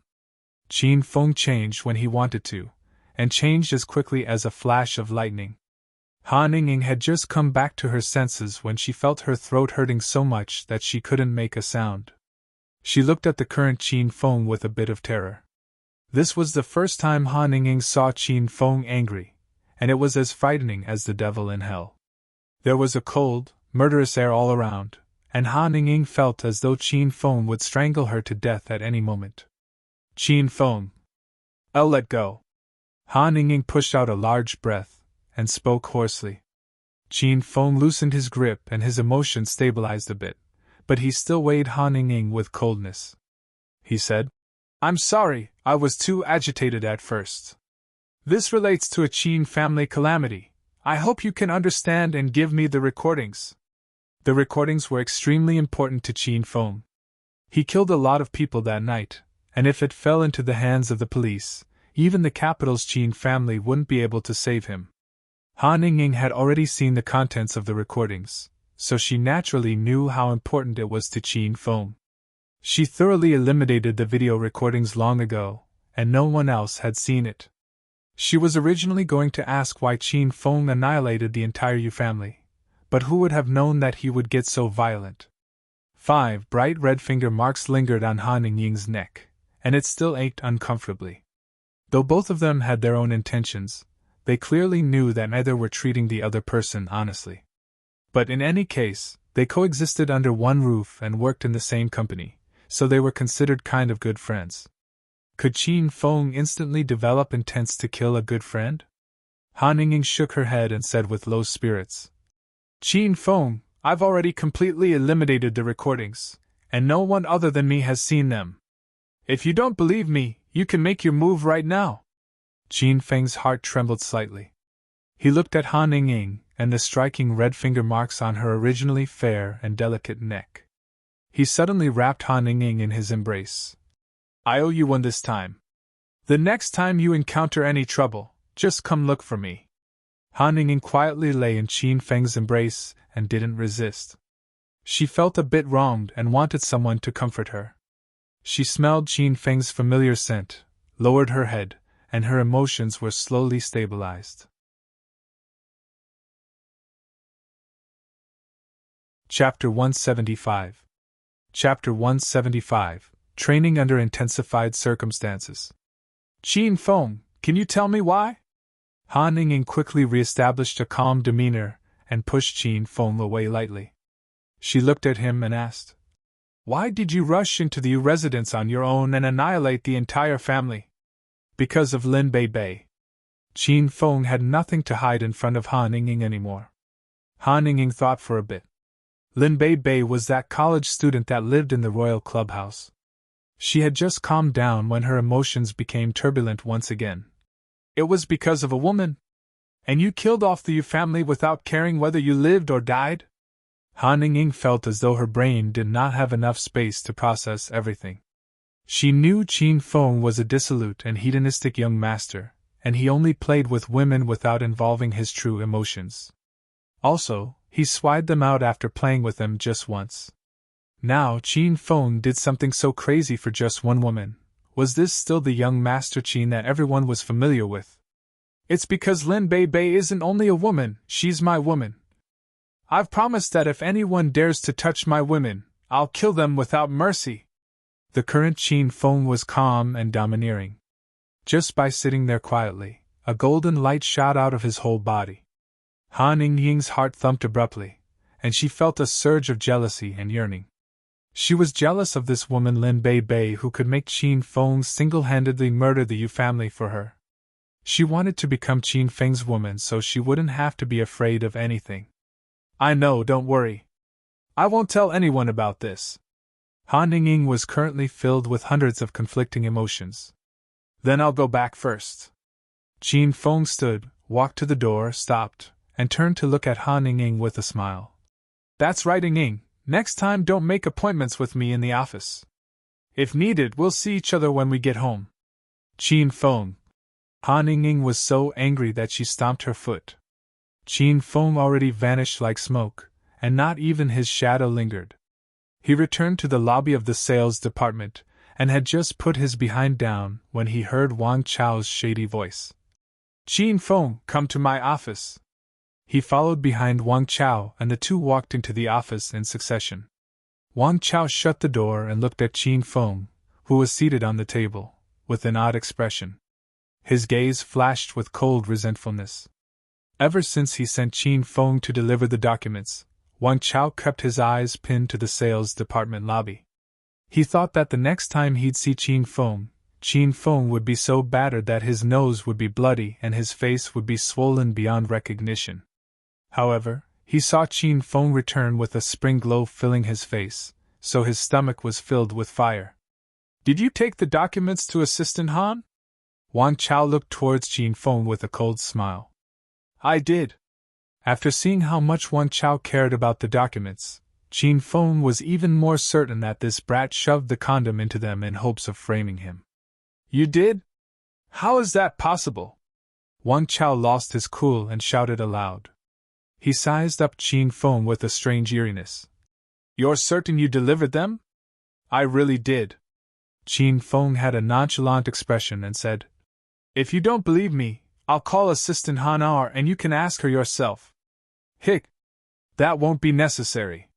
It didn't look like Qin Feng was lying, so Wang Chao was even more baffled. "Group Leader Wang, you seem to care a lot about the documents. Don't tell me there's something wrong with the reports? You can't frame me." Qin Feng looked at Wang Chao with nervousness. Wang Chao coughed twice. "What bullshit are you saying? I checked the reports myself. How could there be any problems?" Wang Chao looked like a cat whose tail got stepped on, and he hurriedly explained himself. He thought for a bit, then suddenly hinted. "Qin Feng, didn't Assistant Han look at the documents?" "She did. She looked at them earnestly and flipped through every page." "Then, nothing happened?" Wang Chao's heart was in his throat. He felt that the development of events were out of the ordinary. "Ha!" Qin Feng suddenly burst into cold laughter. His cold and vulgar smile gave Wang Chao goosebumps. "What are you laughing at? Spit it out." Wang Chao was anxious. "Group Leader Wang, Assistant Han told me not to mention it casually. Haven't you noticed that I was in Assistant Han's office for a long time? It was a period of unforgettable passion." Qin Feng patted the stunned Wang Chao and said to him mysteriously, "Brother, that's all I can tell you. As for the rest, you can slowly understand it yourself. AI. Assistant Han's long legs are fair and fragrant. I don't know if I'll have another opportunity to kiss them. Even if I had to lose 10 years of my life to do it again, I'd be willing." Qin Feng muttered to himself while walking out of Wang Chao's office. The office was empty, and Wang Chao was the only one left inside. However, Qin Feng's words were like a curse, and they continuously repeated in his brain. It was impossible to get rid of. He began to slowly understand Qin Feng's meaning. Not only did this brat go to Assistant Han's office and come out unscathed, he also stayed there for almost half an hour and returned flushed with success. Could it be that Assistant Han gave him the unwritten rules? Flames arose in Wang Chao's heart when he thought about Han Ying's explosively hot body and absolutely enchanting beauty. He harshly swallowed several mouthfuls of saliva. "Don't tell me, unless Assistant Han is that type of beauty that looks cold and aloof from the outside, but if you get close to her, she presents a different kind of wild passion. Oh no, I have to find time to make hints at her. If she could accept that stinking brat Qin Feng, a handsome and talented man like me would definitely suit her taste." In the blink of an eye, a day had passed by. Qin Feng lay on the work desk, shut then opened his eyes, and the whole morning was over. "Qin Feng, time to eat!" Suruoro harshly stabbed Qin Feng's waist as if she was taking revenge for Qin Feng licking her thighs in the morning. Qin Feng was awakened by the pain. At this time, all of the employees in the sales department ran to the cafeteria to eat. Qin Feng swept Suruoro in a tight embrace and glared fiercely at her. "Ro, there's no one in the office right now. I want to press you on my work desk and spank you with my belt, then dominate your body." As he spoke, his hands dishonestly moved all over Suruo's body. Suruo was so scared that she struggled for her life in Qin Feng's embrace, but Qin Feng didn't let go. When he saw that Suruo's skirt was about to get pulled down, he suddenly stopped and shook his head.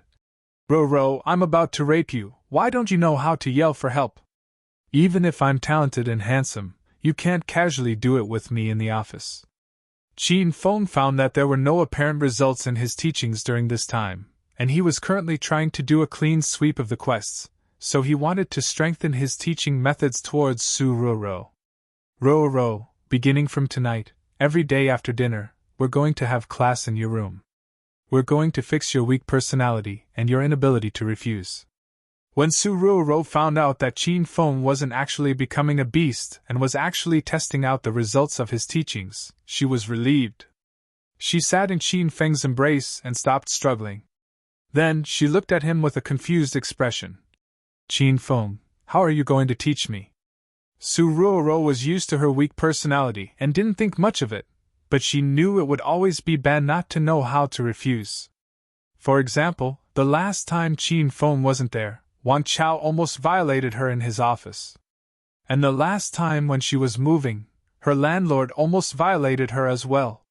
Thus, Suruo went along with Qin Feng's teaching and training. I've prepared a period of strength and training. Qin Feng looked at Suruo with an honorable expression. He placed one hand on her chest and the other on her thigh. Then, he said with seriousness, the training involves simulating situations. What does it mean to simulate situations? Suruo thought about the contents of the new training and paid no attention to Qin Feng's unscrupulous movements. It means to simulate dangerous situations to get you to learn how to refuse and reject, or even explode, Qin Feng said. Dangerous situations? Are you going to hide and suddenly rush out to kill me?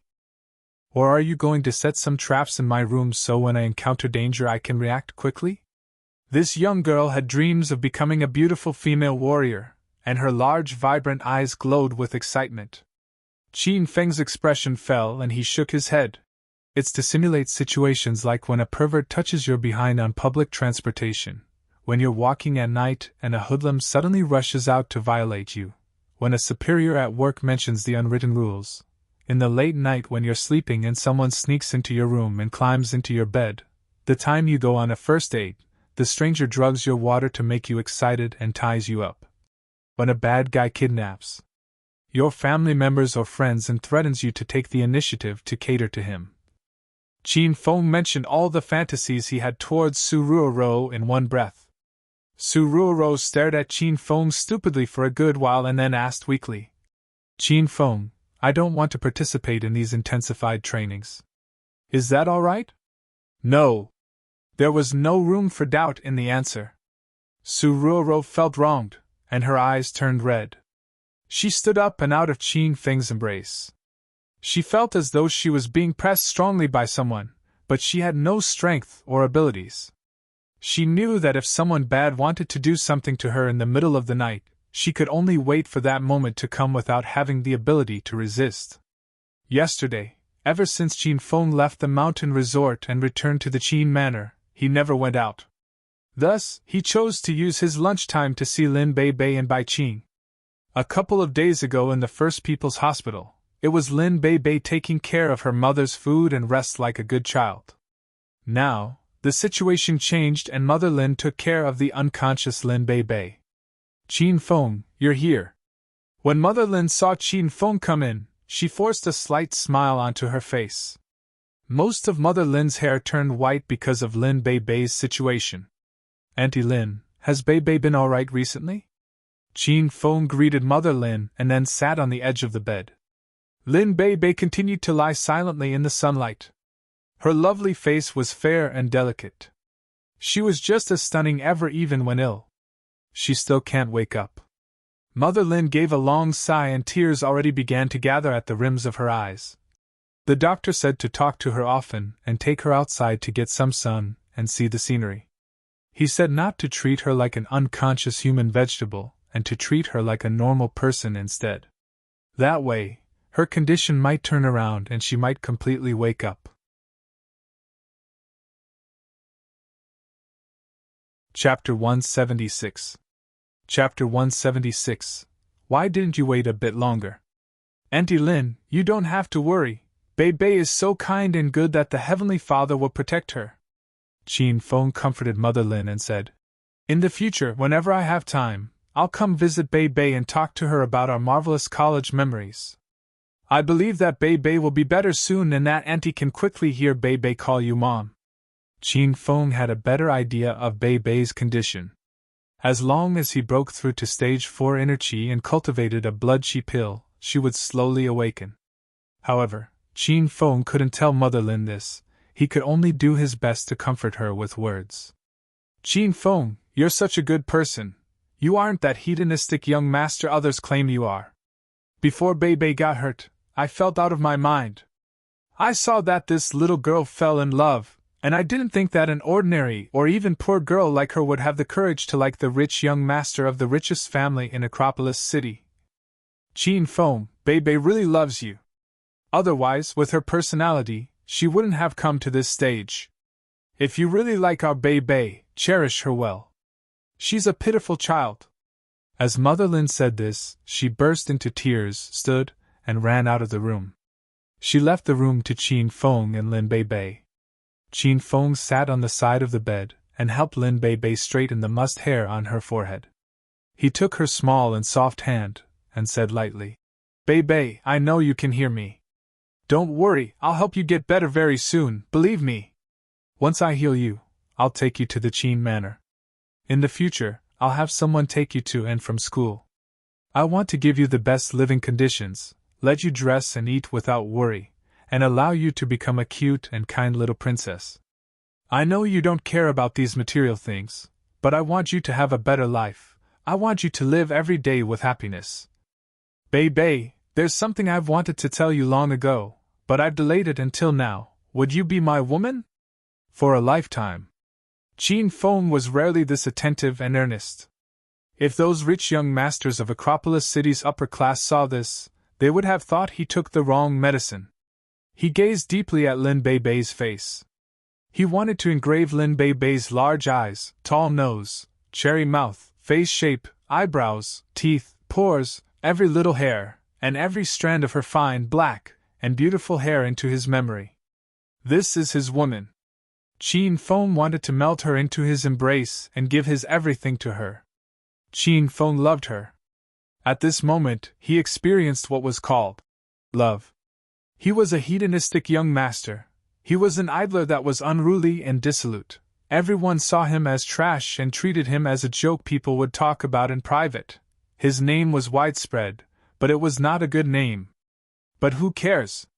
Once a hedonistic young master has love, he's like everyone else. After all, divine and pure love makes everyone the same. There was no money or power, and there definitely were no grades or ranks. There was only eternity, living together until their hair turned white, and living a simple life. Splatter! A glistening tear trickled down and fell on the back on Qin Feng's hand. Lin Bei was still unconscious. She couldn't speak or move, and didn't even nod or smile, but she was moved by Qin Feng and cried tears of happiness. She could hear Qin Feng's every word. She believed in Qin Feng. She believed Qin Feng could heal her. She longed for this moment. When Lin Bei regained consciousness again, she wanted to see Qin Feng right when she opened her eyes, dive into his embrace, hug him tightly, and say, I agree. I agree to be your woman for life. Ding. Congratulations, host Qin Feng, for successfully completing the quest of making Lin Bei the host's girlfriend. The system awards you 100 hedonist points. Ding. The hedonist sovereign system has issued a quest. Cultivate a blood qi pill to save and awaken Lin Bei. Quest time limit 3 months. Successful completion reward 1,000 hedonist points. Upon failure, Lin Bei will never be able to wake up. The system's announcement resounded, and Qin Feng was filled with hundreds of mixed emotions. He knew that for the system to complete the quest, Lin Bei heard his words for certain, and she agreed to be his woman. Qin Feng lowered his head and lightly kissed Lin Bei's forehead. He said to her with a water-like tenderness, Bei, don't worry, I'll get you better soon. I'll let you wear beautiful clothes and let you run in the streets like a happy little bird. After leaving the First People's Hospital, Qin Feng rode his 28 bicycle to the Royal Hotel. He ran into the lobby and looked around a couple of times, but he didn't see the lovely figure he longed to see. Greetings, young Master Qin! A beautiful hostess saw Qin Feng and immediately greeted him. Have you seen Bai Qin? Qin Feng asked anxiously. Young Master Qin, manager Bai left last night. Left? What do you mean? Qin Feng's heart clenched, and he was filled with apprehension. She resigned? Last night she took her luggage and left the hotel. The beautiful hostess seemed to suddenly recall something, and she continued. Manager Bai left a letter at the front desk when she left. I think she said it was for you, young Master Qin. Qin Feng rushed directly to the front desk and grabbed Bai Qing's letter. When he opened the letter, Bai Qing's fragrance floated out. There was a black piece of paper filled with delicate, pretty, and clean writing. Qin Feng, after returning from the mountain resort, I thought for an entire afternoon. I have decided to leave you, leave Acropolis, and leave this place where I lived in torment for 5 years due to hatred. In the end, I still cannot convince myself to love you without reservation. Qin Feng, the day after you got me drunk and stole my purity, I opened my eyes to see an empty room and a bright red stain on the bed. I chose to kill myself to end these dirty and unerasable memories, but a cleaning attendant came into the room to clean and saved me when they discovered me lying in a pool of blood. After receiving a second life, I chose to begin a life of revenge, and I crazily made my revenge against you. The funny thing is that after discovering you were the son of the richest man in Acropolis, and I was a weak and gentle girl who had just graduated from high school, I did not know how to begin taking my revenge. Thus, I began to enter society and I continuously honed myself. In the end, I got into Royal Hotel. I could now interact with you, then harm you. When I weighed you drinking that cup of poisoned wine in the mountain resort, I thought I would be wildly free and happy. At that moment, I then realized I was very wrong. We can never be. You're still an uninhibited, dissolute, and hedonistic young master, and I still adhere to the concept of being loyal to one person until death. I have not gone home in 5 years, so I want to go back to see my parents, and treat this as a vacation for my emotions. Don't look for me. Let us have some quiet time. During that time, you will be clear about how important someone is in your heart. If only you hadn't ran away and left me all alone the morning after that night at the bar, if you stayed by my side, even if you just said one line in comfort and did not take responsibility, I would have been fine. Why did you leave? The letter was long, and Qin Feng read every word with extreme earnestness. Parts of the letter were crinkled. It was clearly due to the tears Bai Qing dropped while writing the letter. Qin Feng laughed bitterly. In the end, he raced over without researching Bai Qing's old home. His memory slowly became hazy and he returned to that morning 5 years ago. 5 years ago, Qin Feng was even younger and more vibrant. Besides having brought Zhao Lingxian breakfast at school, this was his first time buying breakfast for any other woman. To make the breakfast more rich, Qin Feng ran to Acropolis' most famous breakfast shop. He bought 16 different meals, but when he rushed excitedly back to the hotel with his arms full, everything was over. The room was already checked out, and there was no one inside. It was a lower chance than winning the lottery to see a girl like her in the vast ocean of people, develop a relationship with her, and love her upon waking up. This hedonistic young master finally experienced his first love and the hazy happiness that came with it. His heart was filled with a sweetness, but this subtle emotion was like multicolored bubbles that burst upon a touch. Why didn't you wait for me a bit longer before leaving? This is what Qin Feng said to the empty room that year, and this is what he really wanted to say to Bai Qing now as he stood in the lobby of the Royal Hotel. Originally, he came to look for Bai Qing while filled with fervor. He wanted to revive and revisit memories with Bai Qing during lunchtime. However, Bai Qing returned to her old home. Qin Feng felt a bit depressed and returned directly to the Qin manor in preparation of sleeping and forgetting all of these headaches. At Royal Group's employee dining area, Suroro ate her meal alone for the second day. She wasn't quite used to not having Qin Feng with her. After lining up on her own and getting her food, she sat at an empty corner and ate her lunch listlessly. Suddenly, a tall and handsome man sat across from her. He looked at Suruoro with a smile. "How do you do, beauty?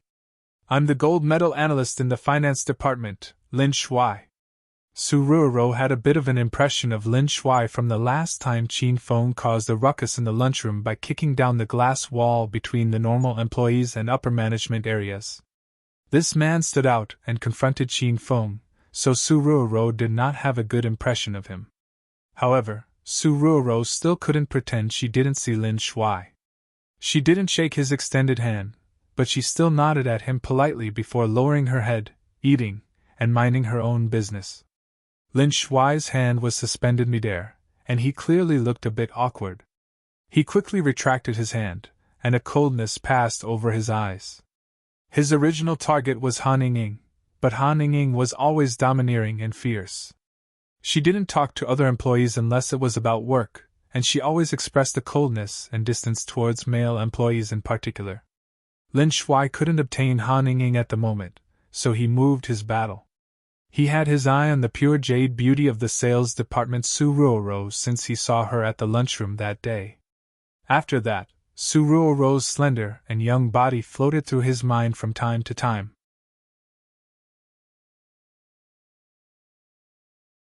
Chapter 177.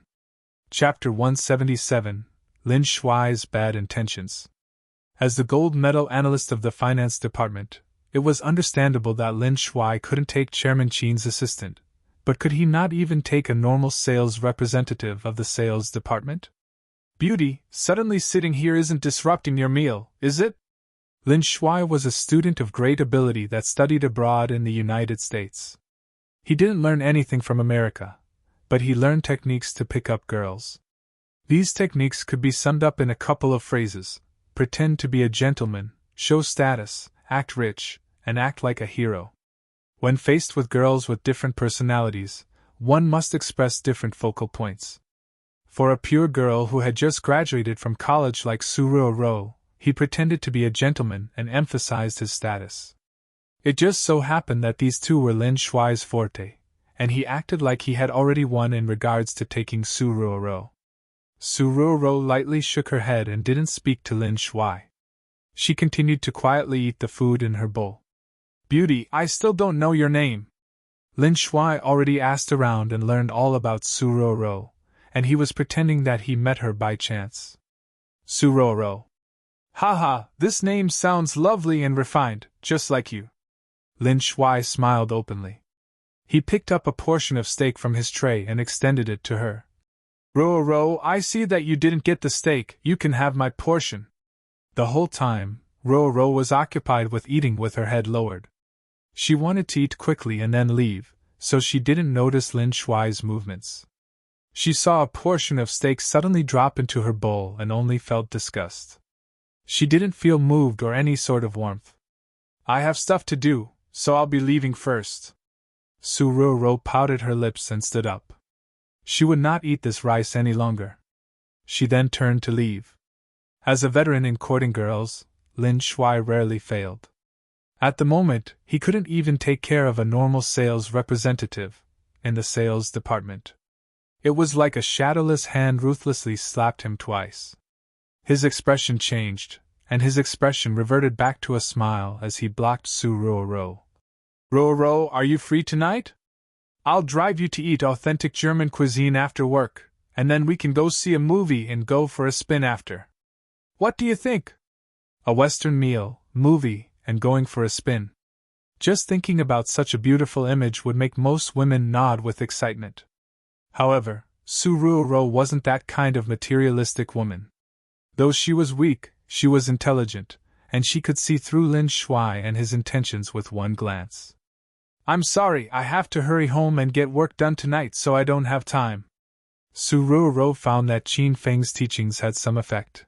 At least now her heart didn't beat as quickly now as it did when she first lied. "Haha, that's fine. Then when the beautiful Ro has free time, you can come find me." Lin Shuai smiled and didn't continue to press her. Otherwise, that would produce an opposite effect. Lin Shuai's expression dropped more and more as he watched Su Ruoro's elegant, graceful, and lovely figure walk further and further into the distance. He suddenly walked up to another table and sat beside a middle-aged man wearing glasses. This man was Wang Chao, and his current favorite ass-kisser Xiao Zhang sat across from him. Xiao Zhang was currently in the midst of wild ass-kissery. He made Wang Chao so happy that Wang Chao couldn't conceal his smile. "I'm Manager Lin." Once Lin Shuai suddenly sat, Wang Chao put away his smile and greeted Lin Shuai in an attempt to win his favor. "Group Leader Wang, how have you been?" Lin Shuai smiled. Good, I'm doing very well." Normally, this Lin Shuai of the finance department would look down on a little group leader like Wang Chao. Now that he took the initiative to sit with him, Wang Chao asked with a bit of suspicion. "Manager Lin, how have you been lately?" "All right." Lin Shuai smiled openly. Then, his expression fell. "Hey, I've encountered a little road bump, and I'm afraid I need to ask for your help, Group Leader Wang." Wang Chao really couldn't think of what he'd be able to help Lin Shuai with, but he immediately said with all smiles, "Manager Lin is looking for my help because you don't look down on me. As long as it is something within my power, I definitely would not back down." Lin Shuai waved his hand and laughed. "Group Leader Wang is too serious. Actually, it's just a small matter to you. Please speak, Manager Lin. If I can help, I certainly will," Wang Chao said with propriety. Lin Shuai didn't rush to say what the matter was. He glanced at Xiao Zhang, who was sitting across from them, and Wang Chao immediately understood. He said to Xiao Zhang, "Xiao Zhang, if you're done eating, hurry back to work. It's almost the end of the month, and we have to quickly finish up the performance reports for the employees in the sales department." As an ass-kisser, Xiao Zhang's had very good awareness.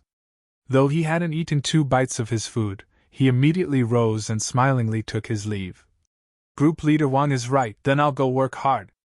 I hope the 2 of you enjoy your meal." Only after seeing that Xiao Zhang walked very far away, Lin Shuai said lowly, "Group Leader Wang, that Su Ruoro is an employee from your sales department, right?" Wang Chao's expression shifted slightly, and he instantly understood Lin Shuai's meaning. It seemed that even people from the finance department had their sights on Su Ruoro. They were clearly fighting with Wang Chao for a delicacy.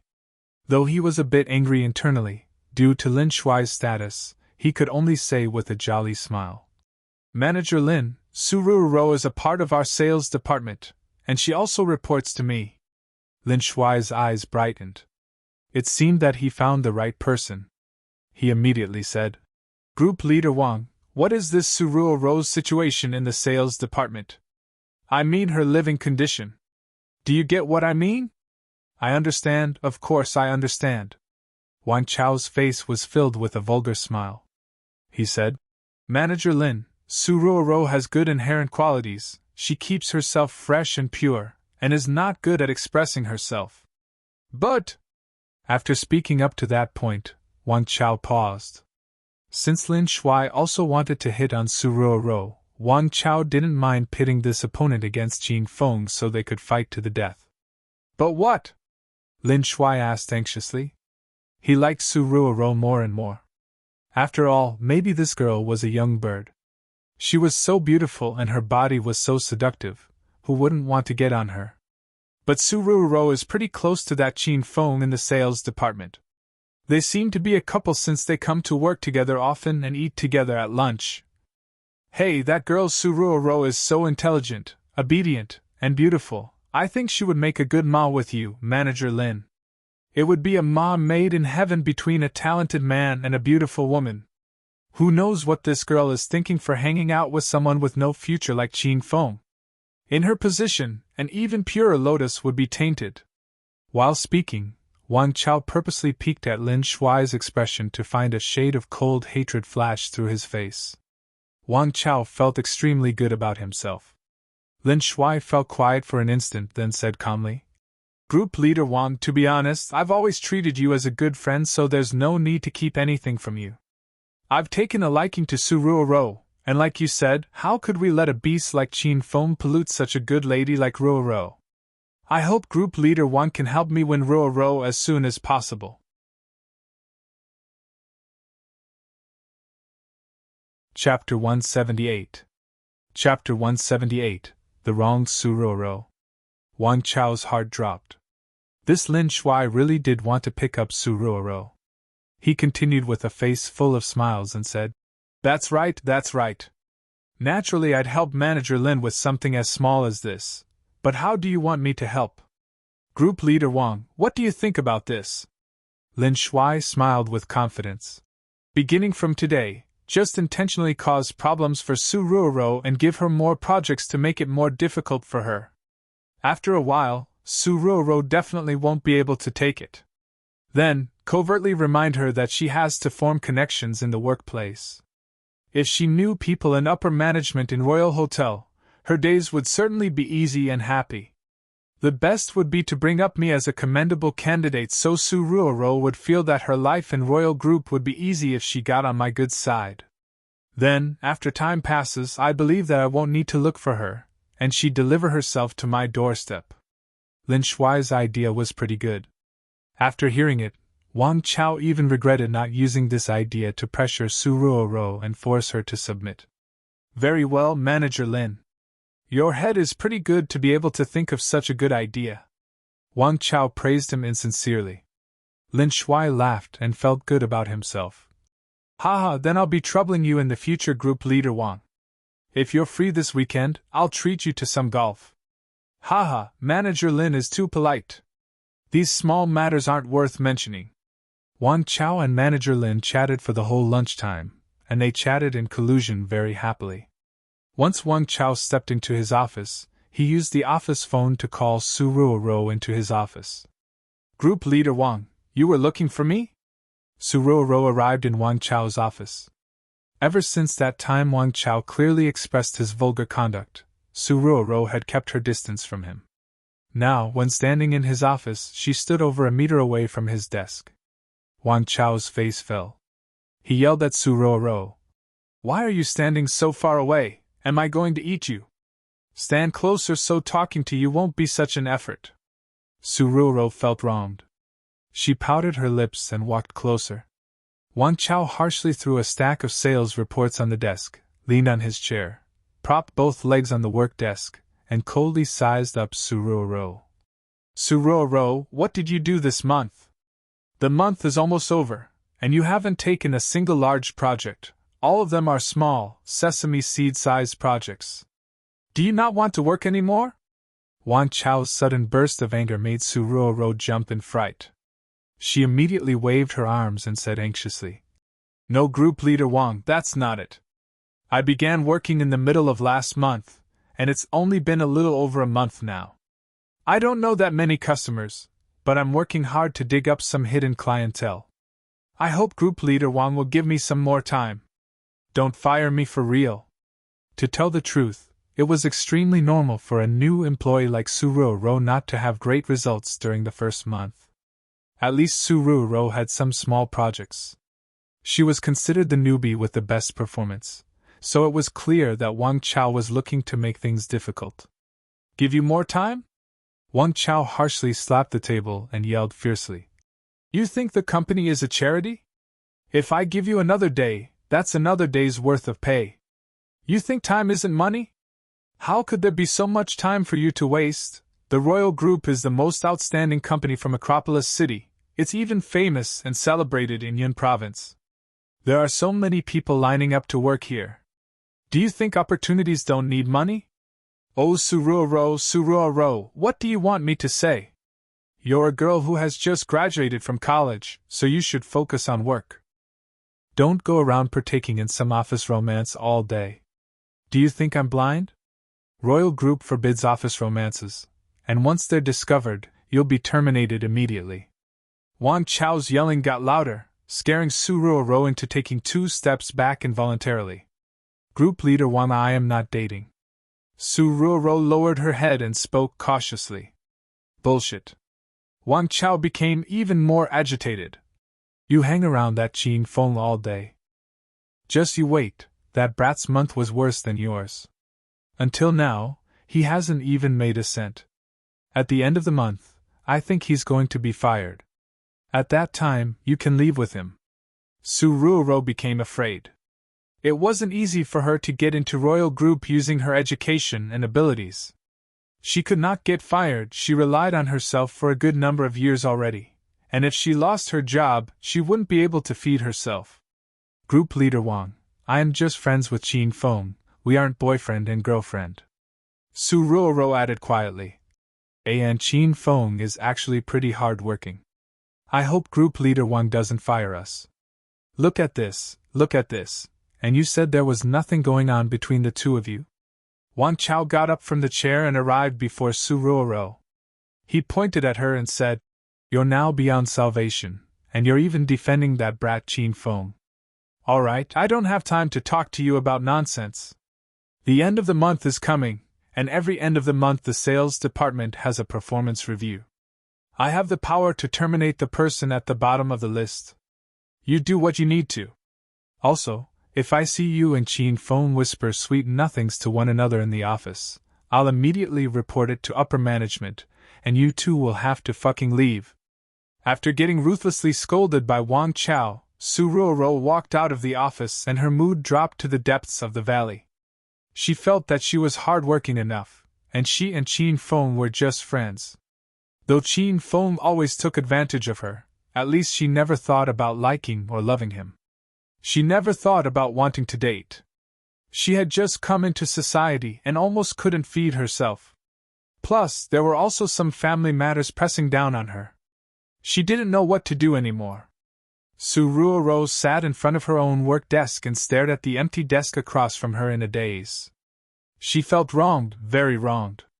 Qin Feng slept extremely well because he lay on the balcony under a parasol and slept in the nude.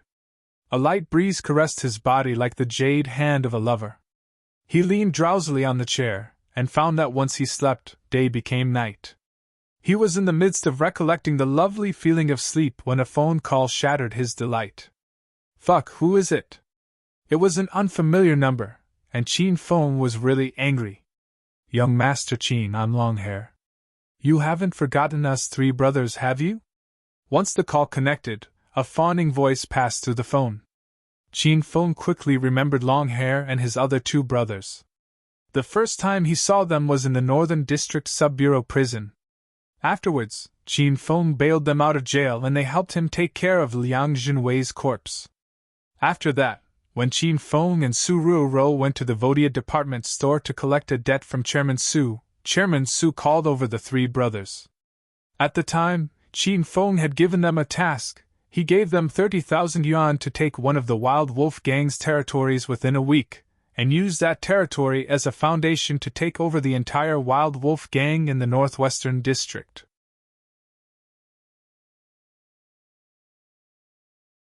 Chapter 179. Chapter 179. So you're not called Brother Cat? 10 days had passed since their previous exchange. Qin Feng asked casually. Are you guys done with the matters I instructed you about? Young Master Qin, we completed that long ago. Longhair's chuckles passed through the phone. When we got the money, we formed a new power. In 5 days, we took a small territory in the Northern District. These past couple of days, we were just waiting for young Master Qin to find us, but we hadn't gotten any news from you.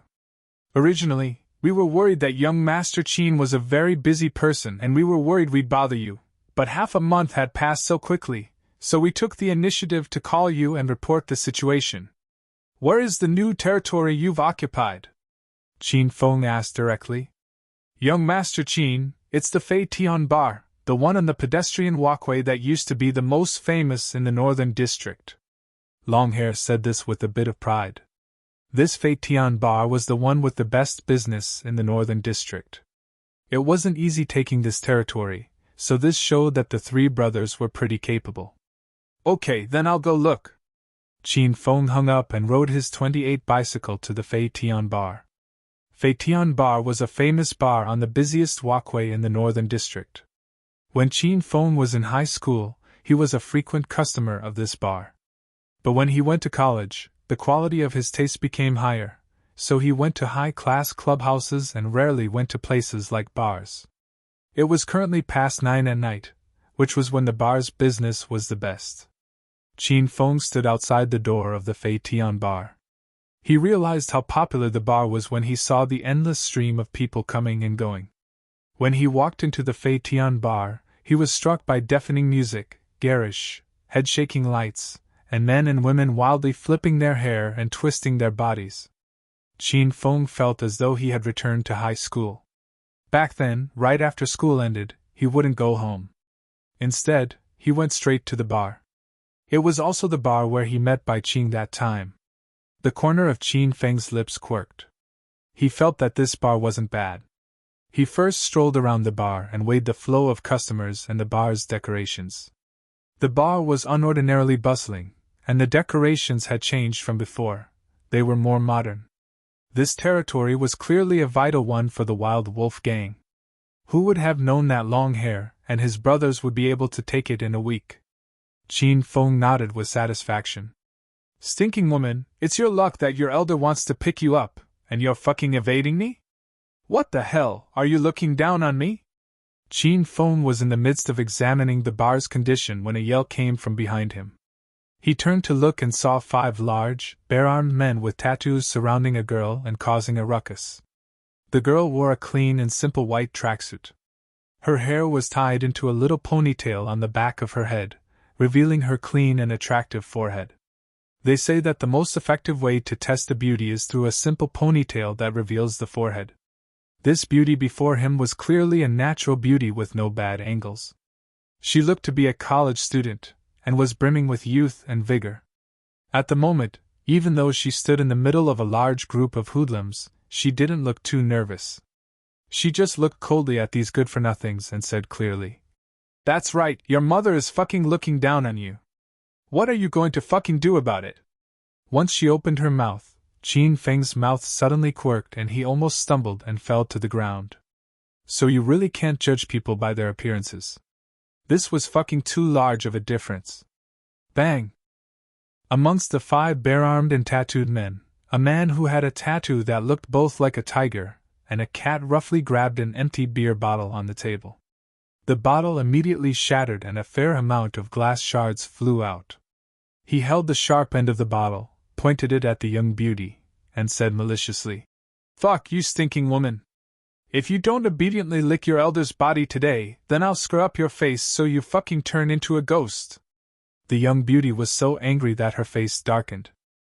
She clenched her small pink fists and said coldly, "Don't be fucking delusional and fuck off.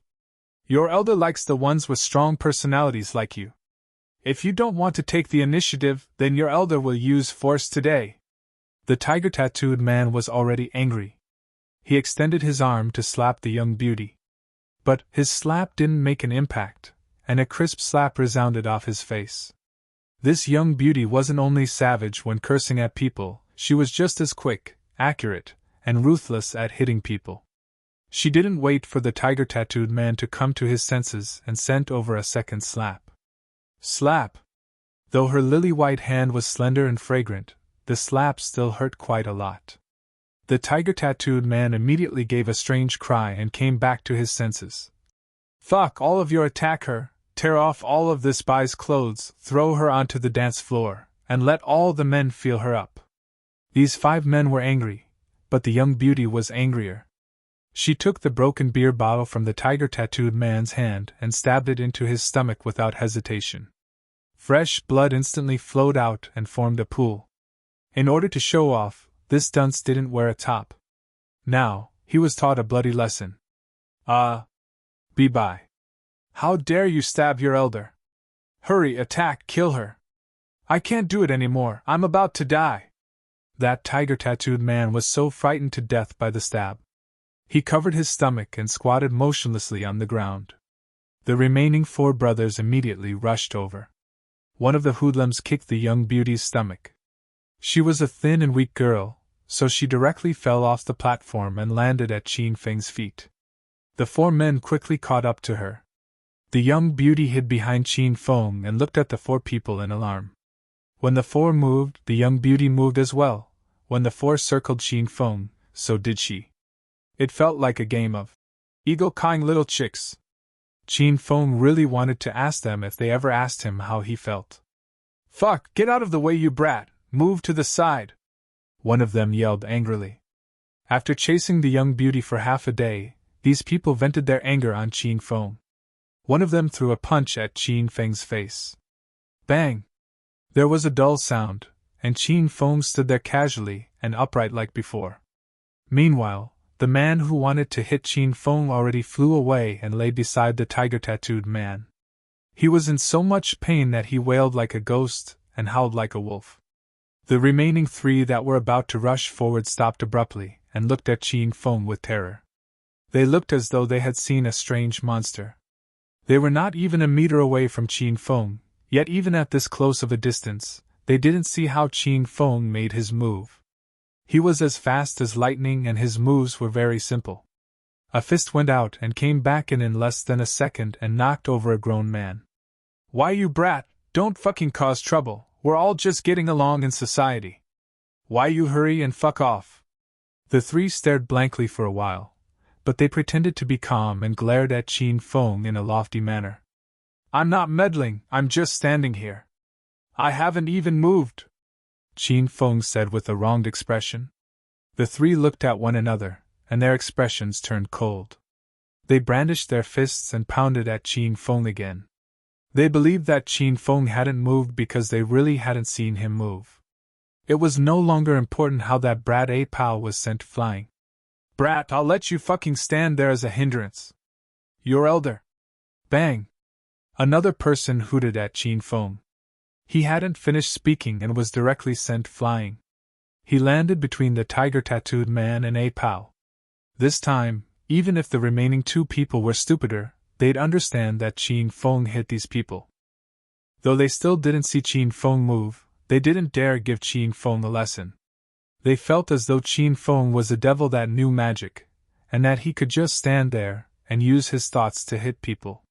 "Fuck, what are you guys doing here? Where's the woman your elder told you to capture?"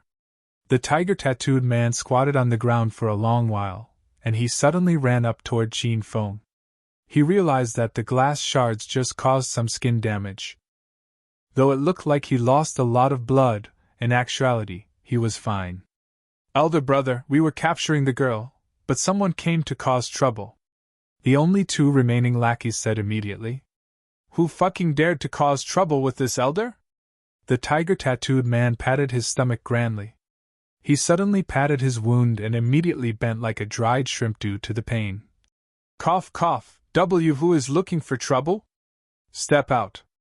"It's him," the two lackeys said in unison while pointing at Qin Feng. These people were too dishonest. The two didn't dare make a move, and they shifted the conflict onto their big brother. Wasn't the big brother used to be betrayed? "Stinking brat, are you fucking looking for trouble?" The tiger-tattooed man glared viciously at Qin Feng and pointed at his nose. He asked with bullishness, "Do you know who your elder is?" "You must be Brother Cat," Qin Feng said with seriousness. The tiger-tattooed man was slightly stunned. "Who told you I was Brother Cat? There's a huge tattoo of a cat on your arm. Aren't you called Brother Cat? A cat? Open your eyes and look clearly, what is your elder's tattoo of?" The tiger-tattooed man was so angry that he wanted to spit blood. After all, Qin Feng wasn't the first one to say his tattoo looked like a large cat. Thus, he specifically brought his brothers to wreck the dog shit tattoo shop and beat up the boss. "Fuck, look fucking closely this time, brat. If you say the wrong thing, your elder will kill you." He clearly got a tiger tattoo, yet people always said it was a cat. The tiger-tattooed man was so angry that he wanted to bite someone. Now, he even forgot that Qin Feng was looking for trouble. He wanted to prove that his tattoo was really a fucking tiger. Qin Feng leaned in and lowered his head to look more closely. He said earnestly, "It's not a cat, it's not a cat. So it was Doraemon. Brother Cat, say, you're a grown man, why would you tattoo Doraemon on your arm? You really have interesting taste." The tiger-tattooed man's expression burst into a flower, and the flower immediately withered right after. His face became sinister, and a hate-filled, vengeful fist punched towards Qin Feng. "Fuck, your elder's fucking tattoo is a large Bang! When the tiger-tattooed man had just gotten to the important part, there was a loud sound. He flew outwards and accurately fell back to the place that he was squatting at before.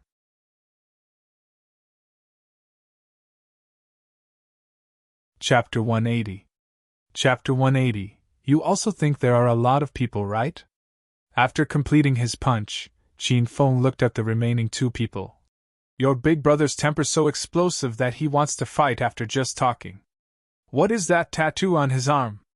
It was already the third time these two saw Qin Feng use extraordinary powers. They were so scared that they trembled all over. They immediately said, Cat! That idiot tattooed a doryman on his arm. After speaking, the two ran and vanished. Even their boss and brothers slipped away on their own without a care. He got a tattoo of doryman and thinks he's so great that he can irrationally and randomly start fights with people. That's not even as good as getting a tattoo of Ultraman or the Calabash babies. Qin Feng muttered to himself. Even the Black Cat detective is even stronger. This little fight barely gained anyone's attention in the bustling bar. There were often fights and tussles here, so everyone was used to it. After cleaning up these hoodlums, Qin Feng was prepared to call Longhair and tell him to come over when something soft and bouncy suddenly touched his arm. He turned to look, and saw that the young beauty he just saved was hugging his arm. She looked at him charmingly. Handsome, can I buy you a drink and sit down to have a chat with you? The young beauty didn't even give Qin Feng a chance to respond, and pulled him to sit in an empty corner. She ordered a case of black beer and began to chat with Qin Feng. Handsome, whereabouts do you hang around? The young beauty pulled out a lady cigarette, lit it, took a long puff, and let out a smoke ring. In the smoke, she casually and somewhat languidly leaned on the chair with a charming and alluring expression. She gazed enticingly at Qin Feng. What's your name? Qin Feng asked nonchalantly. The beauty stared blankly for a moment and said, Lu Wenjing. What about you? Qin Feng. Qin Feng sized up Lu Wenjing again and said after a while, Your name is just like your appearance, gentle, quiet, and sunny, but your conduct is a world of difference from your looks and manners. That's right, what do you think of one-night stands?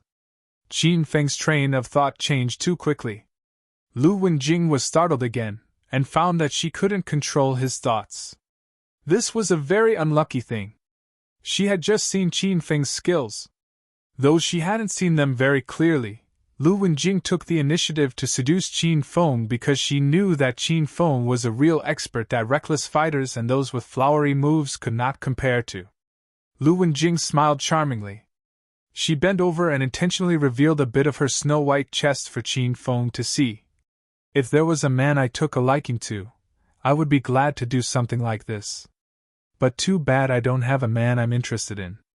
Of course, maybe you're the first one. Really? What about me have you taken a liking to? Qin Feng smiled. Your abilities. Lu Wenjing didn't hide anything. She wanted to get Qin Feng under her control, so she'd have to clear up these matters sooner or later. Can you be more precise? Qin Feng asked. I can see that you have an ordinary aura. You're unafraid of impending death even when facing attacks from 4 hoodlums, and your abilities are incredible. We didn't even see how you made your move, and you sent the hoodlums crawling.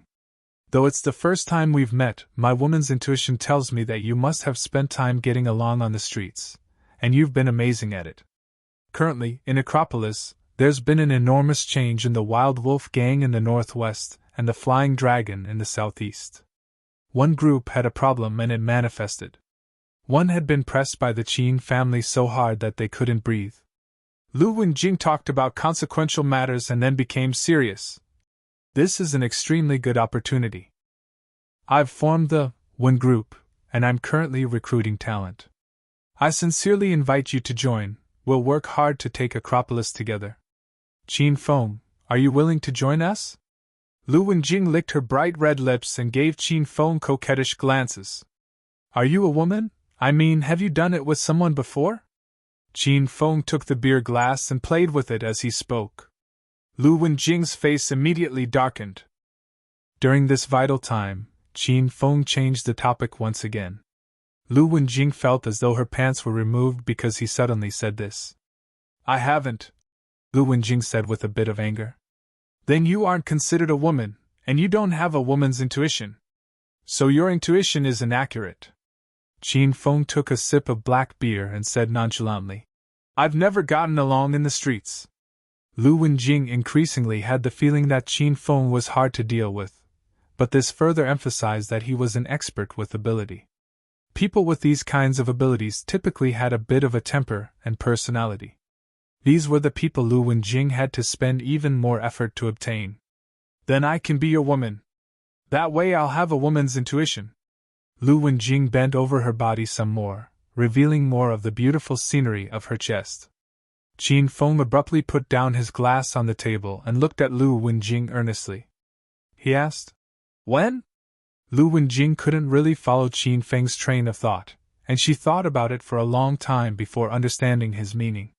She looked tenderly at Qin Feng and said, If you help me take over Acropolis City's underworld, my body will be yours and free for you to enjoy. Ha! Qin Feng laughed lightly and said, You're crazy! After speaking, he was about to stand up and leave when he heard an announcement from the system resound in his head. Ding! The hedonist sovereign system has issued a quest. Help Lu Wenjing expand the Wen Group and become the #1 power in Acropolis City's underground. Quest time limit 3 months. Successful completion reward, 3,000 hedonist points. Upon failure, the host will lose 3 years of his life.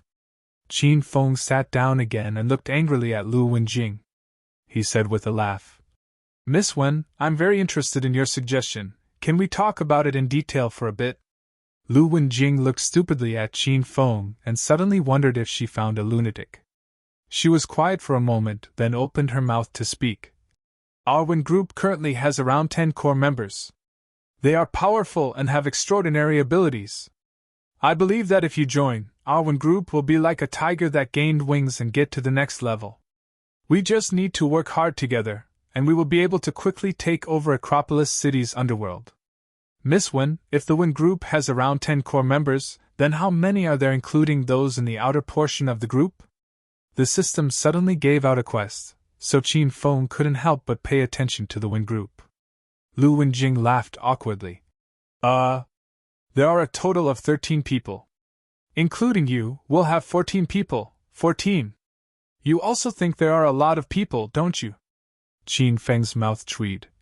It seems that all of your members are core members. Lu Wenjing was a bit embarrassed. She smiled charmingly. Ha ha ha, Qin Feng, don't just pay attention to the fact that we currently have very few members. If we really developed, then we'd be high-ranked elders. And in the future, we'll be able to walk sideways through the entire Acropolis.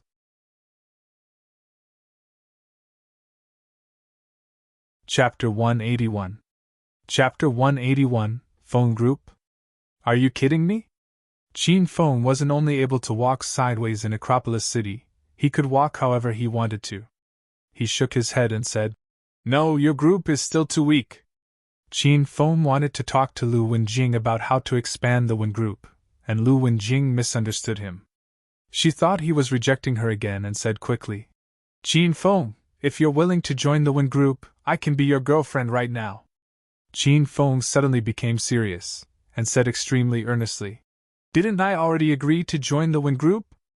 I just want to talk about the next steps and the tactics for expansion. Lu Wenjing was briefly shocked, then suddenly smiled charmingly. Right, you did agree. Then I'll tell you about our most recent plans. Our current abilities are comparatively lacking, so we need to take action on the little powers that sprung up most recently, defeat them, and take their power. Once she began talking about the Wen Group, Lu Wenjing became earnest. I've done some research recently, and in these past couple of days, there's a newly arisen power called the Phone Group. I believe that since they have just arisen, they don't have that many people. We're preparing to make a move on this group in the next couple of days. Qin Feng, during that time, you'll certainly come help us, right? Then, Lu Wenjing added, If we take down the Phone Group that day, we'll go celebrate at night. After we're done with our celebratory drinks, you can take me anywhere to do anything. Of course. Qin Feng said firmly. As a member of the Wen group, this fight has to be loud and clear, so of course I'll participate. Lu Wenjing took the initiative to sit beside Qin Feng at once, and naturally hugged his arm. She said, "Dearest, then leave me some way to contact you. When we set off, I'll call you." Qin Feng told her his cell phone number, and Lu Wenjing immediately saved it under "Dearest," before putting her phone back away.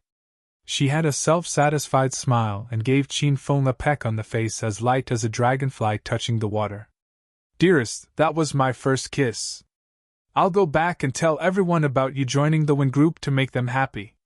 After kissing Qin Feng, Lu Wenjing ran away with her face slightly flushed. Qin Feng touched the spot that she kissed and shook his head. He pulled out his phone and called Longhair.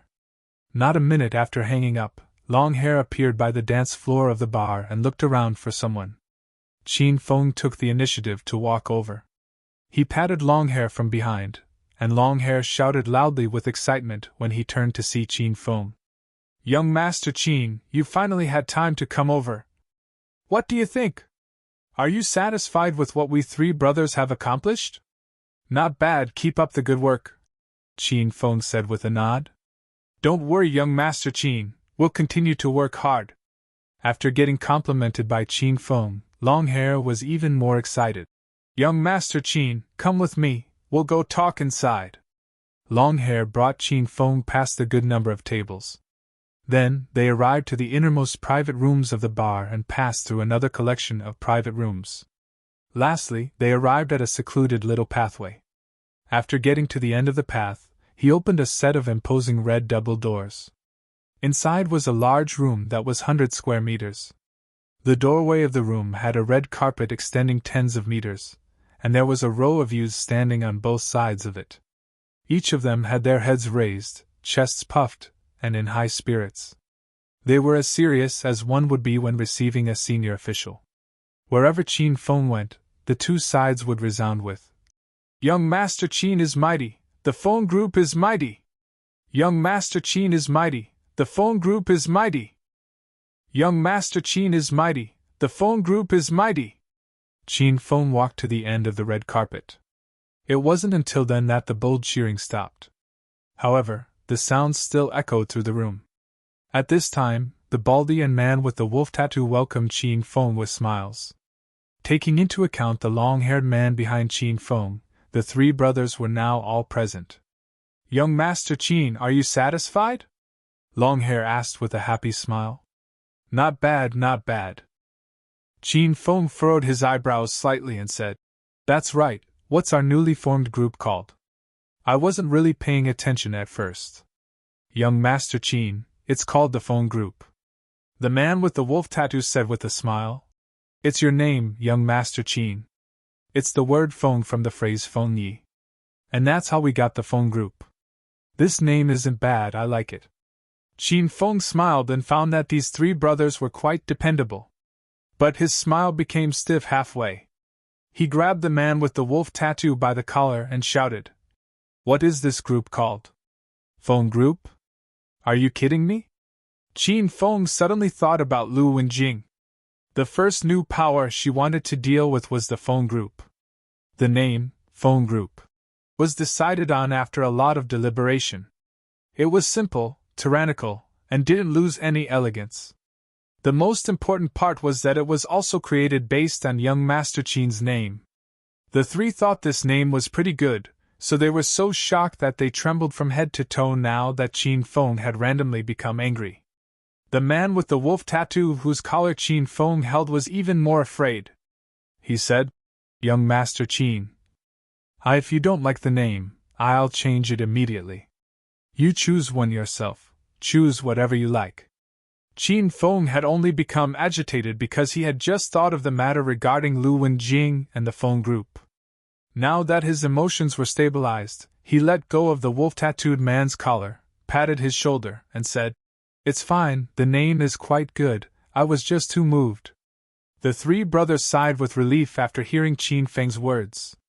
This young Master Qin was indeed someone of importance in the upper society. Even his way of expressing excitement was different from everyone else. Qin Feng looked around once, This room that was over 100 square meters was a large office, and was considered the Fei Tian Bar's boss's resting room. At the same time, it could be a small base. This was temporarily the phone group's base in the northern district of Acropolis. The room went through a lot of renovation. It was clear that the dazzling decorations had a lot of class. Qin Feng walked up to the largest work desk and sat in the owner's seat. He spun a bit, looked out the window to see the night view of the northern district's pedestrian walkway, and felt a little bit affected. Young Master Qin, these office desks were prepared for you. Our phone group officially started today, and you're our #1 big brother. We believe that under your leadership, our phone group will rise to the heavens like the bar's name, Fei Tian Bar. We took this bar because of its name. Longhair told Qin Feng smilingly. Qin Feng nodded. He was thinking more about helping Lu Wenjing expand her power and completing the quest. He was quiet for a while, then said to Longhair, "How many people are in our phone group?" "Young Master Qin, Baldy, Wolf Tattoo, and I used to be in the Wild Wolf gang and we didn't have low positions. There were a large group of decent brothers under us, and when they heard that we 3 brothers were forming a new group, and that there was a mysterious boss backing us, a good amount of brothers fled to us. There are currently 33 core members of the phone group. Including the members in the outer circle, there are over 80 people. Currently, we 3 brothers are focusing on the pedestrian walkway in the northern district.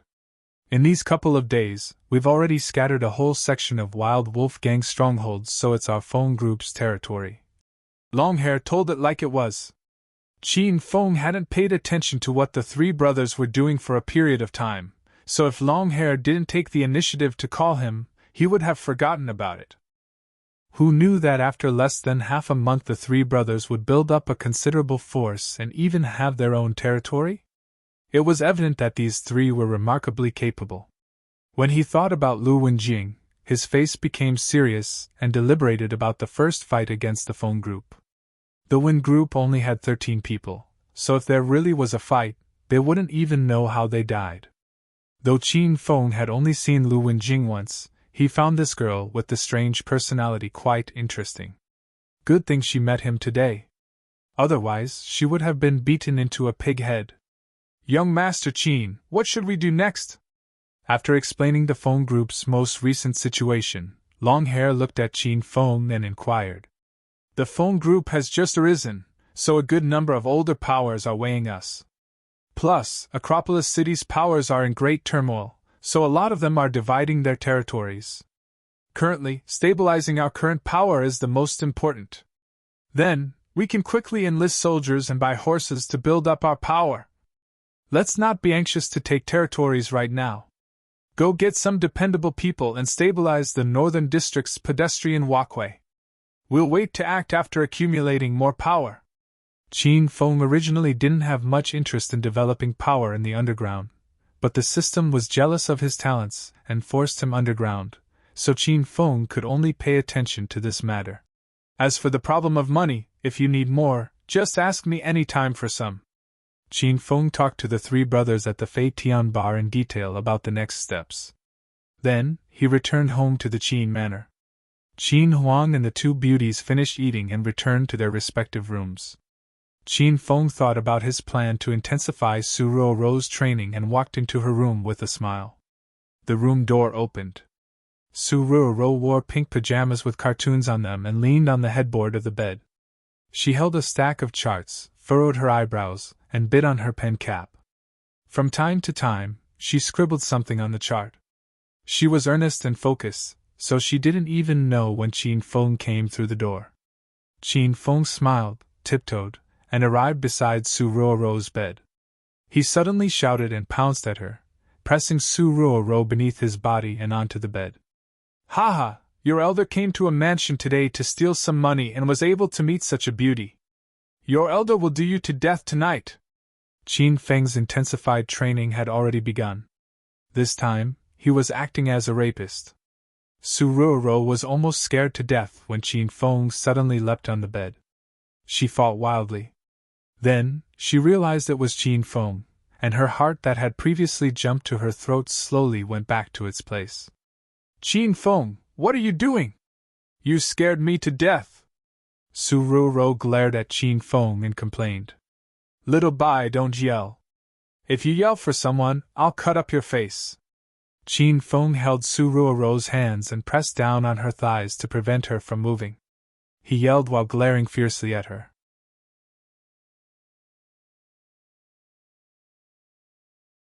Chapter 182. Chapter 182. If you're pretty, you can cut in line. Suruo knew that Qin Feng was training her, but she was just reprimanded at work, and Wang Chao had given her a lot of work, so she was about to be anxious to death. She was in no mood to play these kinds of games with Qin Feng. Qin Feng, let go of me, you're hurting my hands. Qin Feng didn't know what happened at work. He took liberties with Suruo while trying to change her weak personality and complete the quest, so he naturally wasn't going to let go. Shut up, not only does your elder want your arms to hurt, I also want to make your whole body hurt. If you dare resist or yell for someone, I'll kill you. Qin Feng suddenly and wildly kissed Suruo's pretty face, then kissed down to her neck, collar, then her chest. Though there was a layer of pajama in between, the softness and bounciness was still very evident when it touched Qin Feng's mouth. Suruo was so afraid that she began to cry. She was scolded by Wang Chao and bullied by Qin Feng, so she didn't feel an inclination to struggle. She lay on the bed without energy and wailed in despair. Wah! Qin Feng kissed more vigorously and almost forgot his original intentions for doing this. If Suruo's crying didn't interrupt his movements, he would have turned this act into reality. Ro, what's wrong? Qin Feng immediately released Suruo's small, soft, and tender arms. The places he previously held were red. He hugged her with a bit of a heartache and wiped her tears. Don't cry, I'm giving you intensified training like I told you this morning at work. Did you forget? Suruo fiercely punched Qin Feng a couple of times to vent and express how wronged she felt. Then she threw herself into Qin Feng's embrace and cried loudly. She cried for a full 5 minutes. After crying, Suruo's emotions stabilized and she pulled herself from Qin Feng's embrace. She tilted her head a bit shyly and said, Qin Feng, go back, I need to work. Ro, did someone bully you again? Qin Feng's expression turned cold. He knew Suruo was very strong. He was sure she didn't cry because of his prior actions of forcing her. Suruo's heart clenched slightly. She really wanted to tell Qin Feng about Wang Chao bullying her.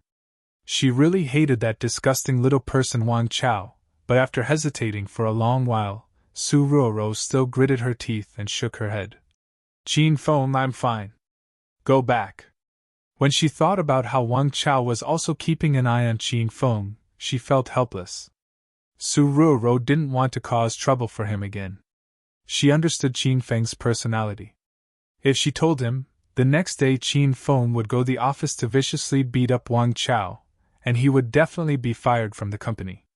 In Suruo's eyes, she and Qin Feng were pitiful people. Though they lived in the Qin Maor and worked at Royal Group, they were just a little attendant and housekeeper. Their connections were not as good as people thought they were. Then rest early, don't work overtime, and have a good sleep. Qin Feng got off the bed and walked towards the door. When he got to the door, Suruo's weak voice drifted over choppily. Qin Feng, in the future, don't make moves on me at work. Do your job. I'm a recent college graduate, and I have to work hard and make money. Don't bother me at work anymore. When Suruo said this, she turned her head and didn't dare to look at Qin Feng. A teardrop gathered at the corner of her eye. She knew that these words would definitely make Qin Feng mad. However, she had no choice. If Wang Chao saw that Qin Feng was too close to her, both she and Qin Feng would be fired. She felt that Qin Feng was a good person, and didn't want to harm him. Suruo, do you mean that? Qin Feng suddenly turned and looked coldly at Suruo. This time, he was really serious. Suruo nodded and said quietly, We aren't even boyfriend and girlfriend. I actually hate you.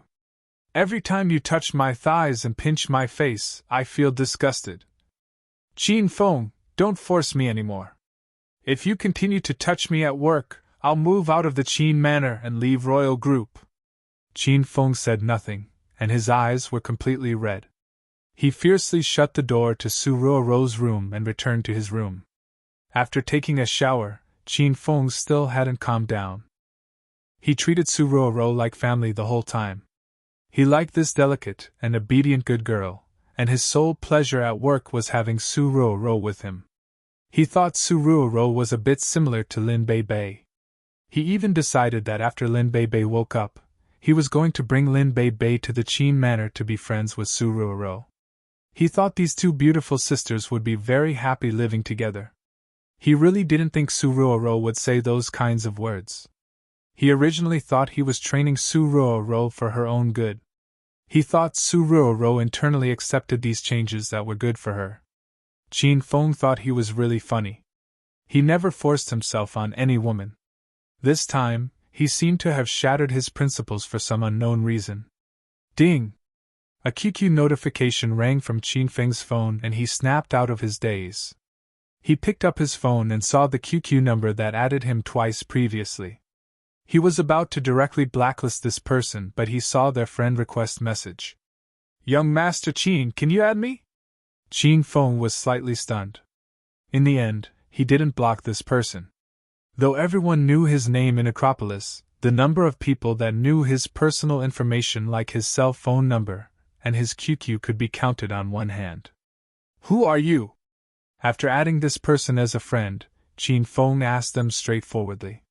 At this moment, in a studio apartment in Acropolis, Liu Chen had just finished showering and wore a light purple silk nightgown.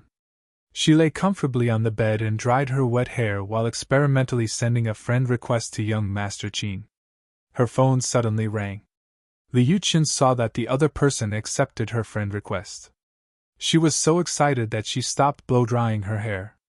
She immediately picked up her phone to reply.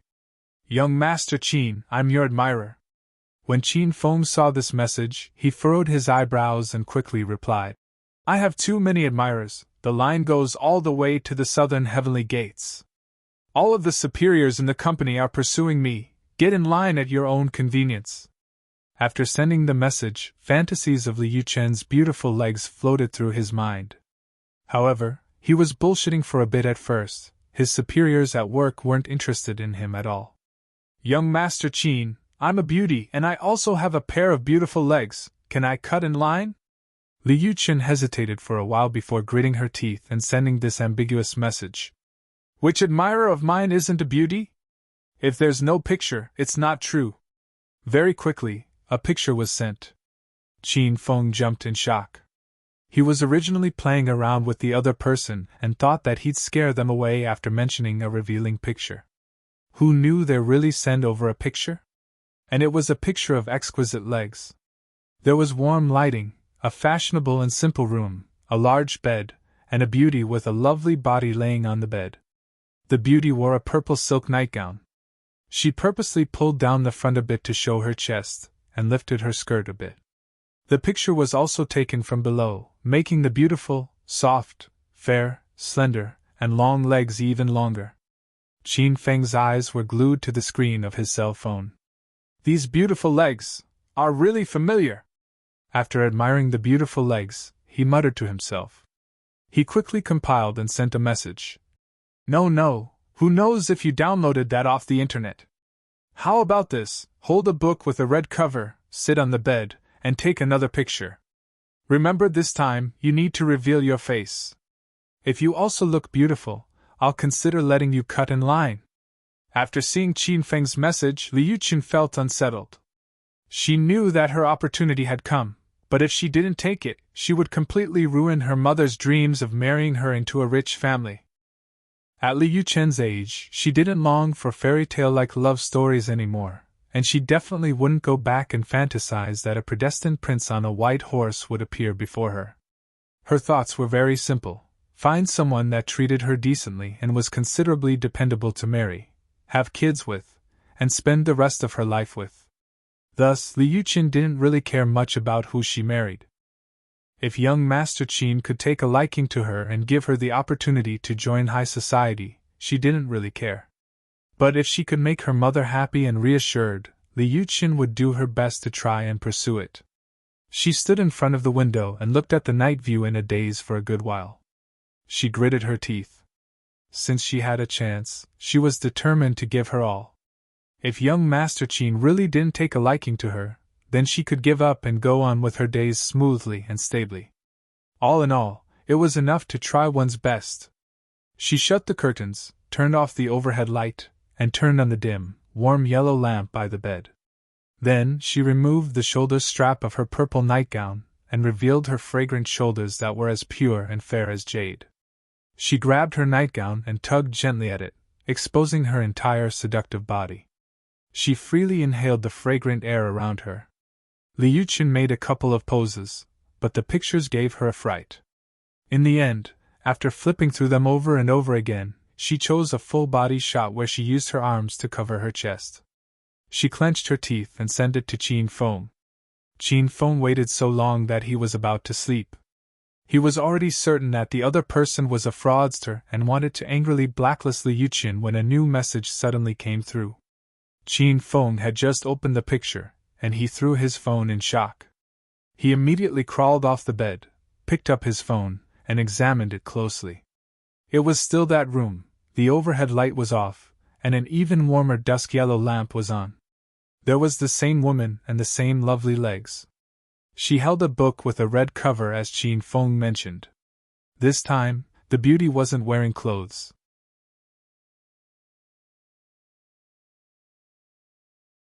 Chapter 183. Chapter 183, Golden Assassin Crew. The beauty leaned languidly on a pillow with a seductive pose. There was not a thread on her body, but the vital parts of her chest were covered by her arm that was holding the book. Her legs were crossed, so nothing could be seen, yet it was even more alluring. This time, the beauty's beautiful long legs were shown completely. The attractive, smooth and flat belly had no excess fat, and her full small waist was extremely enchanting. One could be sure that this photo was actually taken by a real person, but it was even more enchanting than the photos of beauties that could be downloaded from the internet. The main point was that this kind of captivating picture had both beautiful legs and a beautiful chest. However, Qin Feng's gaze was glued to the woman's charming face and ignored her other enchanting parts. The woman's beauty wasn't a point of importance. The main point was that Qin Feng knew this woman. It was his superior Li Yuqin who he had just been fantasizing about. Qin Feng was fairly interested in Li Yuqin. She was an intellectual and beautiful woman. She looked extremely good in professional clothing, and would typically wear ornamental black-rimmed glasses. She was an absolutely enticing white-collar worker. In the past, when Qin Feng wasn't working, he wasn't interested in white-collar workers. Now that he was working and starting as a sales representative, he was extremely interested in these kinds of office romances, especially the kind involving his female superior. Every time he went to Li Yuqin's office, he wanted to push her down. However, this superior wasn't really interested in him, and didn't express any hints towards him either. He would have never thought that Li Yuqin was actually a woman that was outwardly cold but inwardly passionate. At night she added him as a friend and sent him alluring pictures. Wait, how did she know about his identity as young Master Qin? It must have been that last time when Sun Yi and Wang Ying came to show off and buy the villa. Maybe the deputy manager of the administrative department Wang Jun was too reverent towards him and Li Yuqin found out who he was. Qin Feng muttered to himself and guessed.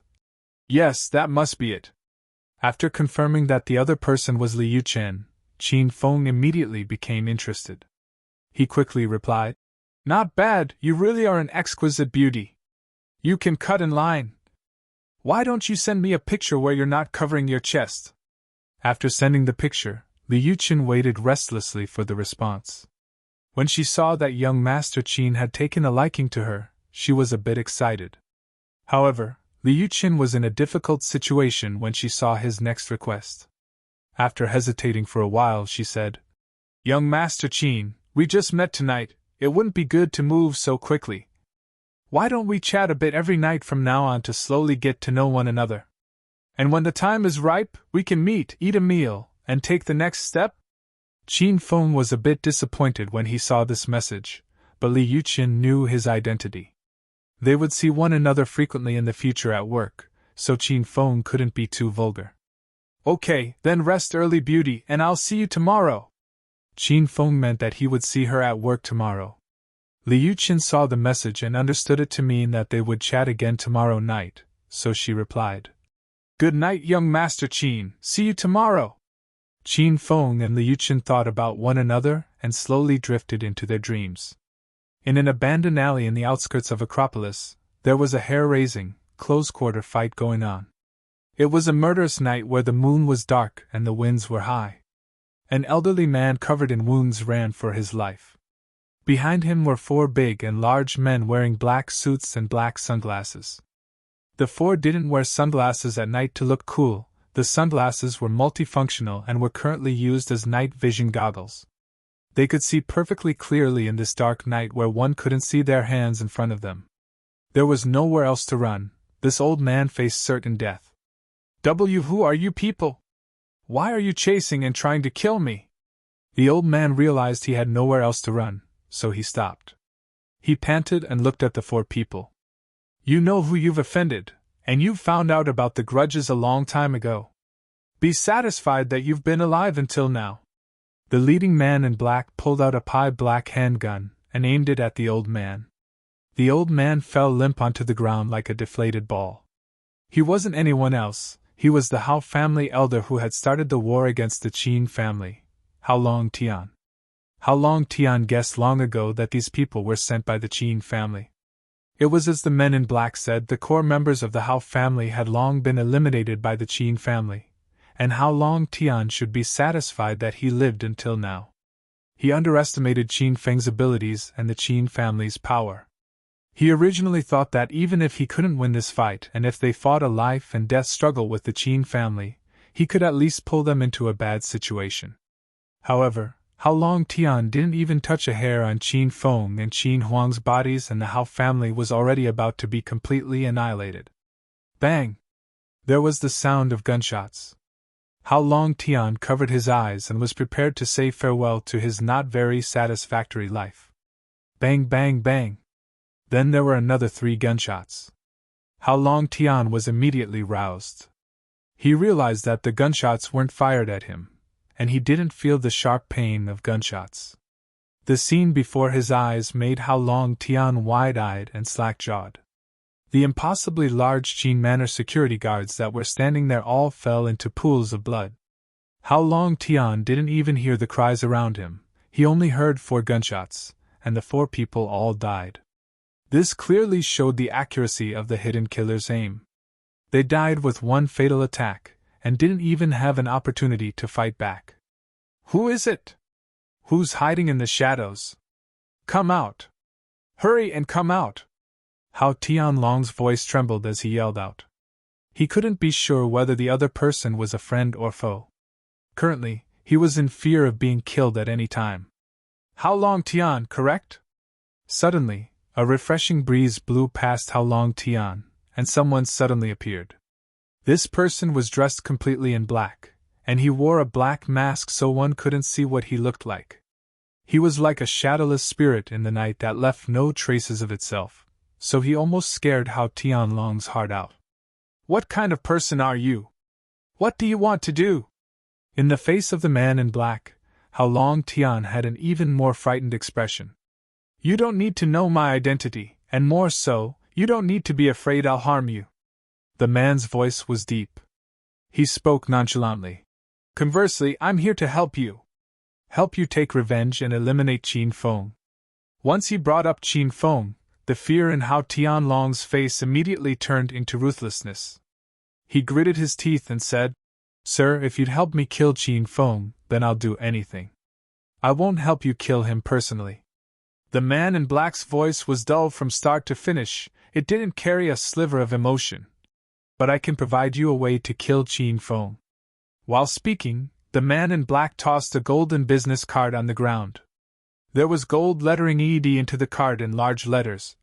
Golden Assassin Crew. The golden words flashed, and it was even more apparent in the night. This is the #1 assassin group in the country.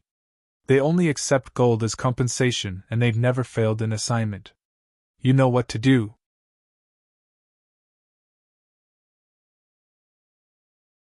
Chapter 184. Chapter 184, Multiple Personality Disorder. How Long Tian immediately picked up the gold business card. There was a cell phone number on it, so this was clearly the method to contact the murder group. He held the business card tightly in his hands as if he were bestowed a precious treasure. He immediately lifted his head and said, "Thank you, sir, thank you." After saying half of his sentence, he found that the expert was already gone. He came without a shadow and left without a trace like a ghost. 10 minutes later, in a lone hidden villa in Acropolis, the man in black appeared again. Across from him, an impressive-looking youth lay on a sofa. "Second Prince, I've completed the task as you instructed." That How Long Tian was impossibly thankful to receive the business card. He's sure to deplete all his money to hire the Golden Assassin crew to deal with Qin Feng. The man in black spoke respectfully towards the younger man. The second prince played with a piece of jade and the corner of his mouth lifted slightly. He said casually, "Previously I underestimated Qin Feng's abilities. I don't believe we won't be able to subdue him now that the Golden Assassin crew will be deployed. Uncle Ghost, you kept a close eye on How Long Tian recently. Are there any other developments you'd like to report to me? The Qin family is beginning to have suspicions about my identity. We need to quickly eliminate Qin Feng." The evil smile on the youth's face widened. After arguing with Qin Feng, Su Ruoro didn't ride Qin Feng's 28 bicycle. She squeezed onto public transportation to go to work instead. This made Qin Feng gloomy. Right from the morning, he was unhappy. Qin Feng got to the company earlier than Su Ruoro and looked at her empty seat. He opened his phone and played games unenthusiastically. After playing for 20 minutes, a familiar scent wafted over. Su Ruoro had just arrived at work. Once she sat down on her seat, she began to prepare the materials she needed for today. Recently, she always looked very busy. She didn't raise her head the whole morning. She kept scribbling like her life depended on it, and unceasingly called customers on the phone. Since he couldn't pass time by teasing Su Ruoro, the morning was extremely long and slow.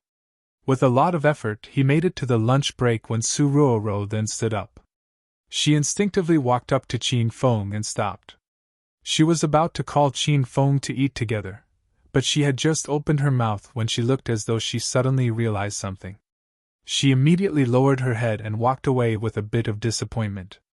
Qin Feng didn't think this little girl would really draw such a clear boundary between them. A gloom arose in his heart. At this time, he just so happened to see Li Yuqin walk out of her office. Qin Feng immediately followed. He had almost forgotten the outwardly cold and inwardly passionate Li Yuqin. "Qin, let's go eat together." Due to last night's flirting, Qin Feng felt much closer to Li Yuqin. At this time, he called her by a nickname and pinched her raised bottom. Li Yuqin was so shocked that she almost shouted aloud. She looked at Qin Feng with a dark expression. A murderous air filled her lovely eyes and she shouted coldly, "Qin Feng, what are you doing?" Li Yuqin's response was too excitable, and Qin Feng was a little distracted. Last night, didn't she take the initiative to add him, chat with him, and send alluring pictures of herself?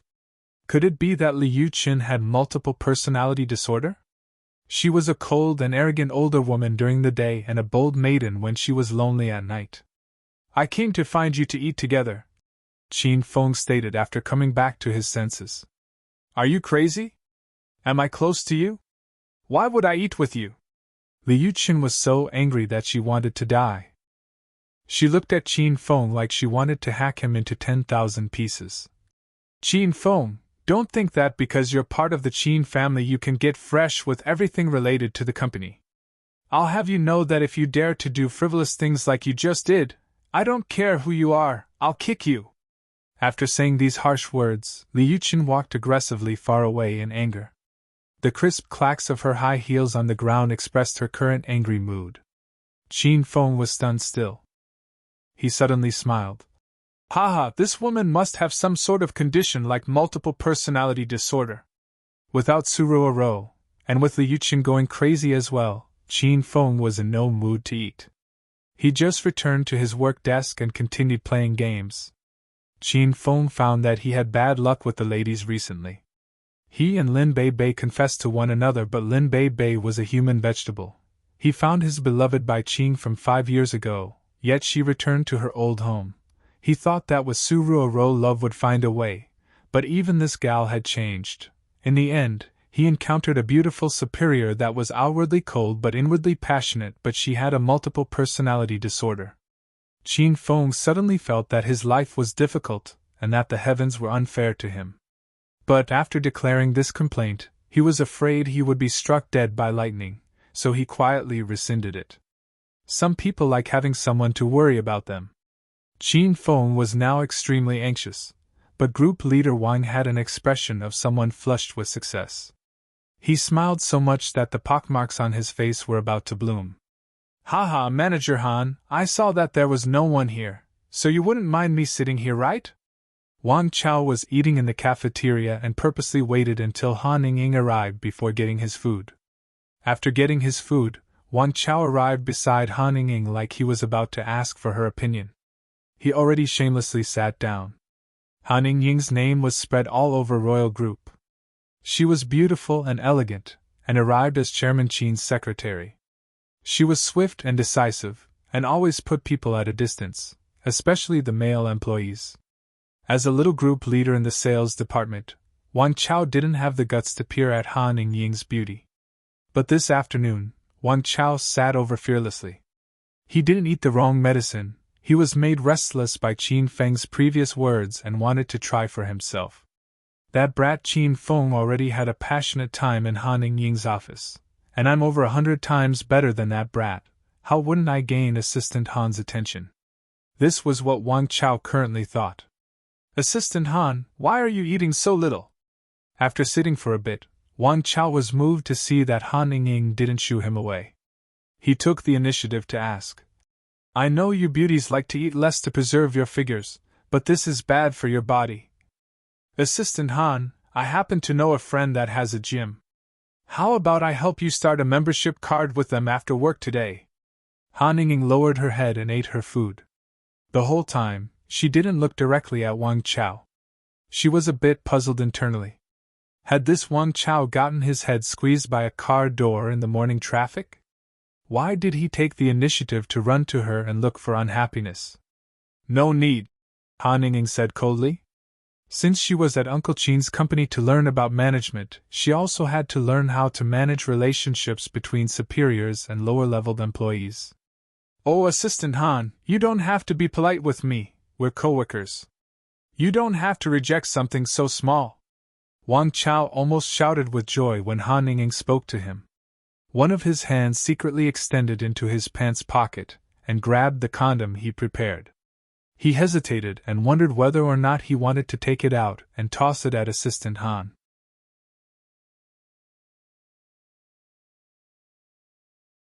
Chapter 185. Chapter 185, Seaweed Egg Drop Soup. "I have my own gym membership, but thanks for your kind intentions, Group Leader Wang," Han Ying replied emotionlessly. "Assistant Han, it's really a treat for the eyes of us men that a beautiful woman like you with such a beautiful body works hard to exercise and nurture your body." He ate so closely across from this beauty that he could smell her fragrance that wafted towards him.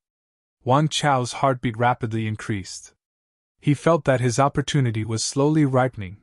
He felt that Assistant Han was really that kind of woman that was cold on the outside but wild on the inside, and he tested Han Ying step by step. Han Ying said nothing because she wanted Wang Chao to leave.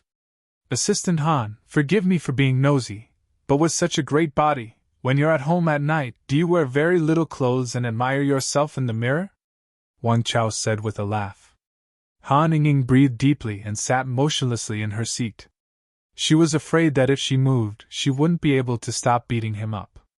When Wang Chao noticed that Assistant Han did not respond after he asked that kind of question, he peeked at her and noticed that her face was flushed a bit red. Oh my, Assistant Han was shy. Wang Chao was extremely excited. His words and their implications already made everything evident. Not only did Han Ying not explode, she shyly lowered her head and said nothing. If this wasn't silent admittance, what was it? If he didn't make a move now, then when would he wait until? Wang Chao felt that he was on the brink of obtaining Han Ying. He immediately revealed a fawning smile and continued. Assistant Han, in the deep of the night, when you look at your alluring figure in the mirror, do you have an intense thought and wish there was a man to appreciate it with you and soothe your lonely heart? This was a deep and luxurious speech because Wang Chao practiced it in the mirror at home over 100 times. In order to win over Han Ying, in order to spend a spring night with this exquisite item, he spent a lot of effort. Bang! After saying these passionate code words, Wang Chao clenched his teeth and tossed the condom in his pocket onto the table. He looked at her adoringly and said, Assistant Han, those men are closer than you'd expect. Would Assistant Han be willing to raise your head and admire the bright moon and lower your head to make love? Ha! Han Ying laughed. Wang Chao angered her to death. She didn't know if Wang Chao lost his marbles today, or if water got into his brain. She saw herself as someone extremely intelligent, but her brain didn't currently have the capacity to determine the cause of this situation. Group Leader Wang, do you want to know the answer? Han Ying suddenly looked at Wang Chao with a lovely smile. Wang Chao's little heart jumped to his throat. He swallowed a mouthful of saliva, and his brain was like a chick pecking at rice. Come here and I'll whisper it to you. Han Ying beckoned at him with her index finger. Wang Chao felt as though his soul was getting hooked away. He instinctively extended his neck and moved as close as possible to Han Ying's face. He thought to himself, could it be that Assistant Han couldn't hold back anymore and wanted to French kiss with me? Wang Chao felt unprepared and smiled bashfully. Crash! Suddenly a still-hot bowl of seaweed egg drop soup including its metal bowl knocked into Wang Chao's head. He was still imagining whether Han Ying's fragrant tongue was sweet and whether or not it would have a milky fragrance when he felt a wave of heat splash onto his head. It hurt so much that he jumped up. Fuck, what the hell? It's burning me to death! Now that the employee cafeteria was no longer split up, there were both lower-leveled employees and upper management among the eating spectators. They all had their attention captured by Wang Chao's pitiful cry that sounded like a pig getting slaughtered. When they saw Wang Chao wearing a metal bowl and jumping around like a monkey, they couldn't help but burst into laughter. Group Leader Wang, can you quickly get that metal bowl off your head? The Askisser Xiao Zhang was in the crowd, and he quickly gave Wang Chao a reminder. Only then did Wang Chao realize that Assistant Han tossed a soup bowl on his head. He quickly knocked the bowl off his head and found that this caused a larger amount of laughter to erupt. This was a bowl of seaweed egg drop soup, so after the metal bowl was removed, Wang Chao's head dangled with slivers of seaweed and egg, and soup dripped off his head as well. The image was too grotesque, it looked like someone vomited on his head. All of those that saw this scene lost their appetite. Pervert! A mere bowl of seaweed egg drop soup was clearly inadequate in quelling Han Ying's anger. She also flung her half-eaten bowl of rice onto Wang Chao's face in front of everyone. Then, she confidently stomped out of the employee cafeteria in her red high heels. Once Han Ying left, the cafeteria immediately erupted. A lot of employees didn't dare gossip while she was sitting there earlier, but now they all deliberated and guessed at what Wang Chao did to Han Ying to have been treated in this dehumanized way. Wang Chao's entire white shirt was filled with oil stains, and there were slivers of egg and seaweed on his head, plastering the bits of hair he had onto his head. He looked very sloppy, and a couple of flies were already circling his head. He was confused for a long while before he regained his senses. Once he did, his first course of action was to immediately put the condom away. He was completely splashed awake by the seaweed egg drop soup. He gritted his teeth and yelled, Qin Feng, you dared to mess with your elder? You will not fucking die peacefully! The matter regarding Wang Chao getting splashed spread through Royal Group the entire afternoon. His fame instantly swelled, and caught up to Qin Feng's. He was about to become more famous than Qin Feng. Everyone had only heard of getting covered with a bowl of shit on the head, and it was their first time seeing someone get covered with seaweed egg drop soup and a metal bowl. Thus, they gave Wang Chao a new name, Seaweed Egg Bowl Man. Qin Feng slept until the end of the workday, and when he woke up, he heard everyone talking about this news. The corner of Qin Feng's mouth quirked up. He knew Wang Chao would look for Han Yingying, and he didn't think Han Yingying's temper was actually so explosive. It seems that he was pretty lucky Han Yingying didn't viciously beat him up the last time he brought that condom to her office. After work, Su Ruoro squeezed onto the bus to go home. During dinner, Su Ruoro didn't speak. She lowered her head and ate. Han Yingying must have still been angry about the Wang Chao incident, and her expression was dark. This meal was spiritless. After Qin Feng was done eating, he ran back to his own room. He had just laid on his bed after showering when his cell phone rang. He opened it to see a QQ notification from Liu Chen. "Young Master Qin, are you asleep?"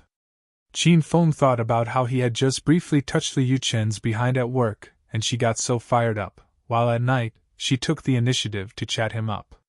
Qin Feng really didn't understand what this woman was thinking. "Is something the matter?" Qin Feng replied with some anger. "Nothing really, I'm just too bored on my own at night, so I wanted to chat with you, young Master Qin. What is there to talk about? Your attitude today was extremely disappointing," Qin Feng said indignantly. When Liu Chen received Qin Feng's message, she was stunned for a long moment before she understood. She got young Master Qin's QQ through Su Ruoro, and also learned from Su Ruoro that Qin Feng and Su Ruoro were Qin household members. She knew she hadn't really done anything to offend young Master Qin, so young Master Qin could only suddenly get mad because Qin Feng must have told him about when he touched her behind today. Once the Liu Chen thought about that perverted Qin Feng, she was so angry that she gritted her teeth. And this brat even ran to tell young Master Qin about it. However, she couldn't understand something. Did young Master Qin not mind that Qin Feng touched her ass? "Young Master Qin, don't you think what he did was unacceptable?" Liu Chen replied with a bit of anger. After seeing Liu Chen's message, he felt that her wording was faulty. However, Qin Feng didn't care. He said earnestly, "How is that considered unacceptable? Didn't you say you always admired me and wanted to cut in line? Then you should support these actions and even take the initiative to cooperate with them. How could you say that this behavior is unacceptable? You really disappoint me." After seeing young Master Qin's message, Liu Chen felt that her brain had run out of space. She couldn't guess what young Master Qin was thinking, that he'd let someone else play with her. And he even encouraged her to take the initiative to seduce and play along with Qin Feng? She suddenly felt that young Master Qin was a bit abnormal, and a terrifying idea popped into her head. Young Master Qin was so dissolute and hedonistic, so he clearly wasn't lacking in women. Could it be that he had long gotten tired of playing one-on-one and wanted to have a threesome? Or did he want to play with her with another man? After thinking about it, Liu Chen trembled. She currently could not accept such a disgusting thing. Originally, for her mother's sake, she put down her self-respect to seduce young Master Qin, but this was already Liu Chen's limit. She couldn't accept having a complicated relationship with two men. "Young Master Qin, I don't know about that." A while later, Liu Chen responded carefully. "What's wrong with that? You said yourself that you wanted to cut in line, and now that I've provided you the opportunity, you're using all sorts of excuses." Qin Feng was now certain that Liu Chen must be so stressed out at work that she contracted a serious multiple personality disorder. Not only did she have completely different personalities during the day and night, her personality at night was also split even further into different categories. At one moment she took the initiative to seduce him, and at another she said this wasn't good. As a person, one should emphasize honesty. "You can't keep going back on your word," said Qin Feng. During the same time Qin Feng thought Liu Chen had multiple personality disorder, Liu Chen also thought young Master Qin had a couple of screws loose, and it wasn't a light case either. If her mother didn't keep forcing her to marry into a rich family, Liu Chen would hide as far away as possible from this kind of insane and hedonistic young master. She hesitated for a long time before responding. "Young Master Qin, let me think about it. After all, This type of behavior is past the limit of my moral baseline. After seeing Li Yuchen's message, Qin Feng's mouth tweed. It was just a pinch on the butt. Is it really that big of a deal? Last night, who was the one that sent seductive photos? Qin Feng directly turned off his phone and laid lethargically on his bed. After experiencing Su Ruoro's distance and Li Yuchen's three personalities, Qin Feng suddenly wondered if the world was ending.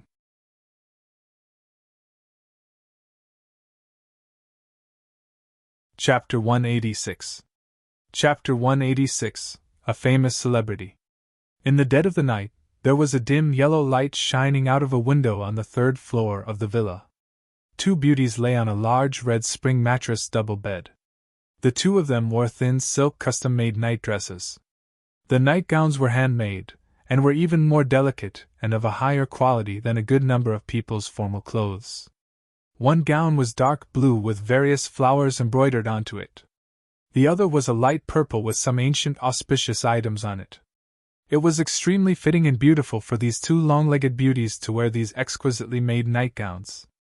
Their exposed fair and tender skin seemed as soft and smooth as a newborn's. Just by looking at it, one could smell a milky fragrance. Older sister Qin Shui, your nightgown is so pretty, I really like it.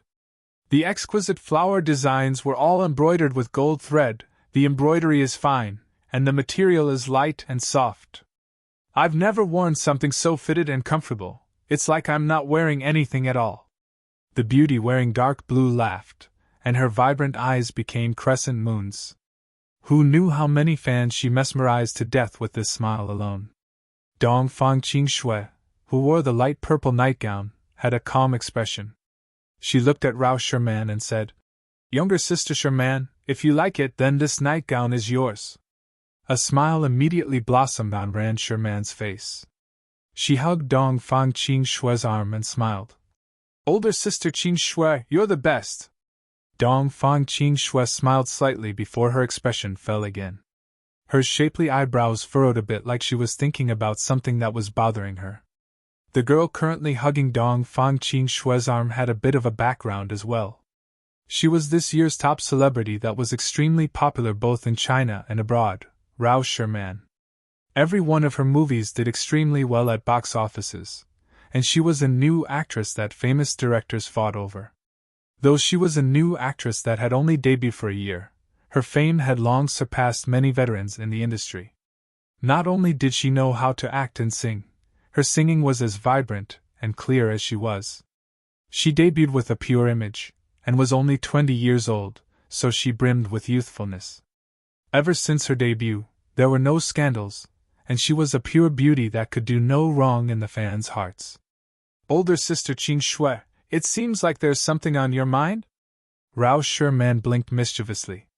She could tell that Dongfang Qing Shui was a little off today. "Just a small nuisance." "That's right, you're going to Acropolis City in a couple of days?" Dongfang Qing Shui asked while touching Rao Sherman's long and beautiful hair. Originally, she didn't even know China had an Acropolis City. She lived in the provincial capital, and was the Dongfang family's sole descendant, so she didn't care about any other city below the capital. After all, those little cities weren't worth mentioning in her eyes. However, Dongfang Qing Shui recently paid a lot of attention to Acropolis. There was only one reason for that: her fiancé was in this city. "Older sister Qing Shui, you know about Acropolis City?" Rao Sherman had a shocked expression. She was really casual and relaxed in Dongfang Qing Shui's room. If her fans saw this girl next door image of her, they would be so excited they wouldn't be able to sleep for several days. The paper-making business would also wildly prosper. Dongfang Qing Shui nodded. Her grandfather and Rao Sherman's grandfather were longtime family friends, so the two were like real sisters. Dongfang Qing Shui had nothing to hide in front of Rao Sherman.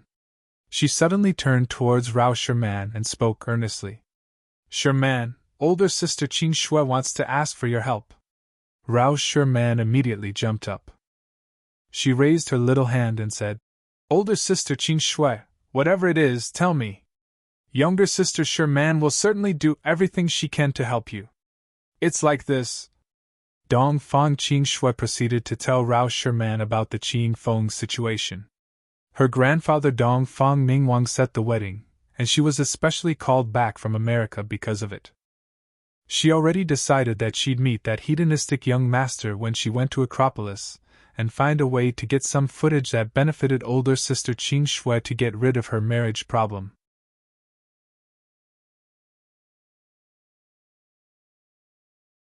Chapter 187. Chapter 187. Let's all give a warm welcome. Qin Feng had a bad couple of days, and he was extremely bored at work. Su Roro was independent as ever and kept at a cold distance from Qin Feng. Liu Chen said she had to think about it, and 3 days had passed, yet there was no answer. Now, once she saw Qin Feng in the company, she acted like a mouse who saw a cat. If she could hide, she did. Qin Feng felt really depressed. He hadn't done anything, so how did things come to this? After getting off work, he rode his Loki 28 bicycle alone and prepared to rush back to the Qin Manor when his cell phone suddenly rang. When he saw the unfamiliar number on the screen, Qin Feng answered it coldly. "Who is it?" "You're Qin Feng, right?" An uncertain voice passed through the phone. In an instant, Qin Feng's expression changed completely and became energetic. After all, it was an extremely pleasant female voice. From young Master Qin's years of experience picking up girls, he could tell from this pleasant voice alone that the person on the other line was a beautiful woman. "I am Qin Feng." "Qin Feng, do you still remember me? I'm Lu Wenjing." After confirming his identity, the voice became happy. Qin Feng thought the beauty's voice sounded kind of familiar. Now that he knew it was Lu Wenjing, her sunny and pretty face floated into Qin Feng's head. "So it's Jing. I kept thinking about you these past couple of days." Qin Feng hadn't even recognized Lu Wenjing's voice earlier, and now he was smiling shamelessly. "Darling, if you're thinking of me, then come look for me." Lu Wenjing's voice suddenly became tender and coquettish. "I'm waiting for you at the Rue Jia Hotel on the pedestrian walkway." "Rue Jia Hotel?" After ending the call, Qin Feng smiled evilly. He was slightly embarrassed that Lu Wenjing was so forward. It was rush hour after everyone got off work. Qin Feng rode his 28 bicycle through the extremely busy streets, yet his speed never decreased. He was like a gust of wind. With a blow, he arrived at the Rue Jia Hotel across from the Northern District walkway. "Qin Feng, here! He had just stopped his bicycle when he heard Lu Wenjing's clear voice. She stood at the entrance of the Rue Jia Hotel and waved him over. Qin Feng pushed his bicycle to the side and greeted her with a smile. "Jing, why are you suddenly in the mood to get a room with me?" Once he walked up, Qin Feng held Lu Wenjing's shoulder. Lu Wenjing instinctively moved away, but she quickly calmed down and took the initiative to take Qin Feng's arm. She said a bit shyly, "Dearest, let's go up first. I've already gotten a room, and I'm just waiting for you." Okay, let's go up first." Qin Feng was liking Lu Wenjing more and more. He looked at her, then thought of General Manager Li. When could General Manager Li come to the same awareness as Lu Wenjing? If so, she would be promoted to higher management in the company. When he thought of Liu Qin, Qin Feng shook his head in disappointment. He sighed internally. Liu Qin isn't considering progressing. The two of them were intimate the whole way and arrived at the 11th floor. Under Lu Wenjing's lead, they arrived at room 1102. Lu Wenjing's slender and beautiful hand lightly swiped the room key, and the door opened. Qin Feng almost couldn't suppress himself, and was about to carry Lu Wenjing onto the bed. He had just squatted down when his whole body froze. He saw a large, scattered group of men sitting on the two beds in the room. All of these men were strange shapes and sizes, with various hair types such as green hair, yellow hair, and afros. They wore tank tops and baggy pants. A conservative guess was that there were over 10 men. They all turned towards the door. Their gazes first fell on Qin Feng, and they sized him up with a disdainful and dissatisfied expression. Then, they pinned their gazes onto Lu Wenjing's body in unison, looking as though they wanted to pull out their eyes and stick them on Lu Wenjing's chest. Their gazes glowed green. They were clearly a pack of big perverts. Qin Feng stood and looked at Lu Wenjing with seriousness and anger. What are you doing? You brought me here to play with so many people? Lu Wenjing, I must say, I have limits. Qin Feng stared at Lu Wenjing indignantly. He was so angry that his hair was about to stand on its end.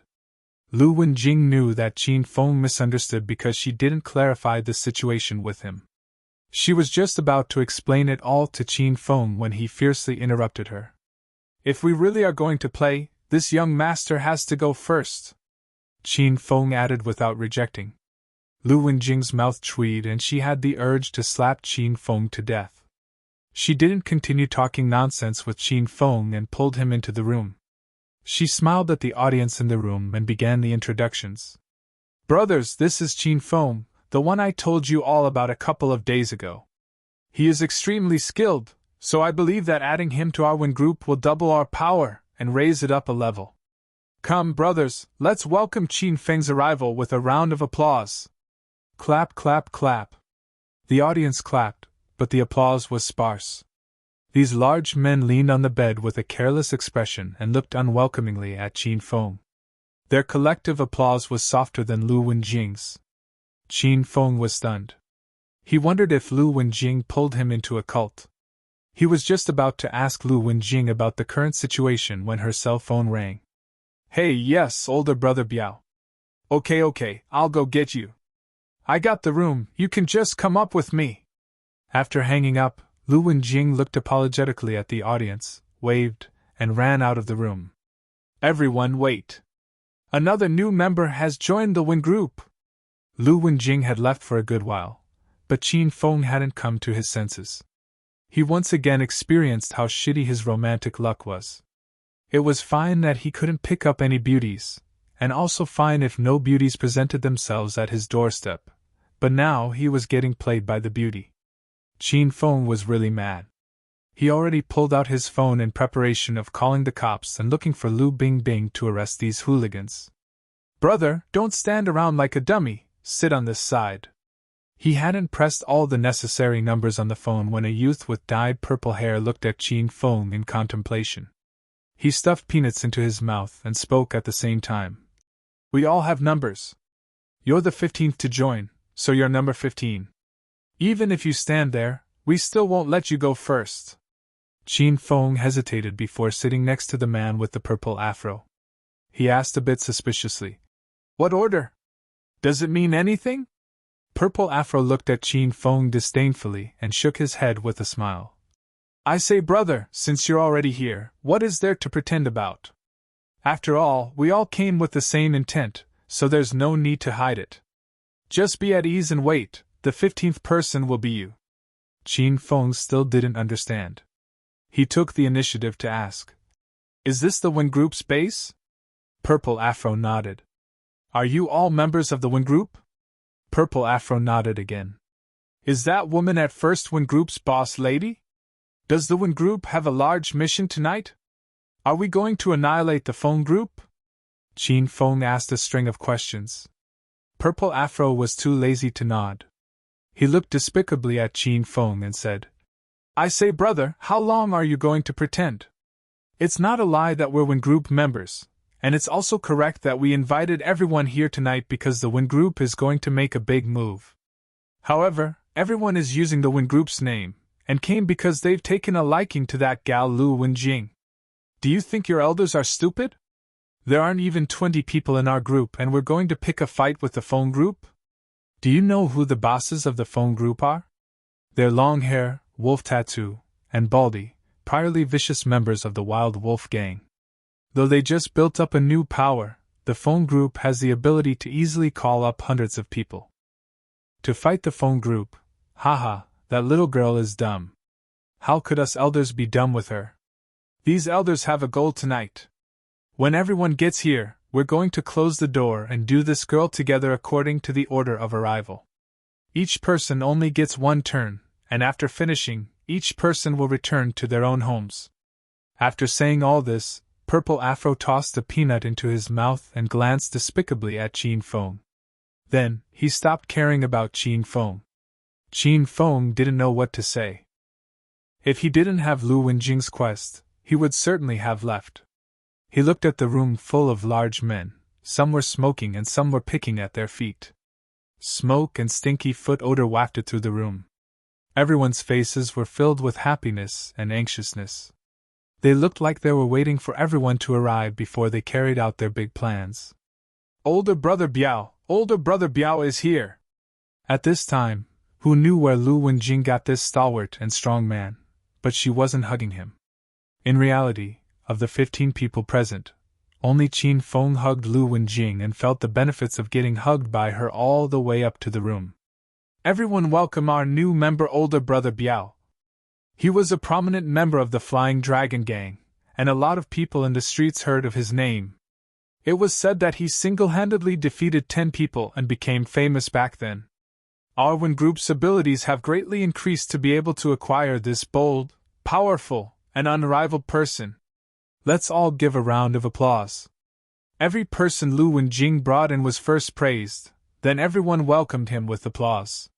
The couple of hoodlums that came in the beginning gave Lu Wenjing some face and passionately welcomed the new group members. But now these people saw this scene repeated over 10 times, so they were no longer in the mood to clap. They wanted to immediately pounce at Lu Wenjing and tear off her clothes. Those sitting were all small-scale hooligans of Acropolis, so they had heard all kinds of rumors about prominent people. They could tell right away that this dog fart Abiao and that nonsense about single-handedly defeating 10 people were all lies. After all, when they joined Wen Group, they also made up various lies and bragged to make themselves sound great. But everyone clearly knew the reality.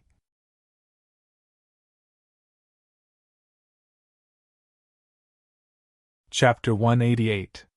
Chapter 188. Since you want to eat alone. The stalwart Abiao's expression mirrored Qin Feng's. He first froze a bit, then he came back to his senses. Everyone was from the streets, so he could see everyone's intentions at first glance. He shook his head with some embarrassment. If he knew there were so many people in the room, he wouldn't have boasted about himself so dramatically. After this, how could he continue to get along in the streets? Okay, all of the current Wen Group members are here, and including me, there are 16 people in total. Lu Wenjing became serious when she saw the room packed with Wen Group members. Though it doesn't seem like we have many people, our Wen Group is a large group that not just anyone can join. If you want to join, you must undergo a meticulous selection process and various assessments. It's not exaggerating to say you would have to be a true expert to be able to survive all of the difficult tasks. And you all are the elite of the elite, professionals that are 1 in 1,000 that I myself selected with utmost care. Today, 16 of us experts have gathered in one room. Once we set out, we can shake up Acropolis City's underground. If the 16 of us join hands and fight together, Acropolis City's underground power structure would be flipped on its head. The bosses of the Wild Wolf and Flying Dragon gangs would wet their pants in terror. Oh shit! When the 14 big men heard a woman bullshitting in front of them, they all had the urge to jump off a building. They found that they learned nothing on the streets, they couldn't even lie as well as a woman. These people were completely stunned when they heard Lu Wenjing mention overturning the skies and covering the sky with one hand. Tonight, our Wen Group will first let off the bosses of the Wild Wolf and Flying Dragon gangs. Though we already have enough power to topple these 2 large powers into the fiery seas in one night, as a budding new power, we have to learn how to be low-key. I've decided that we'll be low-key and take the Feng Group first. We'll see them unprepared, take their land, drink their fresh blood, and eat their flesh. What do you say, everyone? Do you all have confidence?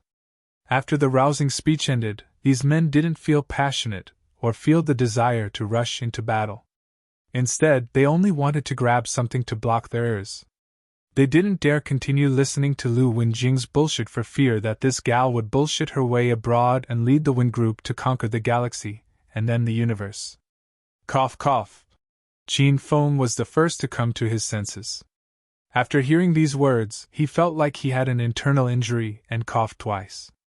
He immediately stood and pulled Lu Wenjing out of the room. Qin Feng, what are you doing? I roused everyone's spirits, and I'm going to bring them to chop people, Let me get back! Lu Wenjing fought in Qin Feng's embrace. With one breath, Qin Feng lifted this lass onto his shoulder, and allowed her to punch and kick. He carried Lu Wenjing into the public male restroom in the hallway and sat her on the windowsill. Qin Feng, why did you bring me to the men's restroom? Lu Wenjing looked around her and screamed in fright. She used her strength to punch Qin Feng's chest. Let me out! What do you want to do to me? Qin Feng held Lu Wenjing down with one hand and prevented her from leaving. He used his other hand to pull out his cell phone to make a call. The call was quickly answered. Young Master Qin! What is your command? Longhair's reverent voice passed through the phone. What movements have been made lately? Qin Feng got straight to the point. Young Master Qin, last time you said the phone group had to expand its power and take over the entire territory surrounding the pedestrian walkway, so there haven't been any other movements recently, Longhair said while trembling with fear. He couldn't figure out why young Master Qin was suddenly calling. Then has the Wild Wolf Gang made any moves? The Wild Wolf Gang has also been expanding its power. Since us three brothers took their land to build our influence, that brat Wang Chang dispatched a group of people near the pedestrian walkway. These past couple of days they've been keeping tabs on our phone group, so I'm afraid they want to make a move on us. Longhair was talking about the current boss of the Wild Wolf Gang. How many are in this group of people? Qin Feng's eyes turned, and he had a good idea. Over 100 people. And we've occupied 1/3 of the current Wild Wolf Gang's strongholds. It seems that brat Wang Chang is getting anxious after getting beaten and wants to take revenge on us three brothers. This time, I'm afraid there's going to be a nasty battle. Longhair said it like it was. All right, gather up the entire phone group and await my orders. Tonight we're going to eliminate this power. Qin Feng said all this indifferently and hung up. Lu Wenjing stopped struggling and allowed Qin Feng to hug her small and full waist. She looked happily at Qin Feng. Qin Feng, have you found people to help? They have a lot of people, right? Right. Qin Feng really wanted to say, you dummy, you're about to be raped by over 10 men and you're still having silly dreams. However, once he thought about his quest regarding Lu Wenjing, Qin Feng smiled slightly and nodded. Dearest, it's our Wen group's first time making a move. We must win and cannot lose, so of course I called for some people. I need to ensure your safety. Lu Wenjing was so moved that she danced for joy. Then, she suddenly hugged Qin Feng's neck and kissed his face. After kissing him, she realized what she had done and shyly lowered her head. Bang! At this time, the door to the men's restroom was slammed open and 13 large men flocked in. Their gazes fell on Qin Feng and they glared fiercely at him like they wanted to skin him alive. Your elder fucking knew that you'd be fucking ungenerous and hide here to have a meal by yourself. Brothers, how about we kill this brat together? That man with the purple afro stood out and glared viciously at Qin Feng. He knew right from the beginning that Qin Feng was no good. Once he got into the room, he played dumb the whole time, and now he even took Lu Wenjing into the men's restroom to play with her on his own. Did fucking loyalty exist anymore? Attack and kill this brat. Stinking brat, you want to cut in line? Your elder is number 1 tonight, see if I can't kill you. These 13 men didn't know one another, but came together. They all looked fiercely at Qin Feng and walked over to him. When Lu Wenjing saw this, she immediately pushed Qin Feng out of the way and rushed before the audience. Don't freak out, everyone. Quiet down and listen to my explanation.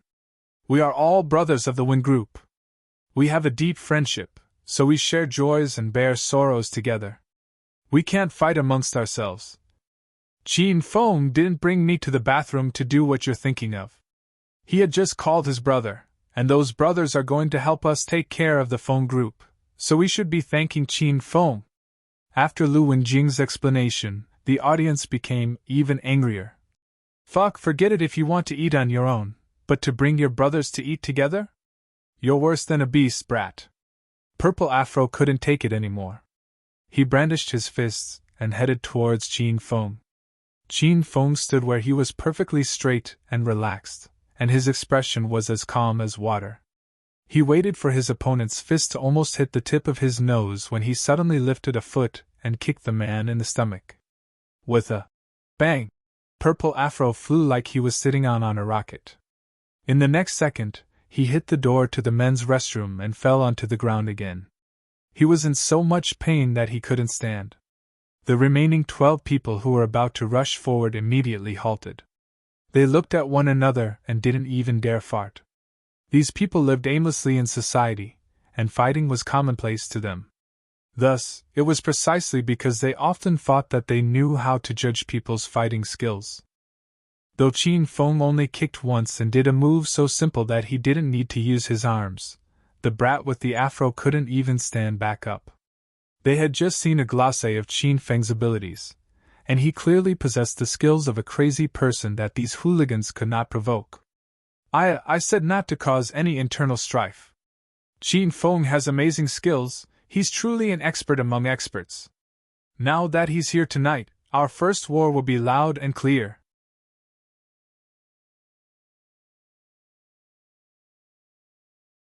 Chapter 189. Chapter 189. Acting skills are necessary to get along. I say, brother, you should have told us about such a big thing earlier.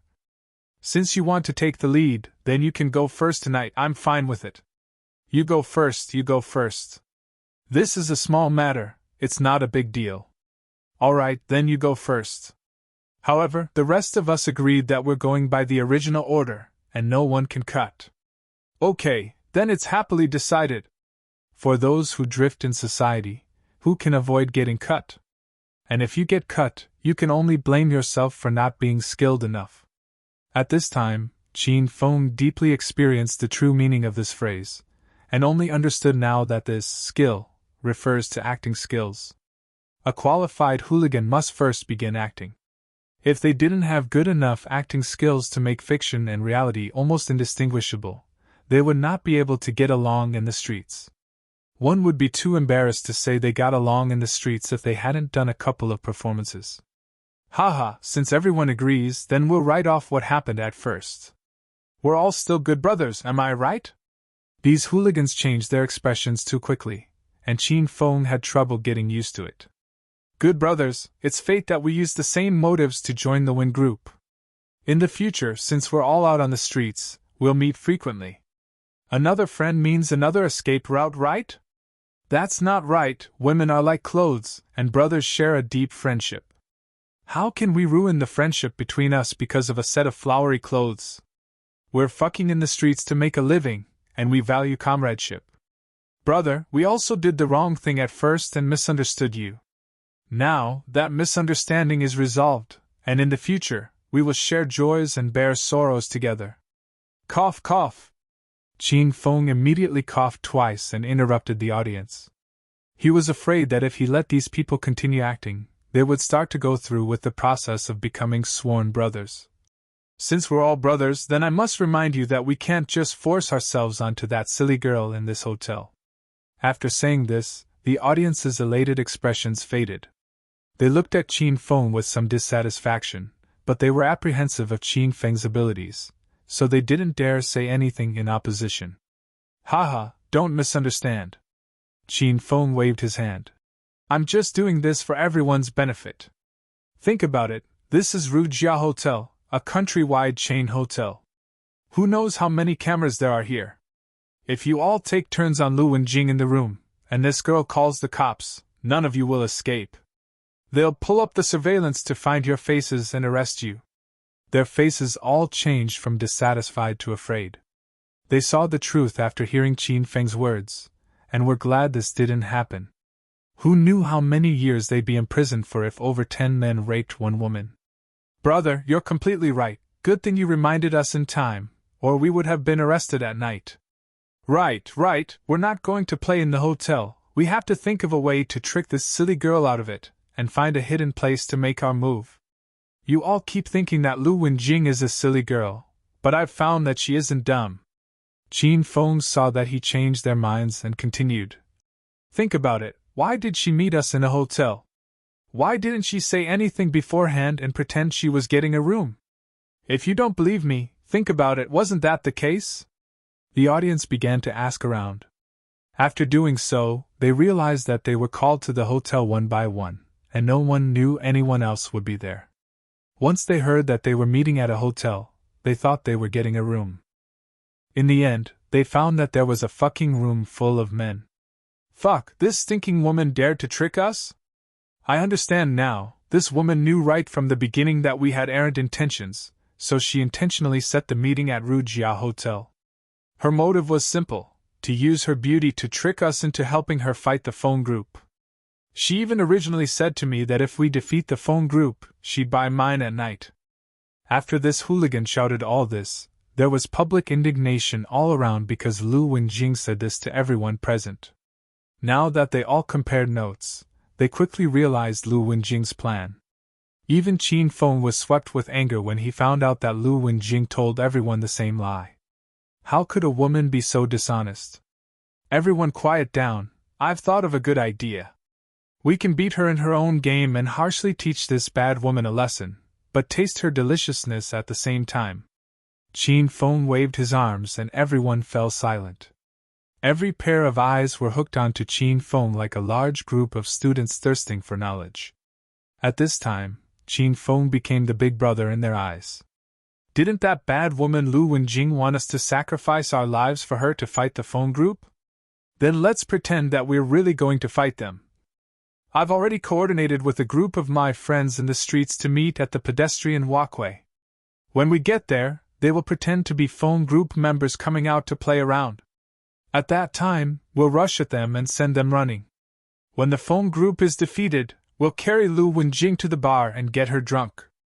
After she gets drunk, we can play however we'd like. Hee hee. To be frank, what I mean is that I'm inviting you all to act out a show. Less than half of the people understood Qin Feng's plan, and most of them didn't. This minority that understood only understood the last line about acting out a show. Thus, they immediately pounded their chests with pride and shouted, "Fuck, your elder is the fucking best at acting. If I wasn't ugly, I'd have been king of the cinema a long time ago. I think this plan is good, and I'm willing to participate." With someone taking the lead, the remaining people quickly joined in whether or not they understood Qin Feng's plan.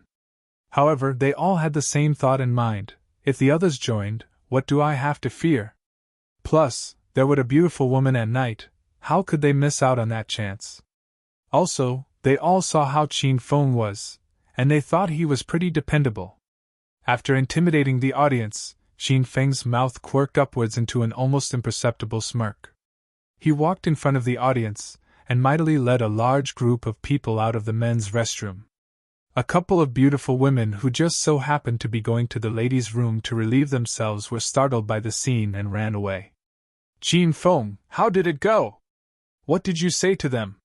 When she saw everyone come out, Lu Wenjing immediately rushed up to grab Qin Feng's shoulder. She asked her questions anxiously. "Nothing much, I just said some rousing words before our fight. We can set off now." Qin Feng looked at Lu Wenjing with a smile and turned to look at the others. "Brothers, are you ready to fight the phone group tonight?" "We're ready!" they all said together. "If the phone group isn't annihilated tonight, we'll do a live broadcast of us eating shit."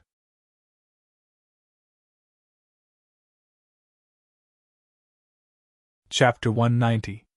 Chapter 190. What kind of people are you? Lu Wenjing was stunned, and her expression changed unpredictably. Just as Qin Feng said, this woman wasn't simple.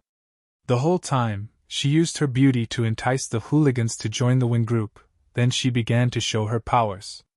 She looked gentle and charming, but she never let the group members take advantage of her. Of course, Qin Feng was an exception.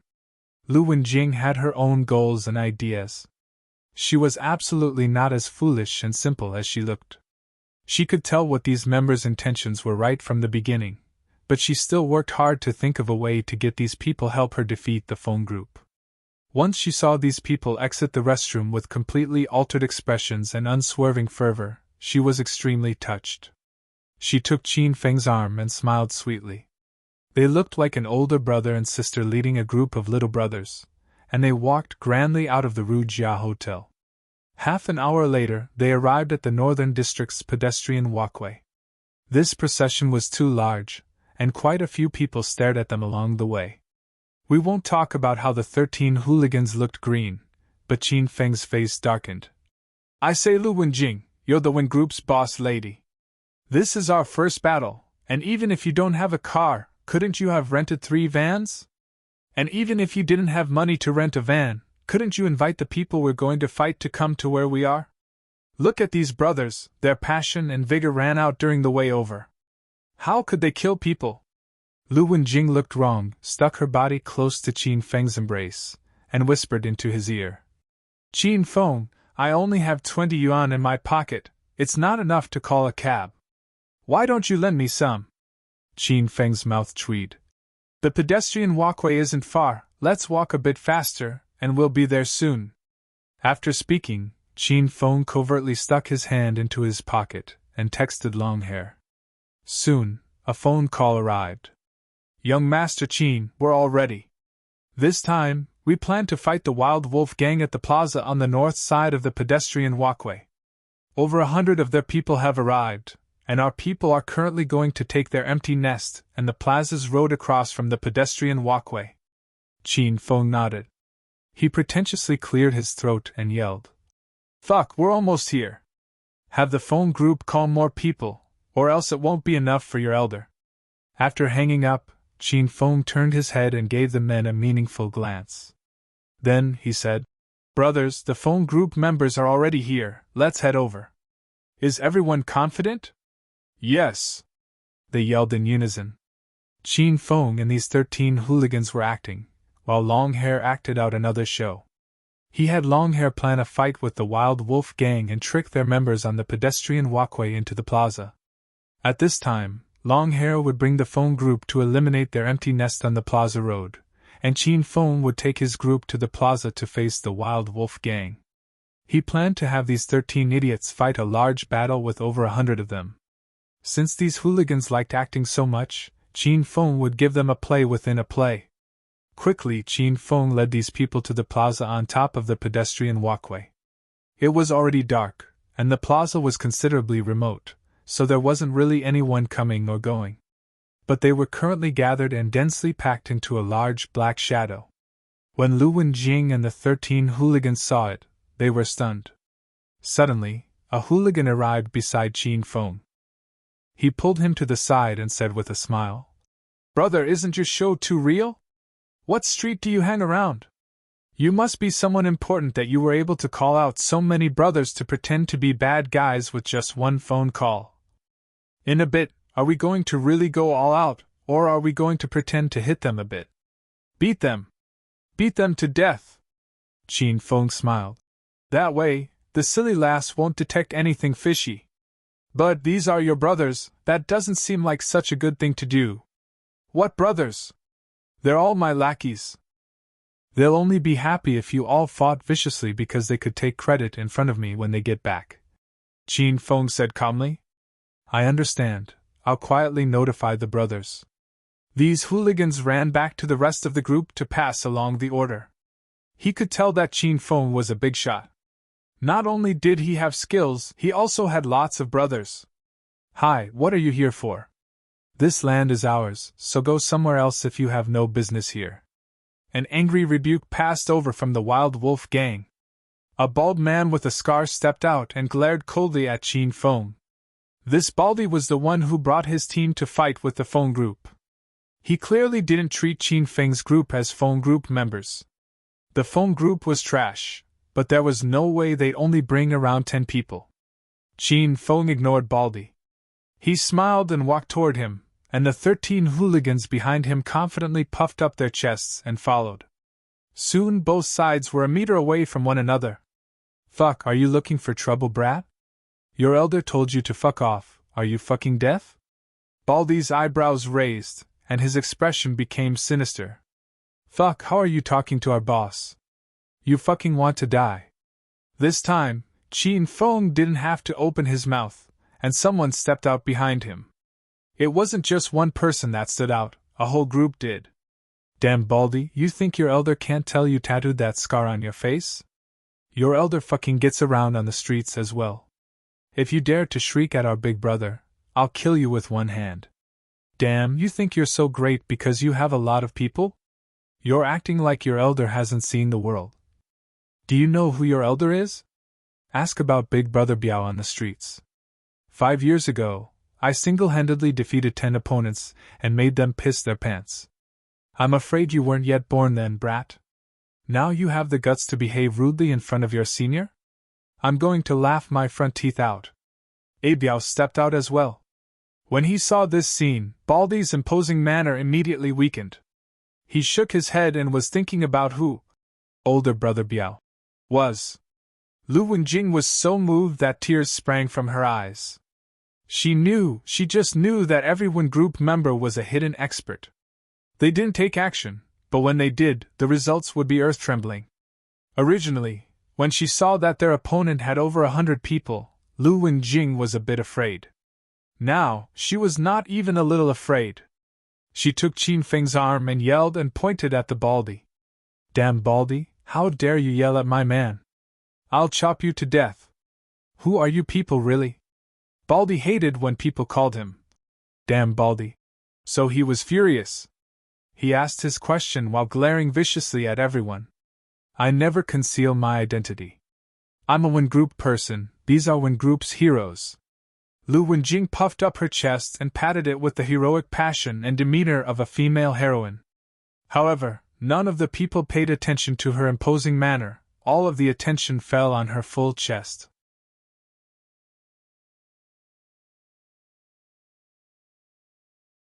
On the other hand, their opponents only lost 30 people.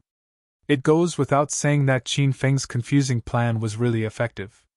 Once these hooligans thought they were acting and freely showed off their abilities, they revealed some hidden capabilities. Tonight they were good fighters that could each fight 5 people on their own. Usually, they wouldn't even dare to think to try something like this. Why did you come back? Not long later, Lu Wenjing ran back, so Qin Feng asked his question while looking at her with a smile. Qin Feng, hurry and run away with me, the Wen Group still needs you, said Lu Wenjing with anxiousness. Why would I leave when there's such a good live fight? You're a woman as cruel as a poisonous scorpion, would you care whether I live or die? Qin Feng looked at Lu Wenjing with a smile. Lu Wenjing anxiously glanced at the battlefield and found that all of the Wen Group members had fallen. Baldy's entire body was filled with wounds. He led his remaining 50 or so brothers towards them with a vulgar expression. Lu Wenjing suddenly fell limp and sat on the ground. She looked unspeakably hopeless. She lowered her head and said quietly, I'm as cruel as a poisonous scorpion, I'm a big liar, I'm cold and unfeeling, but I had my reasons. Forget it, since I can't run, I'll face my fate. Bang! Lu Wenjing had just finished speaking when a large sound was heard, followed by Qin Feng's light laughter. Silly girl, what do you mean by facing your fate? Fate is in your hands. Want to conquer fate with me? While Qin Feng spoke, he kicked again. His leg carried an enormous strength and toppled a whole row of people. He then casually picked up the fallen baseball bat and tossed it at Lu Wenjing. Fight with this, but don't injure your delicate hands. Whoosh! He had just finished speaking when Lu Wenjing realized that Qin Feng already flew into the fray. He was like an otherworldly expert from wuxia novels. His arms and fists were tyrannical and powerful. His moves weren't grand, but were only simple punches and kicks. Every time he punched, there would be the sound of something slicing through the air. It carried an irresistible force and was unblockable. His leg strength was frightening. With one kick, he could send one person flying over 10 meters. None of the people Qin Feng knocked over were able to crawl up again. Lu Wenjing's clear eyes twinkled. She was so happy she was about to float. She saw hope, saw her younger sister's future. Hey, you hooligans, die! Lu Wenjing suddenly gave an angry shout, brandished the bat, and joined the fray as well. Though she was a woman, the strength of her fighting didn't lose to any man. She really was fierce and ruthless. She used all of her strength to smash the heads of these hooligans.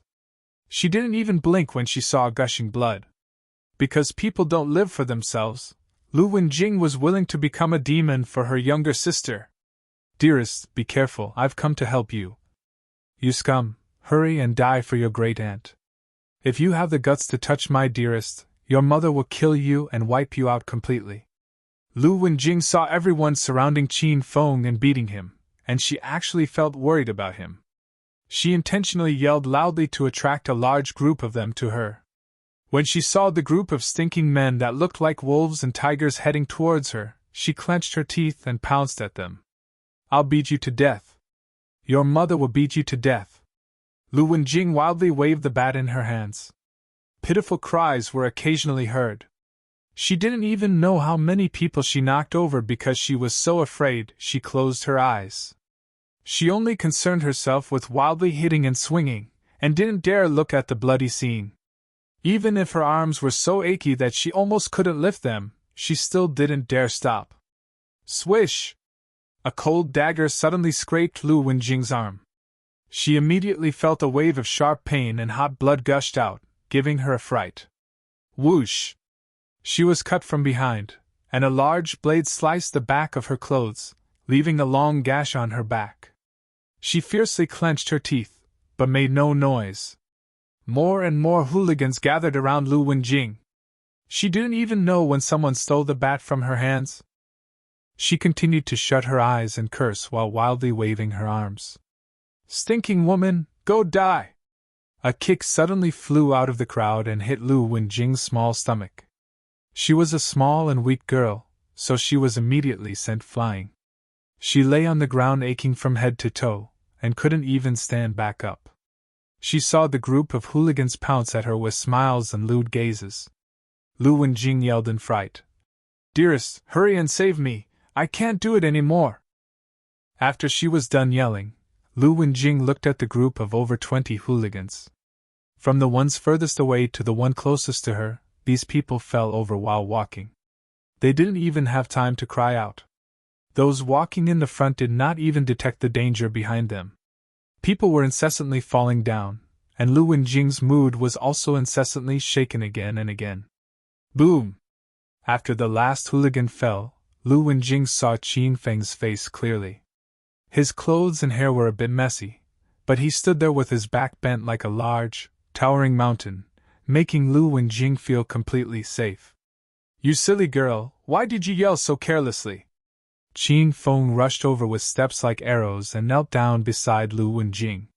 He looked at her tattered and bloodied clothes and immediately bought 2 bottles of elementary gold sore medicine. Qin Feng tore away the clothing around Lu Wenjing's wound, poured the medicinal powder on her, and rubbed it in.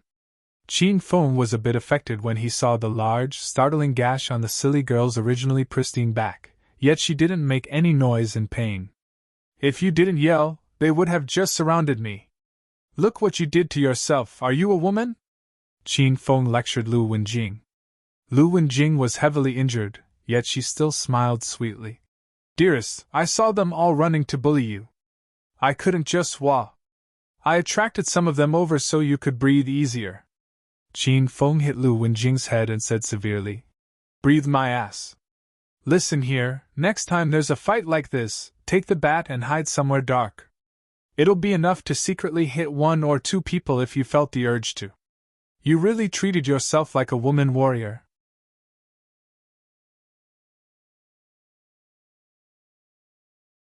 Chapter 192. Chapter 192, The Sad Lu Wenjing. Lu Wenjing seemed to suddenly think of something. She abruptly turned and hugged Qin Feng's neck. She yelled with excitement. Qin Feng, did we win? Didn't our Wen group win? We toppled the Feng group. Let's hurry and leave. We'll kill all the way to the Fei Tian Bar and take over their base. Qin Feng smacked Lu Wenjing's head again and yelled. Kill, kill, kill, are you crazy? These aren't even Feng group members, they're Wild Wolf Gang members. If you really fought the Feng group today, would you even be alive and able to talk to me right now? Wild Wolf Gang members? Lu Wenjing suddenly let go of Qin Feng. She felt that something was wrong. She looked at Qin Feng in alarm. What happened here? Qin Feng grinned at Lu Wenjing and said, Silly girl, are you the only one that can trick me? Can I not trick you? You're really naive, you foolish girl. Do you remember where you met me for the first time? It was at the Fei Tian bar. Did you think I went there to drink? I'm the boss of the phone group. This time, I countered the plan with another plan and made the Wen group face the Wild Wolf gang. The real phone group has currently taken down the Plaza Road. Silly little girl, you say you want to fight my phone group. Tell me how this young master should deal with you. This place is desolate and uninhabited. Haha, why don't you follow this young master and become the boss's wife? Qin Feng was joking with Lu Wenjing. He still had the quest to help her develop a #1 power in Acropolis. How would he really betray her? He explained the situation frankly in preparation of taking Lu Wenjing to the Fei Tian bar to hand her management of the phone group. In the future, all they'd have to do is develop the phone group into the #1 underground power in Acropolis, and he'd complete the quest. However, after Lu Wenjing heard Qin Feng's words, she was so shocked that she immediately stood. She looked at Qin Feng with alarm and despair and slowly backed away. She was forced to fight and build up powers to make money for her younger sister. She originally thought that she met an honorable man right upon coming onto the streets. She knew that most people in society had bad hearts, so she was already cautious enough, but she was still thrown into Qin Feng's gentle trap. Once she saw Qin Feng help her defeat the phone group and dive into the fray on his own, her long-dormant young woman's heart was slightly moved. There was a germinating feeling, but the sprout had not yet come out when Qin Feng squeezed it to death in the cradle with one hand. Maybe with Qin Feng's skills, the prior fight was just a warm-up, but to a weak woman like Lu Wenjing, this was a dangerous and thrilling battle. She experienced a life-or-death situation with Qin Feng. Now, she was betrayed by him and felt an indescribable pain. Qin Feng, you're a fucking beast! Lu Wenjing cried with extreme sorrow. She knew she shouldn't have trusted anyone. She could accept getting tricked, but because of this, there now wasn't enough time. How would she continue helping her younger sister? It wasn't her that was cheated, it was her younger sister's good prospects.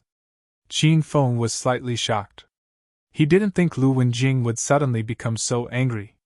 He was about to grab her and explain when there was suddenly the wail of a police siren. 5 police cars quickly stopped near the plaza. Lu Wenjing stared coldly at Qin Feng, then clenched her teeth and escaped into the dark park. However, she thoroughly hated Qin Feng and wanted to kill him. Everyone crouch on the ground and put your hands on your head. Whoever dares to run away will be shot. Qin Feng wanted to chase after Lu Wenjing, but he saw a familiar face among the group of police rushing over, so he stopped. His expression changed into a smile, and he waved the icy Lu Bingbing stalk over. Chief Lu, it's such a late night and you all still have to work. It really is hard on you good police. The instant she saw Qin Feng, Lu Bingbing shook with anger. She couldn't stand it. Why was it that every time there was a case involving fighting and even murder, this brat Qin Feng was always present? The even more frustrating thing was that this brat had a powerful background in Acropolis, so every time she caught him, she had no way of prosecuting him. She weighed helplessly as he was wordlessly released. And every time, this brat brought an award pennant with him upon his departure. Lu Bingbing's jade hands were already on the handgun at her waist. She really wanted to shoot Qin Feng to death. She could still picture her prior meeting with Qin Feng in the police station. This brat actually secretly swallowed the cup of water with the laxatives and gave her a stomach ache. Qin Feng even blocked the door, preventing Lu Bingbing from going out, and lastly forced her to French kiss him before letting her leave. How can this jerk that's not even comparable to a beast still be alive? Lu Bingbing growled internally. You guys deal with the people lying on the ground and leave this brat to me. Yes, Chief Lu. Under the many eyes of her juniors, Lu Bingbing suppressed the rage inside of her and began to assign them tasks. Over 10 policemen ran into the group and handled the results of this brawl. Only then did Lu Bingbing see the ground full of bodies. With one gaze, she estimated that there were close to 100 of them. She looked at Qin Feng in astonishment and asked, These people, did you beat up all of them? At this time, there was no one else standing here other than Qin Feng, so Lu Bingbing could only conclude that Qin Feng knocked this group of people out. In the past, she fought with Qin Feng in the interrogation room when she was trying to extort a confession, so she knew that this externally hedonistic young master had some skills. But when she saw the ground filled with fallen bodies, she found that she had sorely underestimated Qin Feng. Both yes and no. Qin Feng smiled and nodded. He suddenly raised his arm to look at the time on his wall. He said with surprise, It's already past 11. If I don't go back, my old dad'll whip me. Chief Lu, I'll drink tea with you next time. I'm going to head back first. Qin Feng ran 2 steps when he suddenly stopped because he felt a wave of danger from behind him. A pied black handgun was pointed at his head. Young Master Qin, I think you should come with me back to the police station. Right, I almost forgot. Qin Feng turned with a smile and looked coldly at Lu Bingbing. He said, Chief Lu, we haven't seen each other in a while. You must miss me that you want to invite me to tea alone in the middle of the night. Qin Feng hadn't finished speaking when Lu Bingbing removed the safety. The "Kacha" made one feel a gust of coldness. This girl was doing it for real.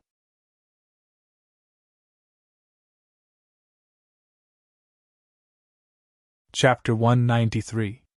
Chapter 193. One type of person is the most frightening. This time, I was wrong for fighting. I'll go back with Chief Lu and accept an investigation. Qin Feng suddenly changed his happy expression into a serious one. Lu Bingbing didn't even want to say anything to Qin Feng. She handcuffed him, brought him into her police car, and drove away first. On the way back, Lu Bingbing drove while thinking of how to deal with Qin Feng. However, even after thinking for a long time, she was still at her wits' end. She still had no conclusive evidence that he fought, and these people were all hooligans, so these kinds of fights between underground powers occurred frequently. The matter could be significant or insignificant. This matter clearly wouldn't affect a hedonistic young master with a background like Qin Feng at all. Suddenly, Lu Bingbing thought of another thing. Her eyes immediately brightened. She suddenly turned the steering wheel, and the car became a bolt of lightning. They left the main road and flew towards the small road to the right. Chief Lu, you're speeding right now, they're going to revoke your driver's license.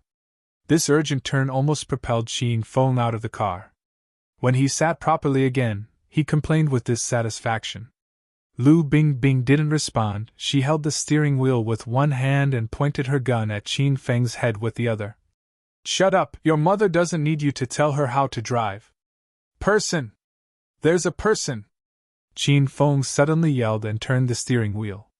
When Lu Bingbing came back to her senses, she then realized she almost hit an old granny crossing the street. She exhaled deeply and didn't dare lose focus again. She held the steering wheel with both hands and didn't speak to Qin Feng. But even though an accident almost occurred, Lu Bingbing didn't slow down at all. On the contrary, she went even faster and faster. She was in a hurry to get to the South Bay Pier. If it was too late, those bad people may have already escaped. Chief Lu, hurry and stop the car. I don't have the guts to sit in your car anymore. Good thing Qin Feng previously acquired intermediate racing skills through the lottery, otherwise he wouldn't have been able to control the car at first. Though this was the case, he didn't want to be crazy with this fiery woman any longer. This woman drove towards the South Bay Pier. He didn't know what she was thinking because that area was desolate and uninhabited. She wasn't planning on murdering him, was she? Lu Bingbing kept a cold expression and ignored Qin Feng. She continued to speed forward. Chief Lu, I was just fighting. There's no need for you to be like this, is there? I want to go back to the police station and undergo investigation. Hurry and drive back. Chief Lu, you're a good cop and you are the embodiment of righteousness. We poor commoners see you as a source of dependency. How could you be deaf and mute to a good, law-abiding citizen? This isn't right. Chief Lu, I really have to use the restroom. Stop the car, or I'll piss in it. Lu Bingbing held it in again and again. She clenched her teeth so hard that they were almost shattered and swallowed. However, once she heard that Qin Feng had to use the restroom, The fire in her almost burst out because she thought of how she was played by Qin Feng the last time she had to use the restroom in the police station. She suddenly picked up her handgun and stuck it between Qin Feng's legs. The safety was already removed from the gun earlier, so if the shot went out, it could really end his familial bloodline. Do you still have to pee? Keep chattering, and I'll explode your balls with one gunshot. Lu Bingbing directly burst out in vulgar language. As a policewoman, she encountered too many hooligans on a daily basis, so this kind of vulgar language was commonplace. However, her expression suddenly became one of shock, and in the next second, she was so angry that she was about to combust. She originally thought that if she pointed the gun at Qin Feng's nether regions, he would be so frightened that he'd piss in his pants and cut the nonsense. However, he wasn't nervous or afraid in the slightest. He actually raised his bottom and made a comfortable sound. Oh! Chief Lu, you haven't gotten the right spot. Move the gun to the right a little. Bang! With a dull sound, the police car crashed into a large tree on the side of the road. Luckily Qin Feng reacted in time and quickly stepped on the brakes, so the two of them were mostly fine. Chief Lu, I told you to stop the car a long time ago. Now look what happened, you crashed into a tree. If it were your own car, then it wouldn't really matter, you could crash it if you wanted to. But this is a public car, why didn't you treat it with more care? Qin Feng said with an indignant expression. Even though you have a high position and you can make up some excuse about crashing the car, what did the flowers, grass, trees, and bird nests on the trees ever do to you? How could you ruin their lives and homes? Do you know how much they're hurting because your car is pressing down on them right now? Do you know how expensive house prices are? And you just casually crashed into the little birds' homes. Do you know?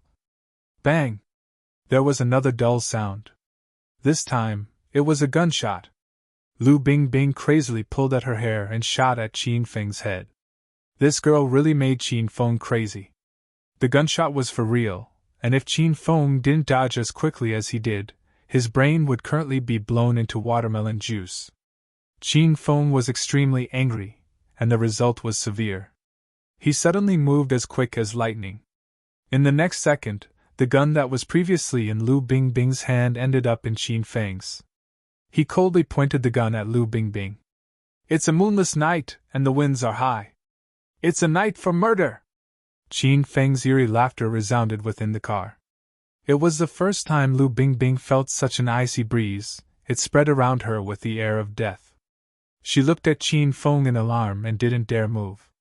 She was aware of Qin Feng's abilities, and she didn't even get to react when Qin Feng grabbed the gun earlier.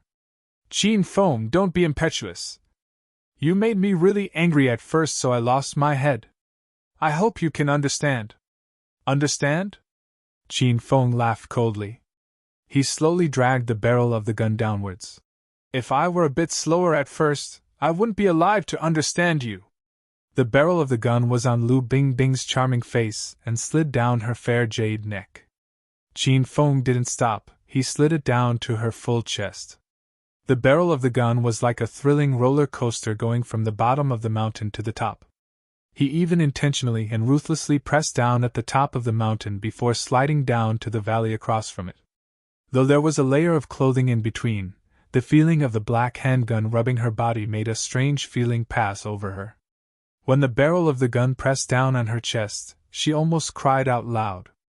Her beautiful, frosty eyes glared coldly at Qin Feng. She gritted her teeth and looked as though she wanted to tear Qin Feng apart with 5 horses. Qin Feng, don't be too ridiculous. Stop right now and I'll write off tonight's events, including your battle. But if you continue messing around, I assure you that I'll make you die a horrendous death. Since Lu Bingbing was a stage 2 external expert, when hooligans saw her, they would flee ignominiously like they saw a she-devil. Getting caught by her was as frightening as a little lamb entering a wolf's den.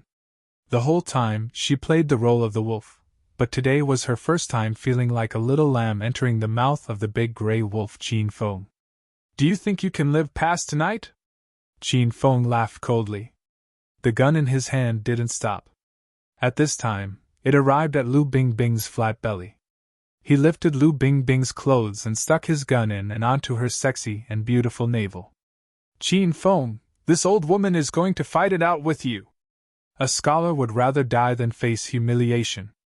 Lu Bingbing waved her fists at Qin Feng, and Qin Feng only used one hand to lightly grab both of Lu Bingbing's. He also sat on her legs and pressed down on her so she couldn't move. He stuck the black gun down her navel and into her jeans. Qin Feng, you pervert, you won't die a natural death. I'm going to bite you to death, you beast. Lu Bingbing was about to go crazy. When had she ever been humiliated by someone else this way? She was so angry that her face flushed, and tears swam in her eyes. Chief Lu, when you pointed the gun at me just now, did you think about how I felt? I'm a man, there are some places that not anyone can casually violate. Qin Feng's expression suddenly became cold. Though he always looked happy and boisterous, he had a baseline. There's one kind of person that's the most frightening because you can't tell when they're joking and when they're serious. Qin Feng was clearly this kind of person. Lu Bingbing was stunned for an instant. It was her first time seeing Qin Feng so serious. She thought that using a gun to threaten Qin Feng just now, and even pointing it at his nether regions, was going a bit too far. Qin Feng, release me and we're even. The barrel of the gun was still in Lu Bingbing's jeans. The feeling was too weird, and she only thought about how she wanted to quickly take it away. Bang! Just as she finished speaking, Lu Bingbing heard a gunshot. She was so startled that her legs turned into jelly. The gun was pressed onto her jeans, so if a shot was made, she didn't dare imagine what would happen to her. She was even more afraid of this than getting hit right on the head.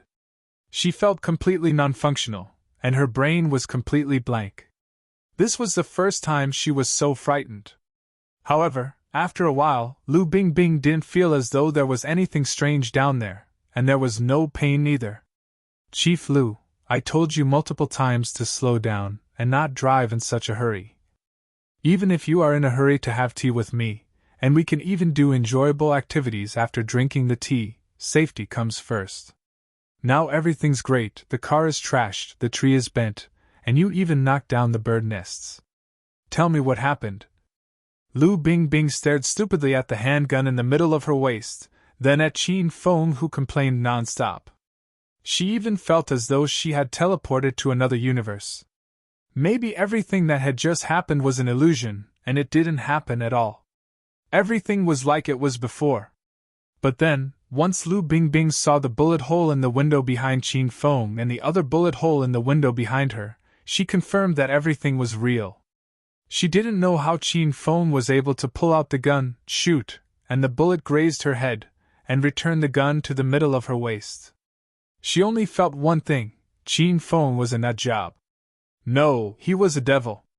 No, he fucking wasn't even comparable to a beast. You're tuning into the Phoenix Knights YouTube channel.